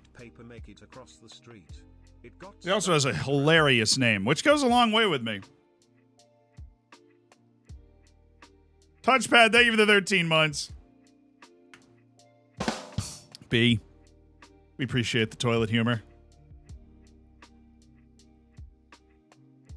Yeah, his name is Marcus McMenemy.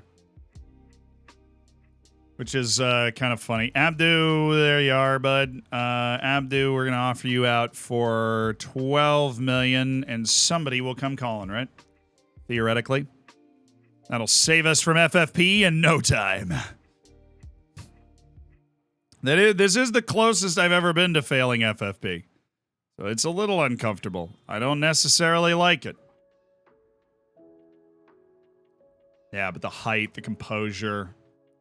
No. Sorry, I know I love you, so...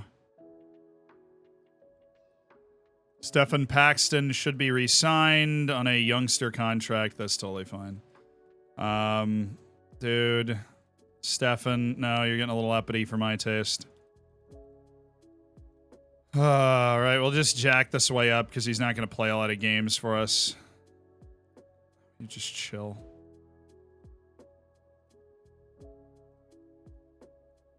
Take the deal, Paxton. Take the deal. Sean Payne. All right. I want to offer out Sean Payne for a transfer. David Ward, kind of in the same boat. He's a decent youth team guy.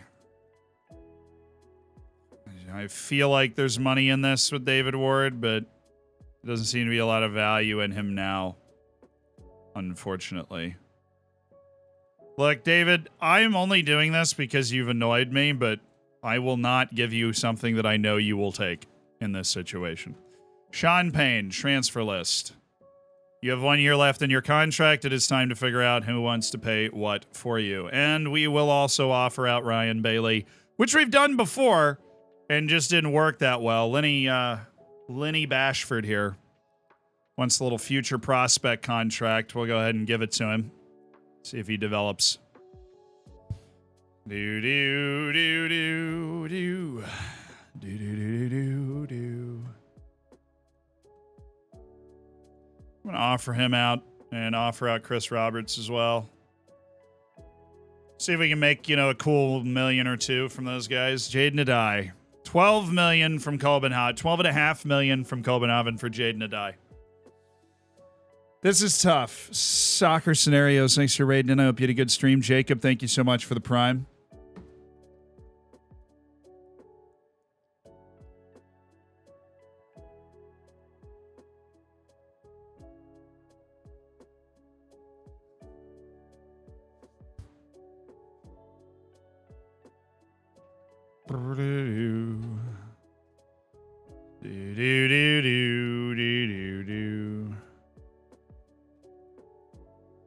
I'm gonna sit on that. If we can get enough money for Cisse, maybe we keep him. But oh baby, yes. Okay.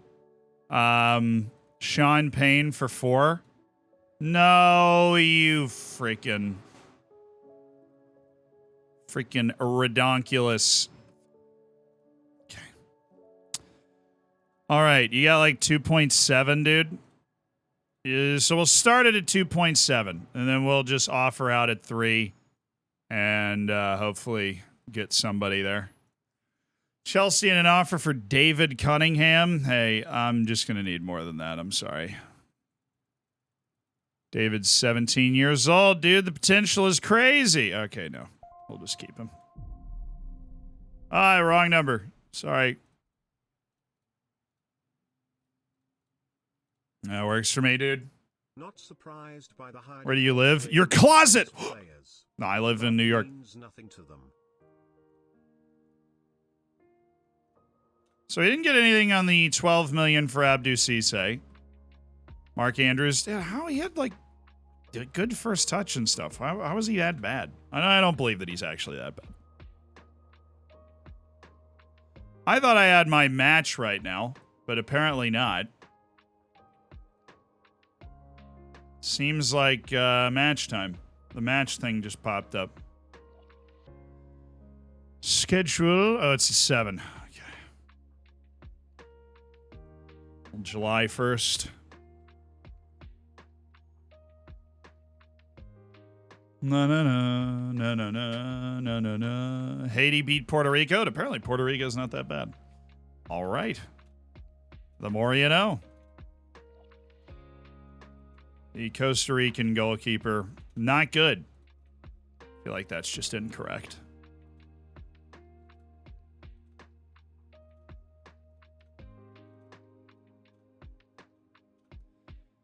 Do do do do do do do do do do do.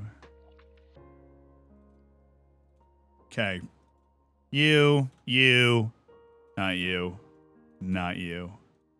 Not you. What are we? We're in Senegal now? All right. I don't even remember what tournaments we were scouting. Moussa Loom. We scouted 3 different youth tournaments. We've got the U20 World Cup, which I think we're through. Then there was the tournament e-sport or whatever. And then the U21 European Championships. There's a lot of different things going on. Let's try Abdou Cisse for 10. Actually, I'm going to go 11. I feel like we're getting close to the line that those teams would want to pay. And while we're doing that, let's just go ahead and rotate our team. So, Saravia, there, Gutierrez, there, Scally playing right back. You're out for Dest. Actually, that's not how this works at all. Because Gomez actually plays here, and Dest plays left back, and then we're all good. Yunus Musa. Gonna hang out at the deep lying spot. That's totally fine. Pals is gonna play. Lave is gonna play. Gio's not starting today. We're gonna go with Tillman and Rosales. Out for, I have multiple Gutierrez's. We've got one in. Now I'm gonna put the other in. And Corona out for Aiden. Actually, we'll just play Corona. All right, I have never managed against El Salvador before. Let's see how it goes. We'll put it on key highlights. I'm assuming we're just going to blow them away. But don't want to slip up.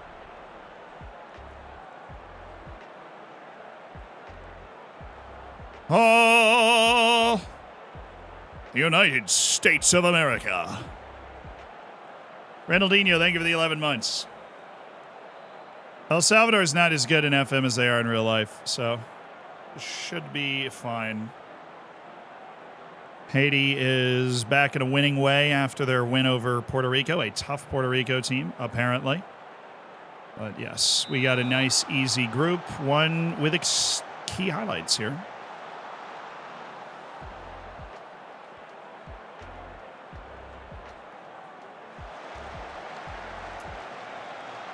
Hey, Greg Yankee, thank you for the 3 months. Gerd Leah, thank you so much for the 4. I appreciate you being a part of the Hammers. My dream current lineup for the U.S. national team is a 4-2-3-1 with Florin Balogun up top. Gio Reyna's the 10. Pulisic's wide on the left. Tim Weah's wide on the right. McKinney and Musa are holding. And if we're against a team that's better than us, we drop we drop Weah on the right and we move Reyna over there. Oh, pen and a red maybe. And then the back 4 is pretty obvious. It's left side Anthony Robinson, right side Serginho Dest. Center backs, Miles Robinson and Chris Richards. Well, I got to see how Miles Robinson does after his Achilles.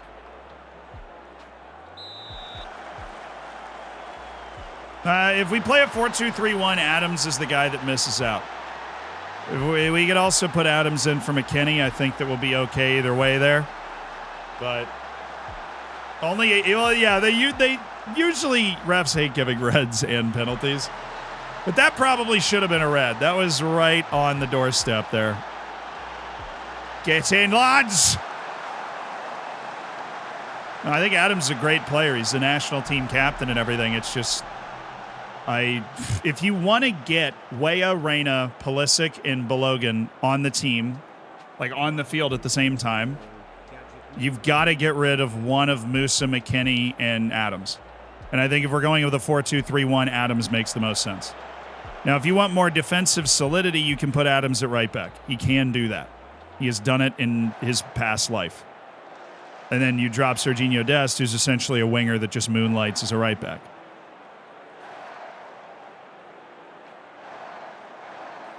Do I believe that the U.S. national team is overhyped by the American media?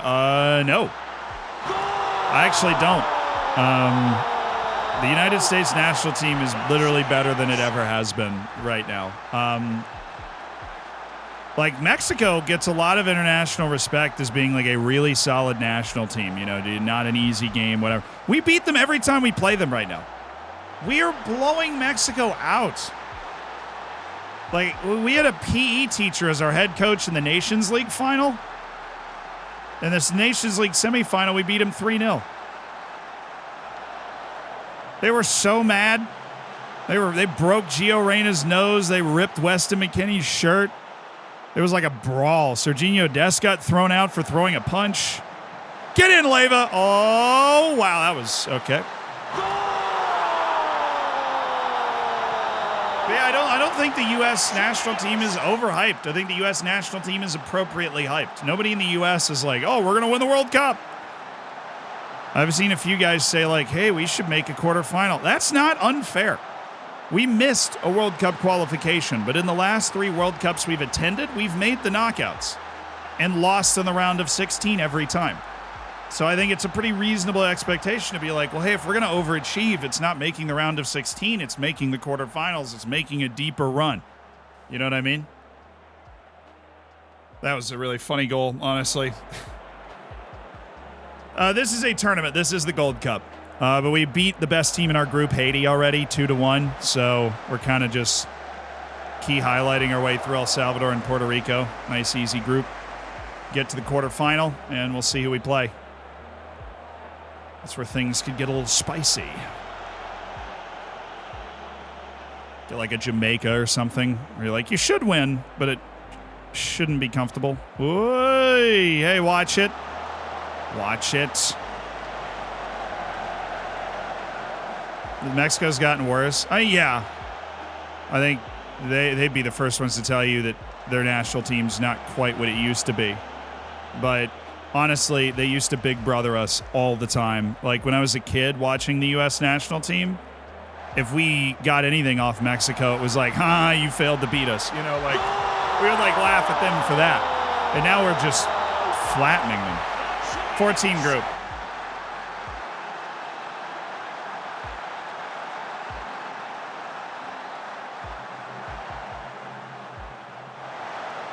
The run's all about drawing luck. I'm just saying that if you make 3 consecutive World Cup round of 16s and like World Cups you attend, that's a really good run. There are not a lot of countries that can say that they've done that. I pulled up any bounce passes on the touchline? Yes, I have. Thank you for asking. Anybody that is going to need to play in the next game? Danny Leva, going to need to play in the next game. Greg Powells, Malik Tillman, a little bit. We'll do a little Gio Reyna sub. Okay. Yeah, I see you. I see you. It's actually a really comprehensive win for Estados Unidos. Yeah, we haven't had crazy easy groups. Our group at this last World Cup was like middle of the road. Wales was tough. Iran's tough, but they're not like great teams. They're just tough. They're tough outs. Both of them are tough outs. And then obviously England's one of the best teams in the world. And then in 2014, we had the group of death. It was us, Ghana, Germany, Portugal. We knocked Portugal out. Right? Like the U.S., while lacking that like actually winning the World Cup potential, is very consistently good.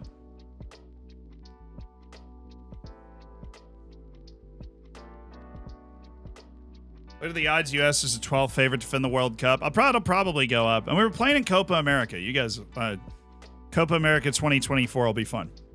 The U.S. is invited, so we'll see.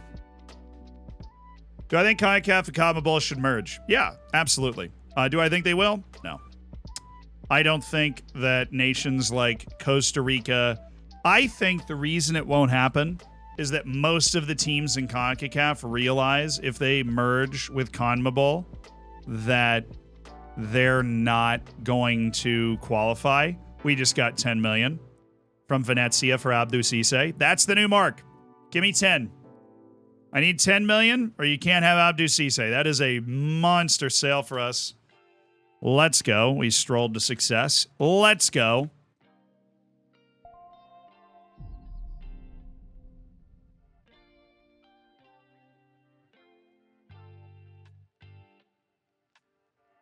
How do you stop a dog from barking in your front yard? Put him in your backyard. It's like the old anti-joke right there. Love it. Camilo Rodriguez. Yeah, but I think people are like, was the U.S. overhyped? The U.S. is very competitive. We just don't have that boom potential. Weirdly enough, we've kind of become the New Mexico. Nobody looks at us like, oh yeah, they could totally win the World Cup. They've got these superstars, right? But if we're in your group, you're like, it's going to be an annoying game. It's going to be an annoying game, right? Even if CONCACAF and CONMEBOL don't merge, Copa America at least should be permanent intercontinental competition. Yeah, I think so. I think that the Gold Cup and Copa America should merge constantly. But I think keeping the World Cup qualifying separate is okay. But I think there should be like a Western Hemisphere... You know what I mean? I think there should be a Western Hemisphere tournament, like as a continental tournament. I don't think that we should have the Gold Cup and the Copa America separately. Loan offers for Abdou Cissé. Do we get an actual offer? Barcelona just showed up for frickin' Drame up there.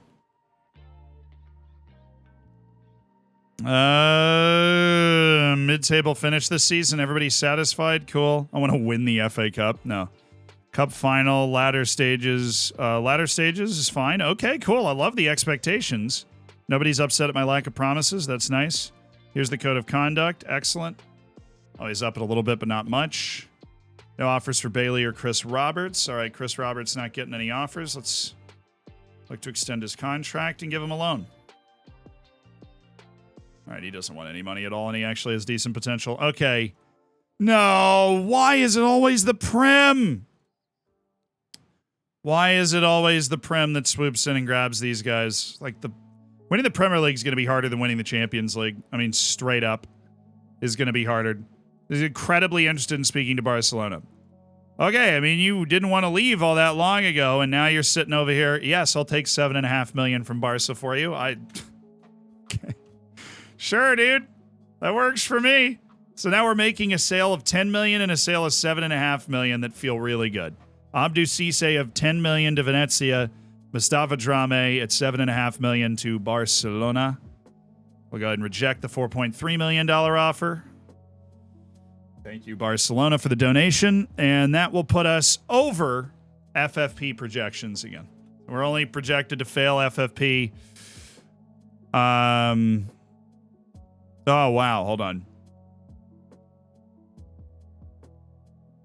How does that make any sense? Why is my projected period end so much worse on one side? They were the same the last time we looked at it.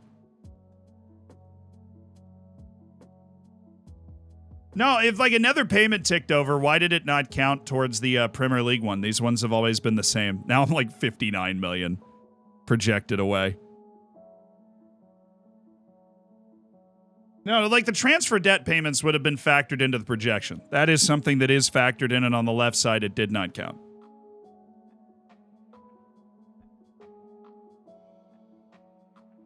It's a shorter period. No, it's the end of the season. Allowed losses, current profit, and then projected. It's just like the projection is different. It's 36-month period. Currently, the board project the club to make... Yeah, the board is literally just projecting... The board is legitimately just projecting the losses. It says the board projects the loss of that over this period.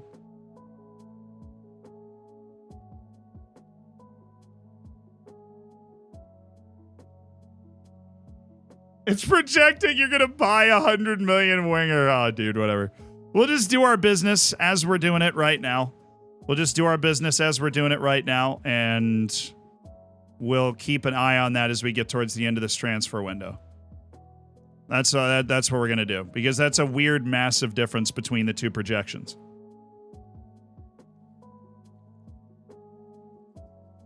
How long till this ends? I got to wait for the stream to be over to start it. Don't worry, I have like a meeting thing at 5, so I can only be on max like another 45 minutes.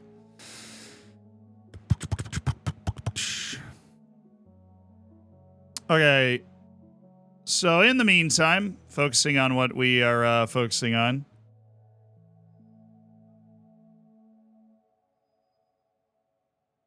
UEFA calendar year turned. I mean, it should be the same stuff going on, shouldn't it? Theoretically. It's the same, it's over a 36-month period, so if somebody can find like an actual explanation, I would love to hear it. But I don't think it's the year turning over.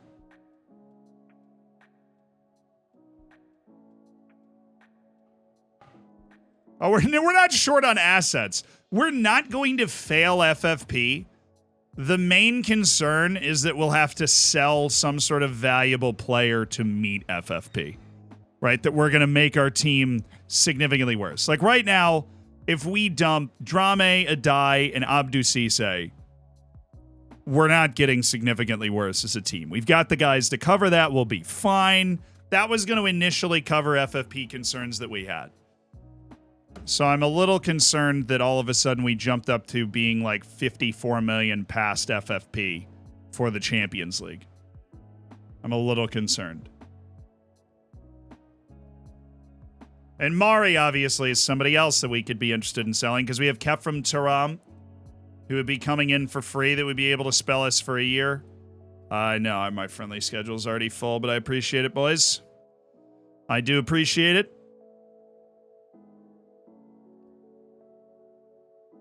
It's because the UCL money didn't come in yet? Yeah, but it's projections. Like, the projections should account for all that. Like, they should have... and it would make sense.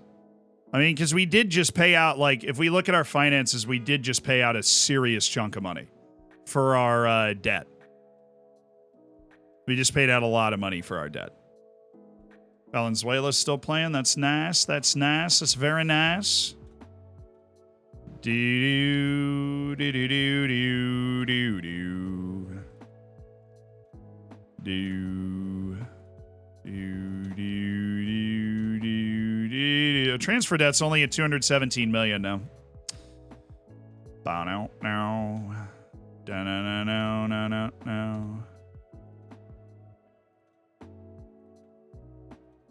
Da na na na na na na na na na. Ojan Shaheen.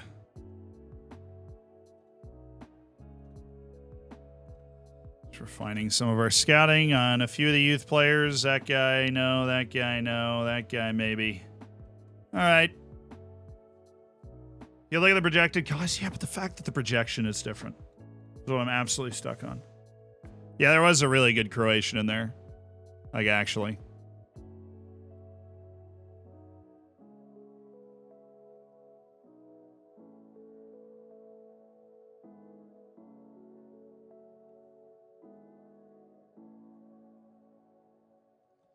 Because if we fail FFP, then we can't play in Champions League next year. So that's just not an option. As we get closer to... We've got time. As we get closer to the... Oh my goodness, Curacao lost to Barbados. This is the end of the line. Spanky, thank you for the 2 months. Every sub does help us get over FFP requirements here in the Premier League. So we really do appreciate it. I don't need to panic sell anything this window. Yeah, it would really be January, wouldn't it? It'd be January that we'd need to kind of panic.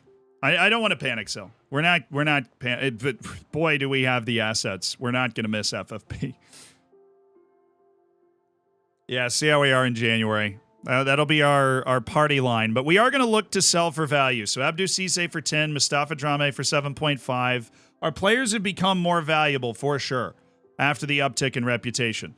Drame was not worth anything before the uptick in reputation.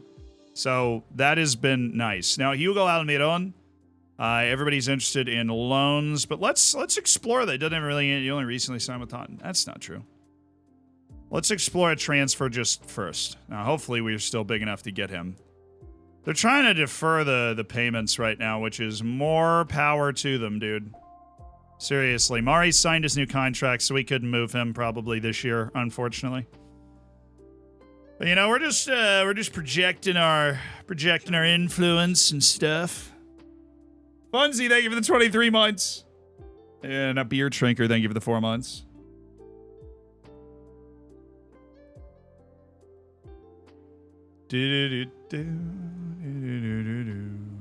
Fabio Gonzalez. Enrico Crespi, yeah, sure. Miguel Tercerios. All right, Jamaica and Guatemala playing for... How the heck... What is going on in Guatemala? Jamaica is definitely better than this team. Please have a wonder kid. Ooh, they might. They might. They just... You know, they just might. They just might have something of a wonder kid myself, you know? I don't think Panama does, but they do have a stupid young senior national team. Martinique can't even make it to the World Cup, so they usually struggle to recruit, or like if a player has another nationality, they'll go there. Honduras has Roberto Lopez. Canada, we've basically already looked at everybody you've got, but I'll look at Tristan Rubio. I mean, a Surinamese wonder kid would be beyond my wildest dreams, to be honest with you. Cuba, we've had a Cuban wonder kid before that we found from scouting the World Cup, Alfredo Malblanche. if you remember. Alfredo Malblanche. What a guy. Puerto Rico, literally never seen a good player from Puerto Rico. This is in real life, they have never made it to the Gold Cup. But they could today. Gold Cup qualifying is today, and they could actually make it. So that would be a fun moment for them. I have the youngest player on the Mexican national team, so that's cool. Barbados has Fitzgerald Lashley, which is just such a cool name. The Caribbean nations, they do not skimp on names, dude. They bring the heat on names. Fitzgerald Lashley. Absolutely. Oh, not Festus. I've scouted Festus before. Bretil Lacroix. Cool. So, dang it, that does mean Jamaica actually finished second in their group. But I don't think... I think that means we might be able to play Jamaica. I don't want Jamaica in the quarterfinal. They have actual players. I don't want to deal with that. What are the chances the U.S. wins the Gold Cup in real life? I don't know. Because ever since the Nations League was introduced, this Gold Cup, the year after the World Cup, is kind of a B-team tournament. So, oh no, not again. They have matched it again. They have matched the Bulow offer again. Activate all evasive maneuvers! 45. The board's okay with 45. Activate the evasive maneuvers! Come here, Bayern. Come here, Bayern. Come on, Bayern. Bayern, Bayern, Bayern. Let's freaking go. Thank you, Bayern. Hey, Bayern, do you want him? I will. Don't worry. I understand your concerns about me changing my mind. They're very real. But who knows? Maybe I won't. Who knows? Maybe I won't change my mind. Maybe I will, Bayern. Maybe I won't. I have no idea. If David Bulow wants to go to Manchester United, then he's gone. But we've outflanked him with Bayern twice, so I'm counting on Bayern a third time here. Please, Bayern. Please. What's the... Oh, nobody wanted Almiron? That sucks. I had to invest multiple years of loaning this guy out before I turn a huge profit? That's ridiculous. I'm bringing out the fax machine again. Every dirty trick in the book. Oh, you know what, David? Dang it. I don't think it's... I just don't think it went through, dude. I have no idea. Our projected losses for the period are actually going up on both sides. No, they're not. This one's the same. What am I talking about? The weird thing is, they're just going up on the right. They went up again.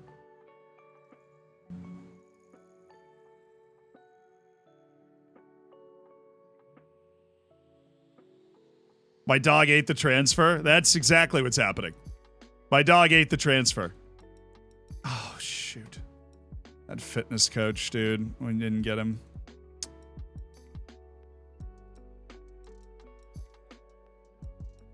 Fitness, motivating, discipline, determination. Fitness has got to be 20, and then these have all got to be 14. 13. 12. 11. 10. Dang it. 7 people found. Like, as long as they have the fitness coaching, then I don't really care. As long as the fitness coaching is not one of the things. Bulow's family's financial situation. Shut up. Mitch Willis. You have no discipline. Arturo Pizzurio. Yeah, you. All right, dude. Please just be my fitness coach. All right. That's fine. Whatever. Yeah, that works for me. Andrea Pertuzio. Oh, I needed a fitness coach. What's going to happen to you? What's going to happen next year? Going to restart the game after you lost again? Yeah, I am. Exactly. Oh.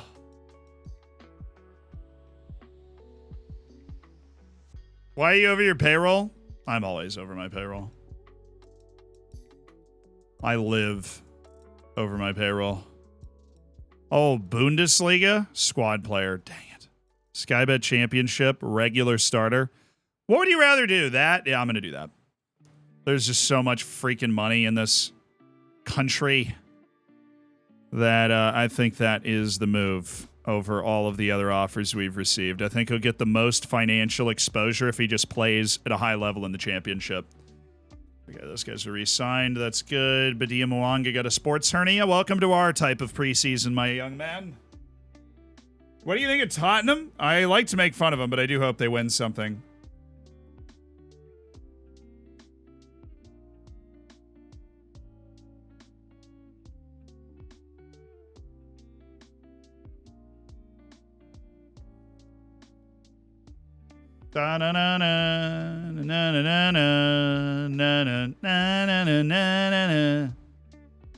Ah, yes, Fernando Cancelrich. And how exactly do I resist the urge to sign this guy? I don't know. When's his birthday? January 31st, 2018. So he turns 18 on... Dude turns 18 on deadline day. That is hilarious. Okay, calendar. January 31st. Create a note. Sign Cancelrich. Reminder. Every month. Reminder date. January 31st. Just keep it front of mind by doing it every month, but that is a guy we desperately want to go after, so I'll get that upgraded. This guy's not very good.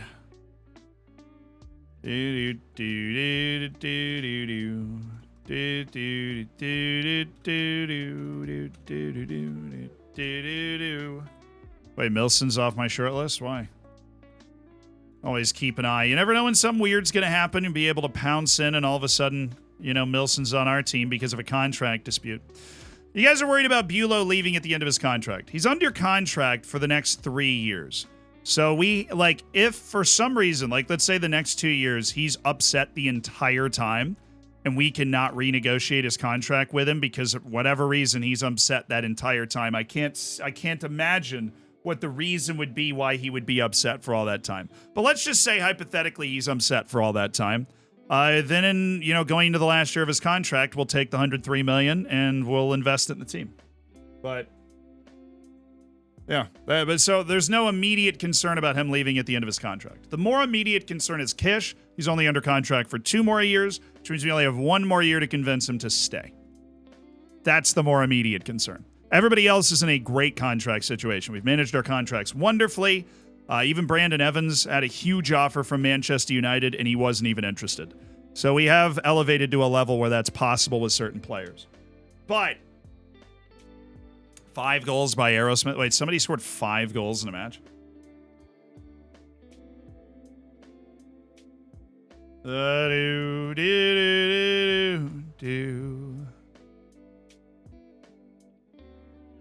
Claudio Costa, Jermaine Bragg,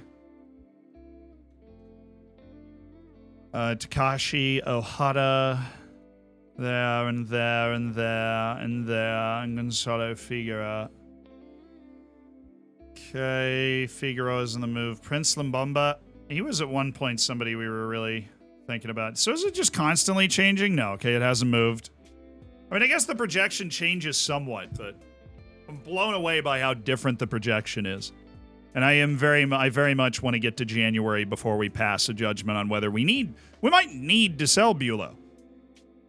In that situation, I don't know exactly. I think I would look to sell Fonseca. I think I would look to see if we could get enough money for Fonseca that we could cover the FFP. If we get to January and we're like, oh, we're going to need to Barcelona this a little bit to survive. All right, Mustafa Drame. Guy won the Golden Glove in our championship season. I know he's been irrelevant for the past 3 years, but thank you so much to Mustafa Drame. Golden Glove winner in the championship, a champion with this club, and turned a huge profit on him. Made, 600% what we paid for him by selling him to Barcelona for $7.5 million. Yeah. So that is good stuff. Stephen Paxton is our deep cover emergency backup. for Ted Kurt until we find a goalkeeper we want to go nuts for and spend money on. But until we do, Stephen Paxton is actually not terrible. He's just bad. An important distinction. We'll go ahead and play the backups again. Tyler Adams will get a full 90. Pals, Leyva, Gutierrez, Tillman, Hayden Redhaig. Yeah, I think we can just go ahead and do that. And everybody plays a 4-4-2 in CONCACAF, apparently. Gaga Slanina is going to be the captain. All right. Go get him. Check out his contract at Barcelona. I'm sure it's huge. I'm sure it's just absolutely massive. Let's win all of our group stage matches. We would have to get beat by Puerto Rico by a couple of goals to not finish first, so I think we'll be all right. I have never seen the Puerto Rican national team in a Gold Cup before. In real life, they've never made it. They're playing their Gold Cup qualifying final match tonight. Kind of rooting for them now. I hope they make it in real life. That'd be a lot of fun. It'd be their first major senior international tournament. Oh,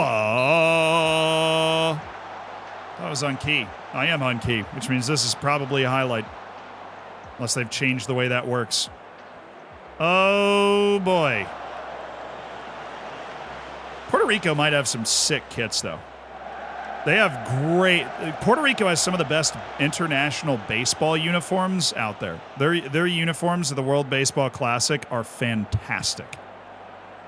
If you were wondering what sport Puerto Rico plays, it's baseball. It's a highlight for them, and I'm losing to Puerto Rico. I think he's on. If he's not, it was really close. Thank God. Yeah, Puerto Rico's a baseball country. Apparently, a lot of people don't know this. I took Tom FM to a baseball game. I took some of our friends from Floridsdorfer visited New York, and I took them to a Yankees game. And at the baseball game, they're like, so is everybody playing just like from the U.S.? And I was like, wait, hold on a second. Like, do you know that a lot of countries actually play baseball? So do you guys know that? Like, the World Baseball Classic is awesome, and the United States does not have the most titles in it. You know who does? Japan. Japan has 3. They beat the U.S. in the final of the last one. Puerto Rico's really good. They beat Dominican Republic, who all... Oh, nice goal. Isn't it only 4 countries playing? No. Okay, so you're like, oh, no, nobody plays baseball. Dominican Republic and Cuba. Number 1 sport, baseball. Puerto Rico, number 1 sport, baseball. Mexico plays a lot of baseball. Colombia, Venezuela, baseball. Panama, baseball. South Korea, Japan, Australia, baseball. Curacao, baseball. But they represent the Netherlands, the World Baseball Classic, so technically the Netherlands, baseball, but it's all kids from Curacao.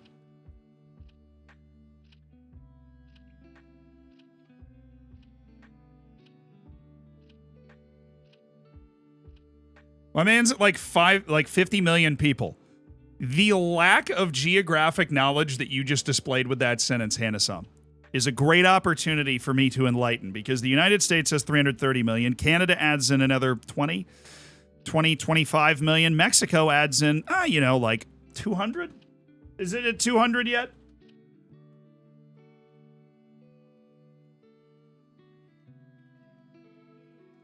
Mexico population. No, it's 127. What am I talking about? Japan population. Baseball is the most popular sport in Japan. 126 million people. Baseball is the most popular sport in Japan. Baseball is incredibly popular in South Korea. The population is 52 million. So that's already over the guess there. Then you just lump all the Caribbean together. Puerto Rico's 4. Dominican Republic, I honestly have no idea. I would have guessed like 4.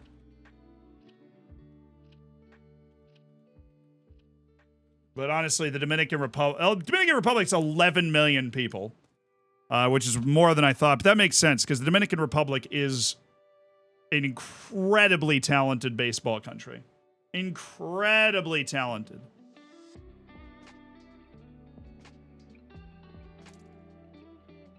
Yeah, I mean, like, I think what's funny is I was like, I was talking to Tom and the Austrian guy. He's like, yeah, is it so everybody here? I'm like, no, it's just basically, it's mostly a Western Hemisphere sport.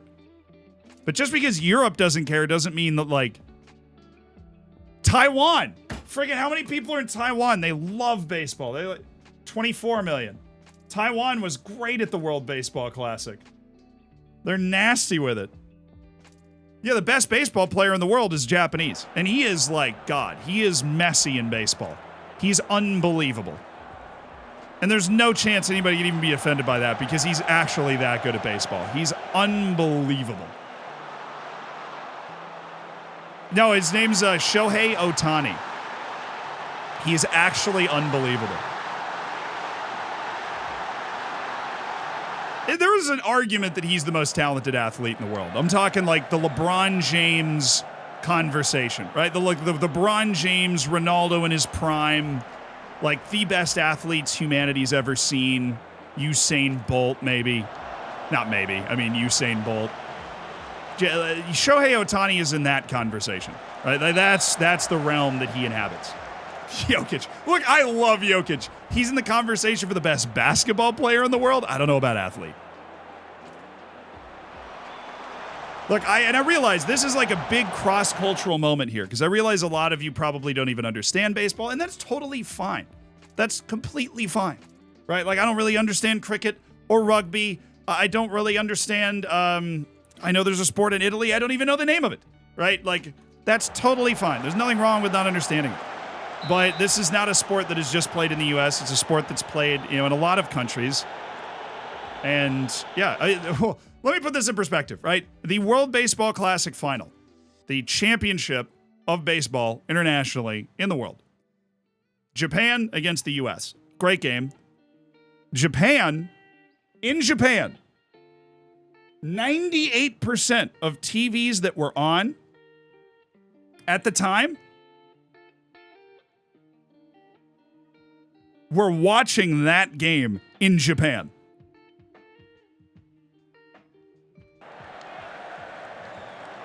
%. We could land somebody on Mars and not that many people would be watching it.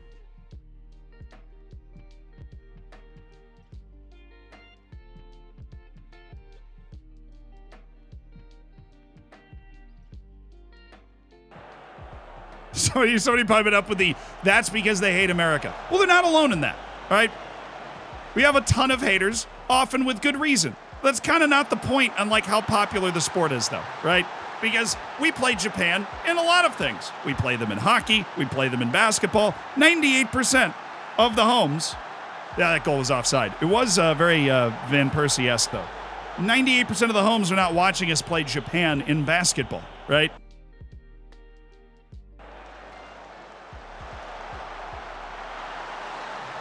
%98 of the TVs that were on in Japan were tuned into the World Baseball Classic final.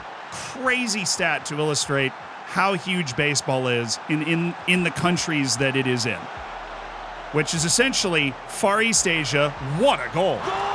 Malik Tillman banging it in. 2-0. Cook with the sauce, boys. Korea-Japan matches go crazy. Oh, yeah, that's a huge baseball rivalry. China and Taiwan both made the World Baseball Classic, too. I was interested to see how that would go. Problem is China's actual dog water. China's terrible. China's really, really bad at baseball, and Taiwan's, like, pretty good, so.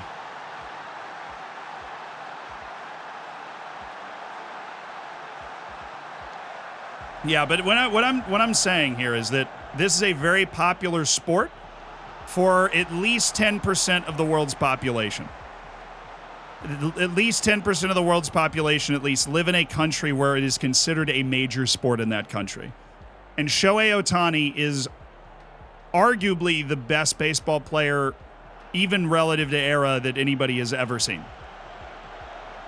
He's absolutely unbelievable. You should just know his name as a sporting person, even if you don't really understand what he does. Cribbles, we literally just talked about this. It is basically bang on about 10% of the world's population. I mean, the world's population is what, 8 billion? So you need 800 million people? Yeah, I think you got that. Still talking about baseball? I think this has been an interesting conversation. I don't mean to bore you, Melodic. Best all time? Look, he pitches and hits, man. He's crazy. Like, you can know nothing about the sport. I'll just let this run. We're playing freaking Puerto Rico. You can know nothing about the sport.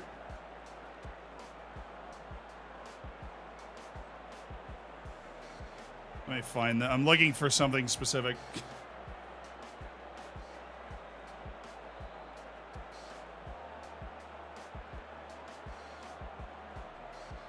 And then notice this.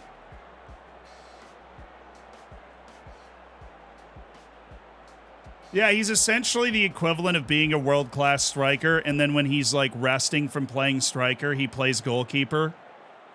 And he's a world-class goalkeeper. That's basically what we're talking about. We're talking about a guy that does two things that helps your team immensely. And he just rotates between those two things. I'm looking for a very specific thing that will resonate with, like, all sport watchers. So let me get us to the second half here. Please, we created loads. Let's go kill him in the second half, baby. Let's go. So here, I found it.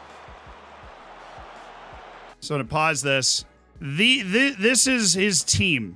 The LA Angels are the team he plays for. These are the stats on offense, and this is the team leader in every major offensive stat for the Angels. And then these are the stats on defense. Now, this is the leader in every major defensive category for the LA Angels. Now, this is a professional team with 25 players on it. And he leads them in almost, in this one, he doesn't have a chance to lead them in this. Just for reasons that, you know, you'd have to know baseball to understand, right? And that's totally fine. But these are just the stats. The biggest offensive stats and the biggest defensive stats, and he leads the entire team in both. He does both. He is him. He's absolutely him. Yeah. So he's good at two things, throwing a ball and hitting a ball. Bro, I can't even begin. Like, I think we should just operate in a world where we have a ton of respect for people who are just that good at sports that have that many people playing them. I think that we just gave up a goal to Puerto Rico. Anyways,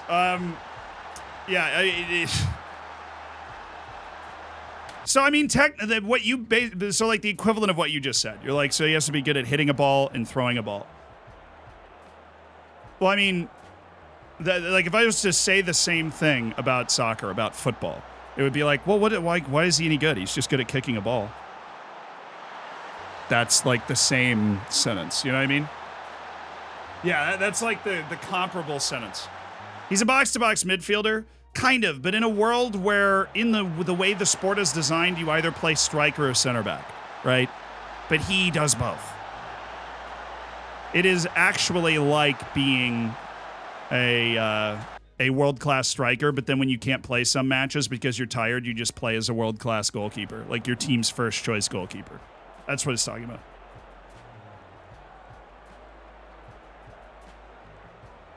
When did he get ticks to see him when they're inflated, but he's in town? Yeah, well, the issue is the team he played. This is the funniest thing about baseball.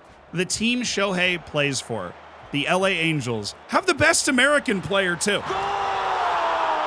They have the best American player. And they still suck because the rest of their team is so bad. They have like the two best players in the world, but it's basically like PSG. It's like, well, we have Messi and Mbappe, but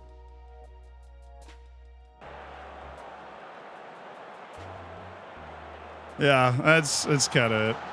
Sorry for talking about baseball for so long. I know it's probably a drag for some of you, but I know, yeah, for the guy who was talking about, no, yeah, about 10% of the world's population lives in a country where baseball is a major sport. Japan, South Korea, Taiwan, United States, Canada, Mexico, the Caribbean, Northern South America, in the rest of Central America. Honduras, Nicaragua, both very competent. Costa Rica doesn't really play, or at least they've never had like a really good player, but Panama does. I don't really know what dictates that. I don't think El Salvador plays at a super high level either, but Honduras, Guatemala, Nicaragua always have a few guys around.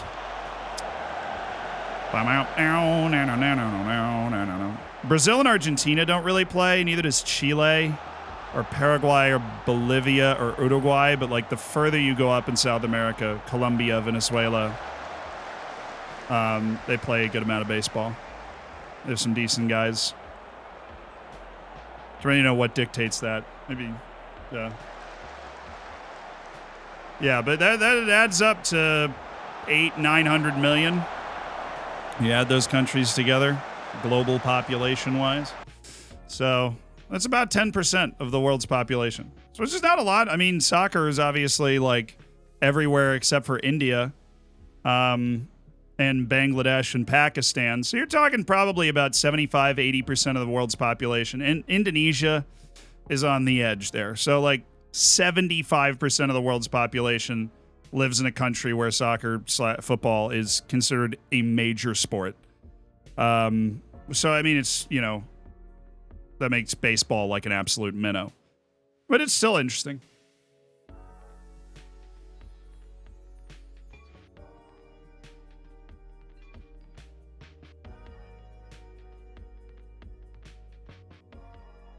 I know in Caribbean, Spanish-speaking islands learned baseball and British colonies picked up cricket. Yeah. I don't know how Curacao got into baseball. That was a weird one. But Curacao did get into baseball. I'm not going to rotate the rest of those guys. You just keep playing. I just don't want my backup left back to get hurt, so we'll play Wiley for 20. I don't know if it's major in China. I mean, if you knock China, India, Pakistan, and Bangladesh and Indonesia out of soccer being a major sport in those countries, you might actually only be looking at like, that's 3 billion. That's like 4 and a... Wait. Is soccer only popular for like half of the world's population?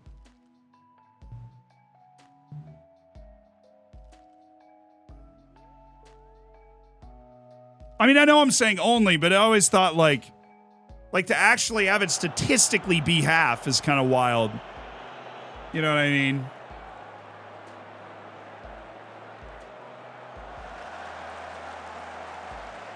Okay, not popular. I don't want to debate the meaning of the word popular, or I don't want to discredit people that watch this stream from India or Indonesia or Bangladesh or Pakistan, right? I'm just saying, like, is a major sport in that country would be the way to word it. Like, would be considered a major sport for advertising and money and all that stuff. I think it might be 50%. I mean, in China, it's still a major sport. That was a nice finish by old Hayden Redhag. For the Estados Unidos, the Stars and Bars, the United States of America. This Gutierrez kid at right wing's been really good. Whew. China plays a ton of basketball, which is hilarious because they've only had like a few NBA players. China's just really good at Olympic sports, but they're just not as good at like the giant professional sports engine. I don't know. They aren't able to develop players in the right way. Like China has one basketball Hall of Famer, I think. Yao Ming, and that's it. And I mean, full credit to Yao, worked his butt off, was a really skilled player, but he's also 7'6", right? I feel like if you find a bunch of 7'6" guys, you're going to have a bunch of good NBA players. Dude's literally like... Oh, my goodness. Getting dissected by Puerto Rico.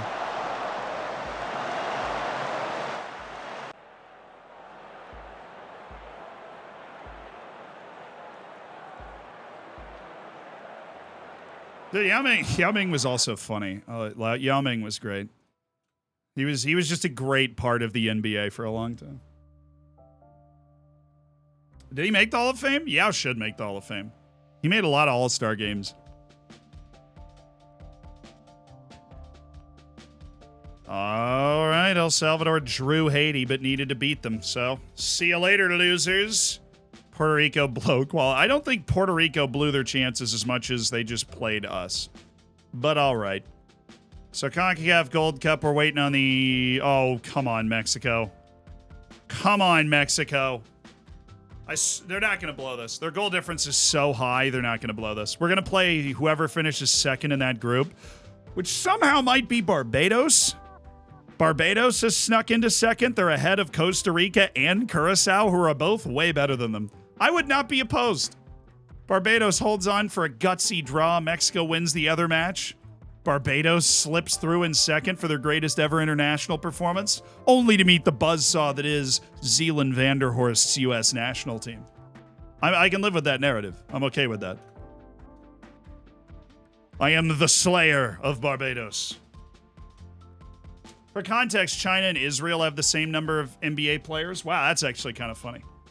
Israel's actually pretty darn good at basketball. They had a guy... I don't know if he's in this draft or if he was in like the last draft and just hadn't made an impact yet.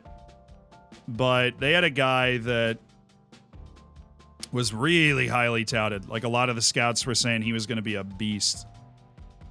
Could just be taking a few years to come good. I don't know. If Zeeland wins the Gold Cup the first time he's ever won an international trophy, yes. That would be my first ever international trophy in Football Manager if I win this.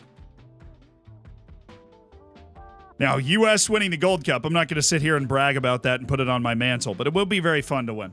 Right? We're taking every offer we can for Bulow because those offers we have the opportunity to reject. Denny Avdia. Is Denny Avdia already in the league or no? I watch some NBA. I don't have a team, but I'll watch the playoffs. I really love the sport of basketball. I absolutely love basketball. I played basketball my whole life. It's a great sport.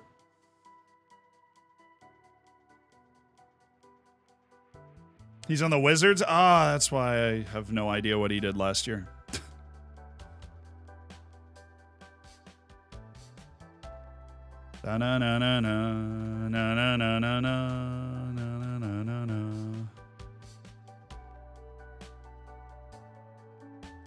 Alrighty, Barbados. Please draw this. Oh, why? Young Husband, Lopez, and Asidi. Well, that is not exactly a power group.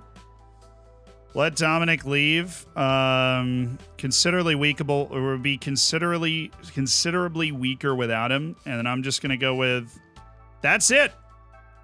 We'd be weaker without him. If you don't understand that, leave me alone. No! Dang it! Barbados, 1 goal, dude. 1 goal. Oh, yeah. Shout out to Aerosmith, by the way. We didn't actually hype this guy up for scoring 5 goals in 1 match in the win over Cuba. Old Alex Aerosmith from Montreal. Actually, well, he's got like 7 caps and 7 goals. Well, New Zealand, he scored 5 in 1 game. Okay. That means we should be playing Costa Rica, which is not easy, but they're much worse. They're like way down in the rankings. Yeah, they're 68th. They're not good in this save. The 3rd best team in CONCACAF is Jamaica, and they lost to Guatemala. So, then probably Canada, then Costa Rica. So this is not a bad spot to be in. Okay, wins the draw. Does it not happen immediately? Please tell me it happens immediately.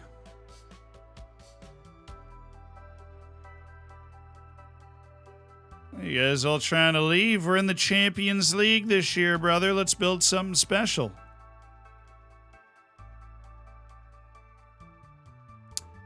Banat. Na na na na. Na na na na. Na na na na na na na na na na na na. Ba-na-na-na-na.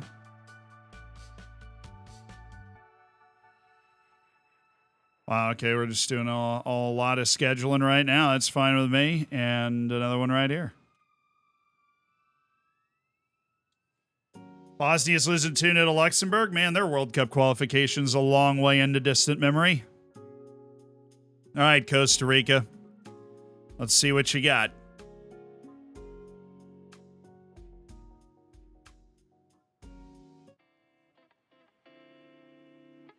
think it's time to let Bilo go and rebuild again. Absolutely not. What are you? What is wrong with you? Oh, wow. Somebody in the Prim is actually making a move for Domingos. Zealand, have you seen your FFP? Hey, it actually went down. Okay, wait. My Premier League side went up, and my projection on the right went down. So I'll give up on understanding what the heck any of this has to do with anything. Now, Taram would be just wonderful. Now, Taram joining us would be awesome, but he has an offer from every team under the sun. So, that's a pretty solid deal for Nicolo. It's a pretty good offer. Who's that? Lazio's making that offer? Free up some of our wage there, and maybe I can't stop. But that's just a really good deal, though. Nicolo is 21 years old. Got a very long, bright future, but the composure is the only concern. Pretty adaptable. Tell me he's not. I know he's not bad. Tell me he's not bad. No, it's not getting worse. The left side was getting worse. The right side's getting better. I have a feeling this is the year we're dancing with the FFP devil the most. This is the year that we're dancing with the FFP devil the most. Every other year after this, it should be easier. But this year, we're dancing with that devil the most. Only under 20 million in debt now, dude. We got 131, and it's really not terrible. Probably not making enough money. Clauses out. I think we're still paying off, like, Fonseca. We have one more installment this January for Fonseca. We have one more installment for Martin, two more for Mass, one more for Mari. We have all three for Gregor. Yeppy Norback still has one more installment in July that's being paid out from the original purchase of Yeppy Norback, where we paid like nothing up front. Brantley has two, but he's not a real big money one. Yeah, we got two on Edwards, two. Well, Delgado we're going to be paying for the next 6 years, so it'll be fine. Carlotti. So we don't have Bulow here anymore. Bulow's been fully paid off, so we're going to, like, Fonseca's going to be paid off. Gerardo Gonzalez will be paid off. Oscar Hernandez will be paid off after this year. Oliver Martin will be paid off after this year. Mari will be paid off after this year. Norback will be paid off after this year. Kelly Putters, we're still paying $500 on that. We paid like $0 down for Kelly and then just $1.5 million or whatever on the other stiff. All right. Yeah, I think this is the year where there's like a real peak of a lot of guys that we signed with deferred money. And that's okay. It's the way it was built. Domingos, like I really do like him. I don't know, man. I think he's going to be a success at Burnley. I really do. I just don't think if we could squeeze 22 million in to get Domingos into the side. Time check. Yeah, I know. I know. Is it at 5? Is it actually right at 5? Text me. It's right at 5. Then we probably got to shake and bake.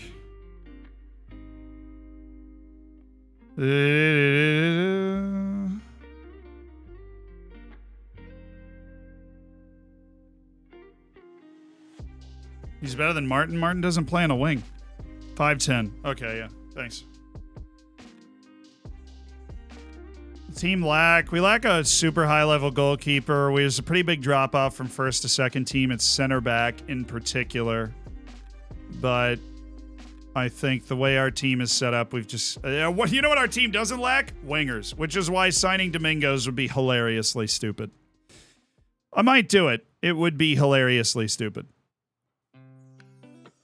Now, it would basically, in a world where we weren't up against FFP, it would work because we would just swap him out for Jaden Adai, and we'd be bringing in a guy that has good long-term value, has room to grow, you know. The first thing I said was we lack a world-class goalkeeper. And then there's Nicolo Bevilacqua, who absolutely is rock solid. I mean, the lack of composure hurts, but he's got a lot of things to like. And he's 21. And again, we're signing guys that will have great resale value at certain points. And we should be able to bully Lazio.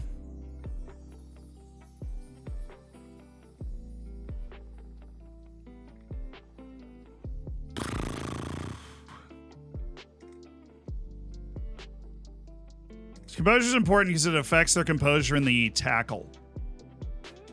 It affects their composure when they go in to make a tackle. So it is quite important. You don't get to come on our trip.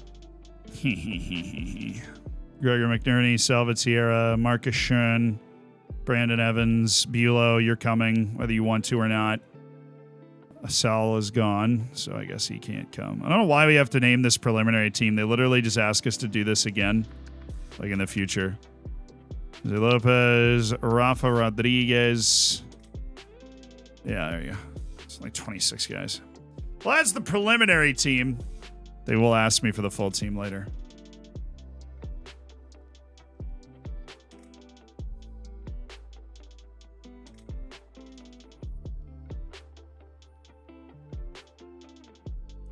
See, we have enough wingers. Do we, though?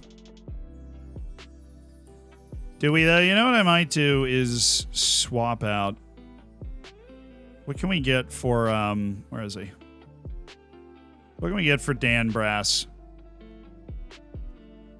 And giant $35 million offer for Dan Brass that allows me to justify signing Domingos. Q right now. I want to sign Domingos, please. So center backs, we have Forrester, we have Lopez, we have that other guy, that random other guy.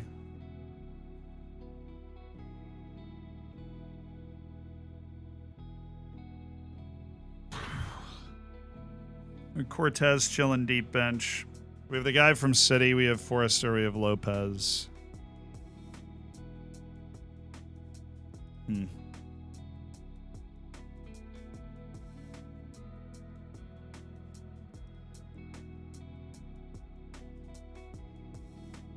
No shot. You rejected the contract. What? Sean, we had such a good deal. It was $2.6 million, dude. That's great. We hammered Boca Juniors. Dom Kish scored. All things we love.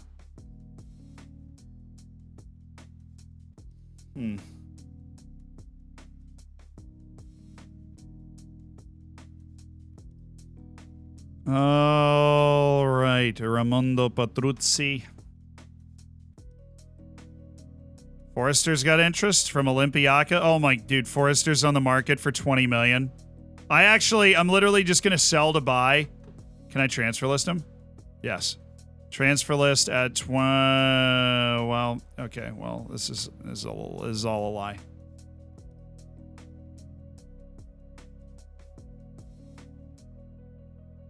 Come on, somebody for Forrester. I want to go get Bevilacqua. He's got more long-term value, please. All right, I do have to go, though. So this is going to be the last continue. Whatever. Okay, well, nothing popped up. We'll save up. That's probably for the best. I'll be back tomorrow, though. We are streaming on Wednesday this week. We weren't here yesterday. I will be back tomorrow. And I will see you guys here as we continue to work our way through our transfers. I do hope you guys have a great day. We're going to go find somebody to raid so that we can keep the happiness rolling, but we're going to find that very quickly. And thank you guys for all the subscriptions, for being a part of the Hammers.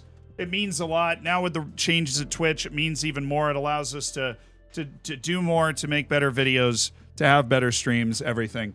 To pay for all of the fun layovers and all the stuff. So thank you. Love you guys. Fist bump. I did have a lot of fun today talking about all sorts of stuff. So. We're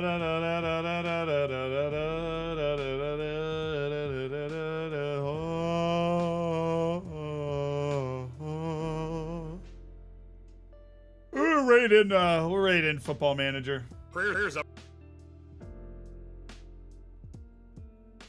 We'll just raid this guy. Seems talkative and he's got something going on. So let's raid him. We got our copy pasta. We got it together. Oh goodness. All right. I gotta get on to this next meeting thing. I hope you're doing all right. And thank you guys for everything. Seriously. It's always a great day when we're able to get on. So thank you. Okay. Bye-bye.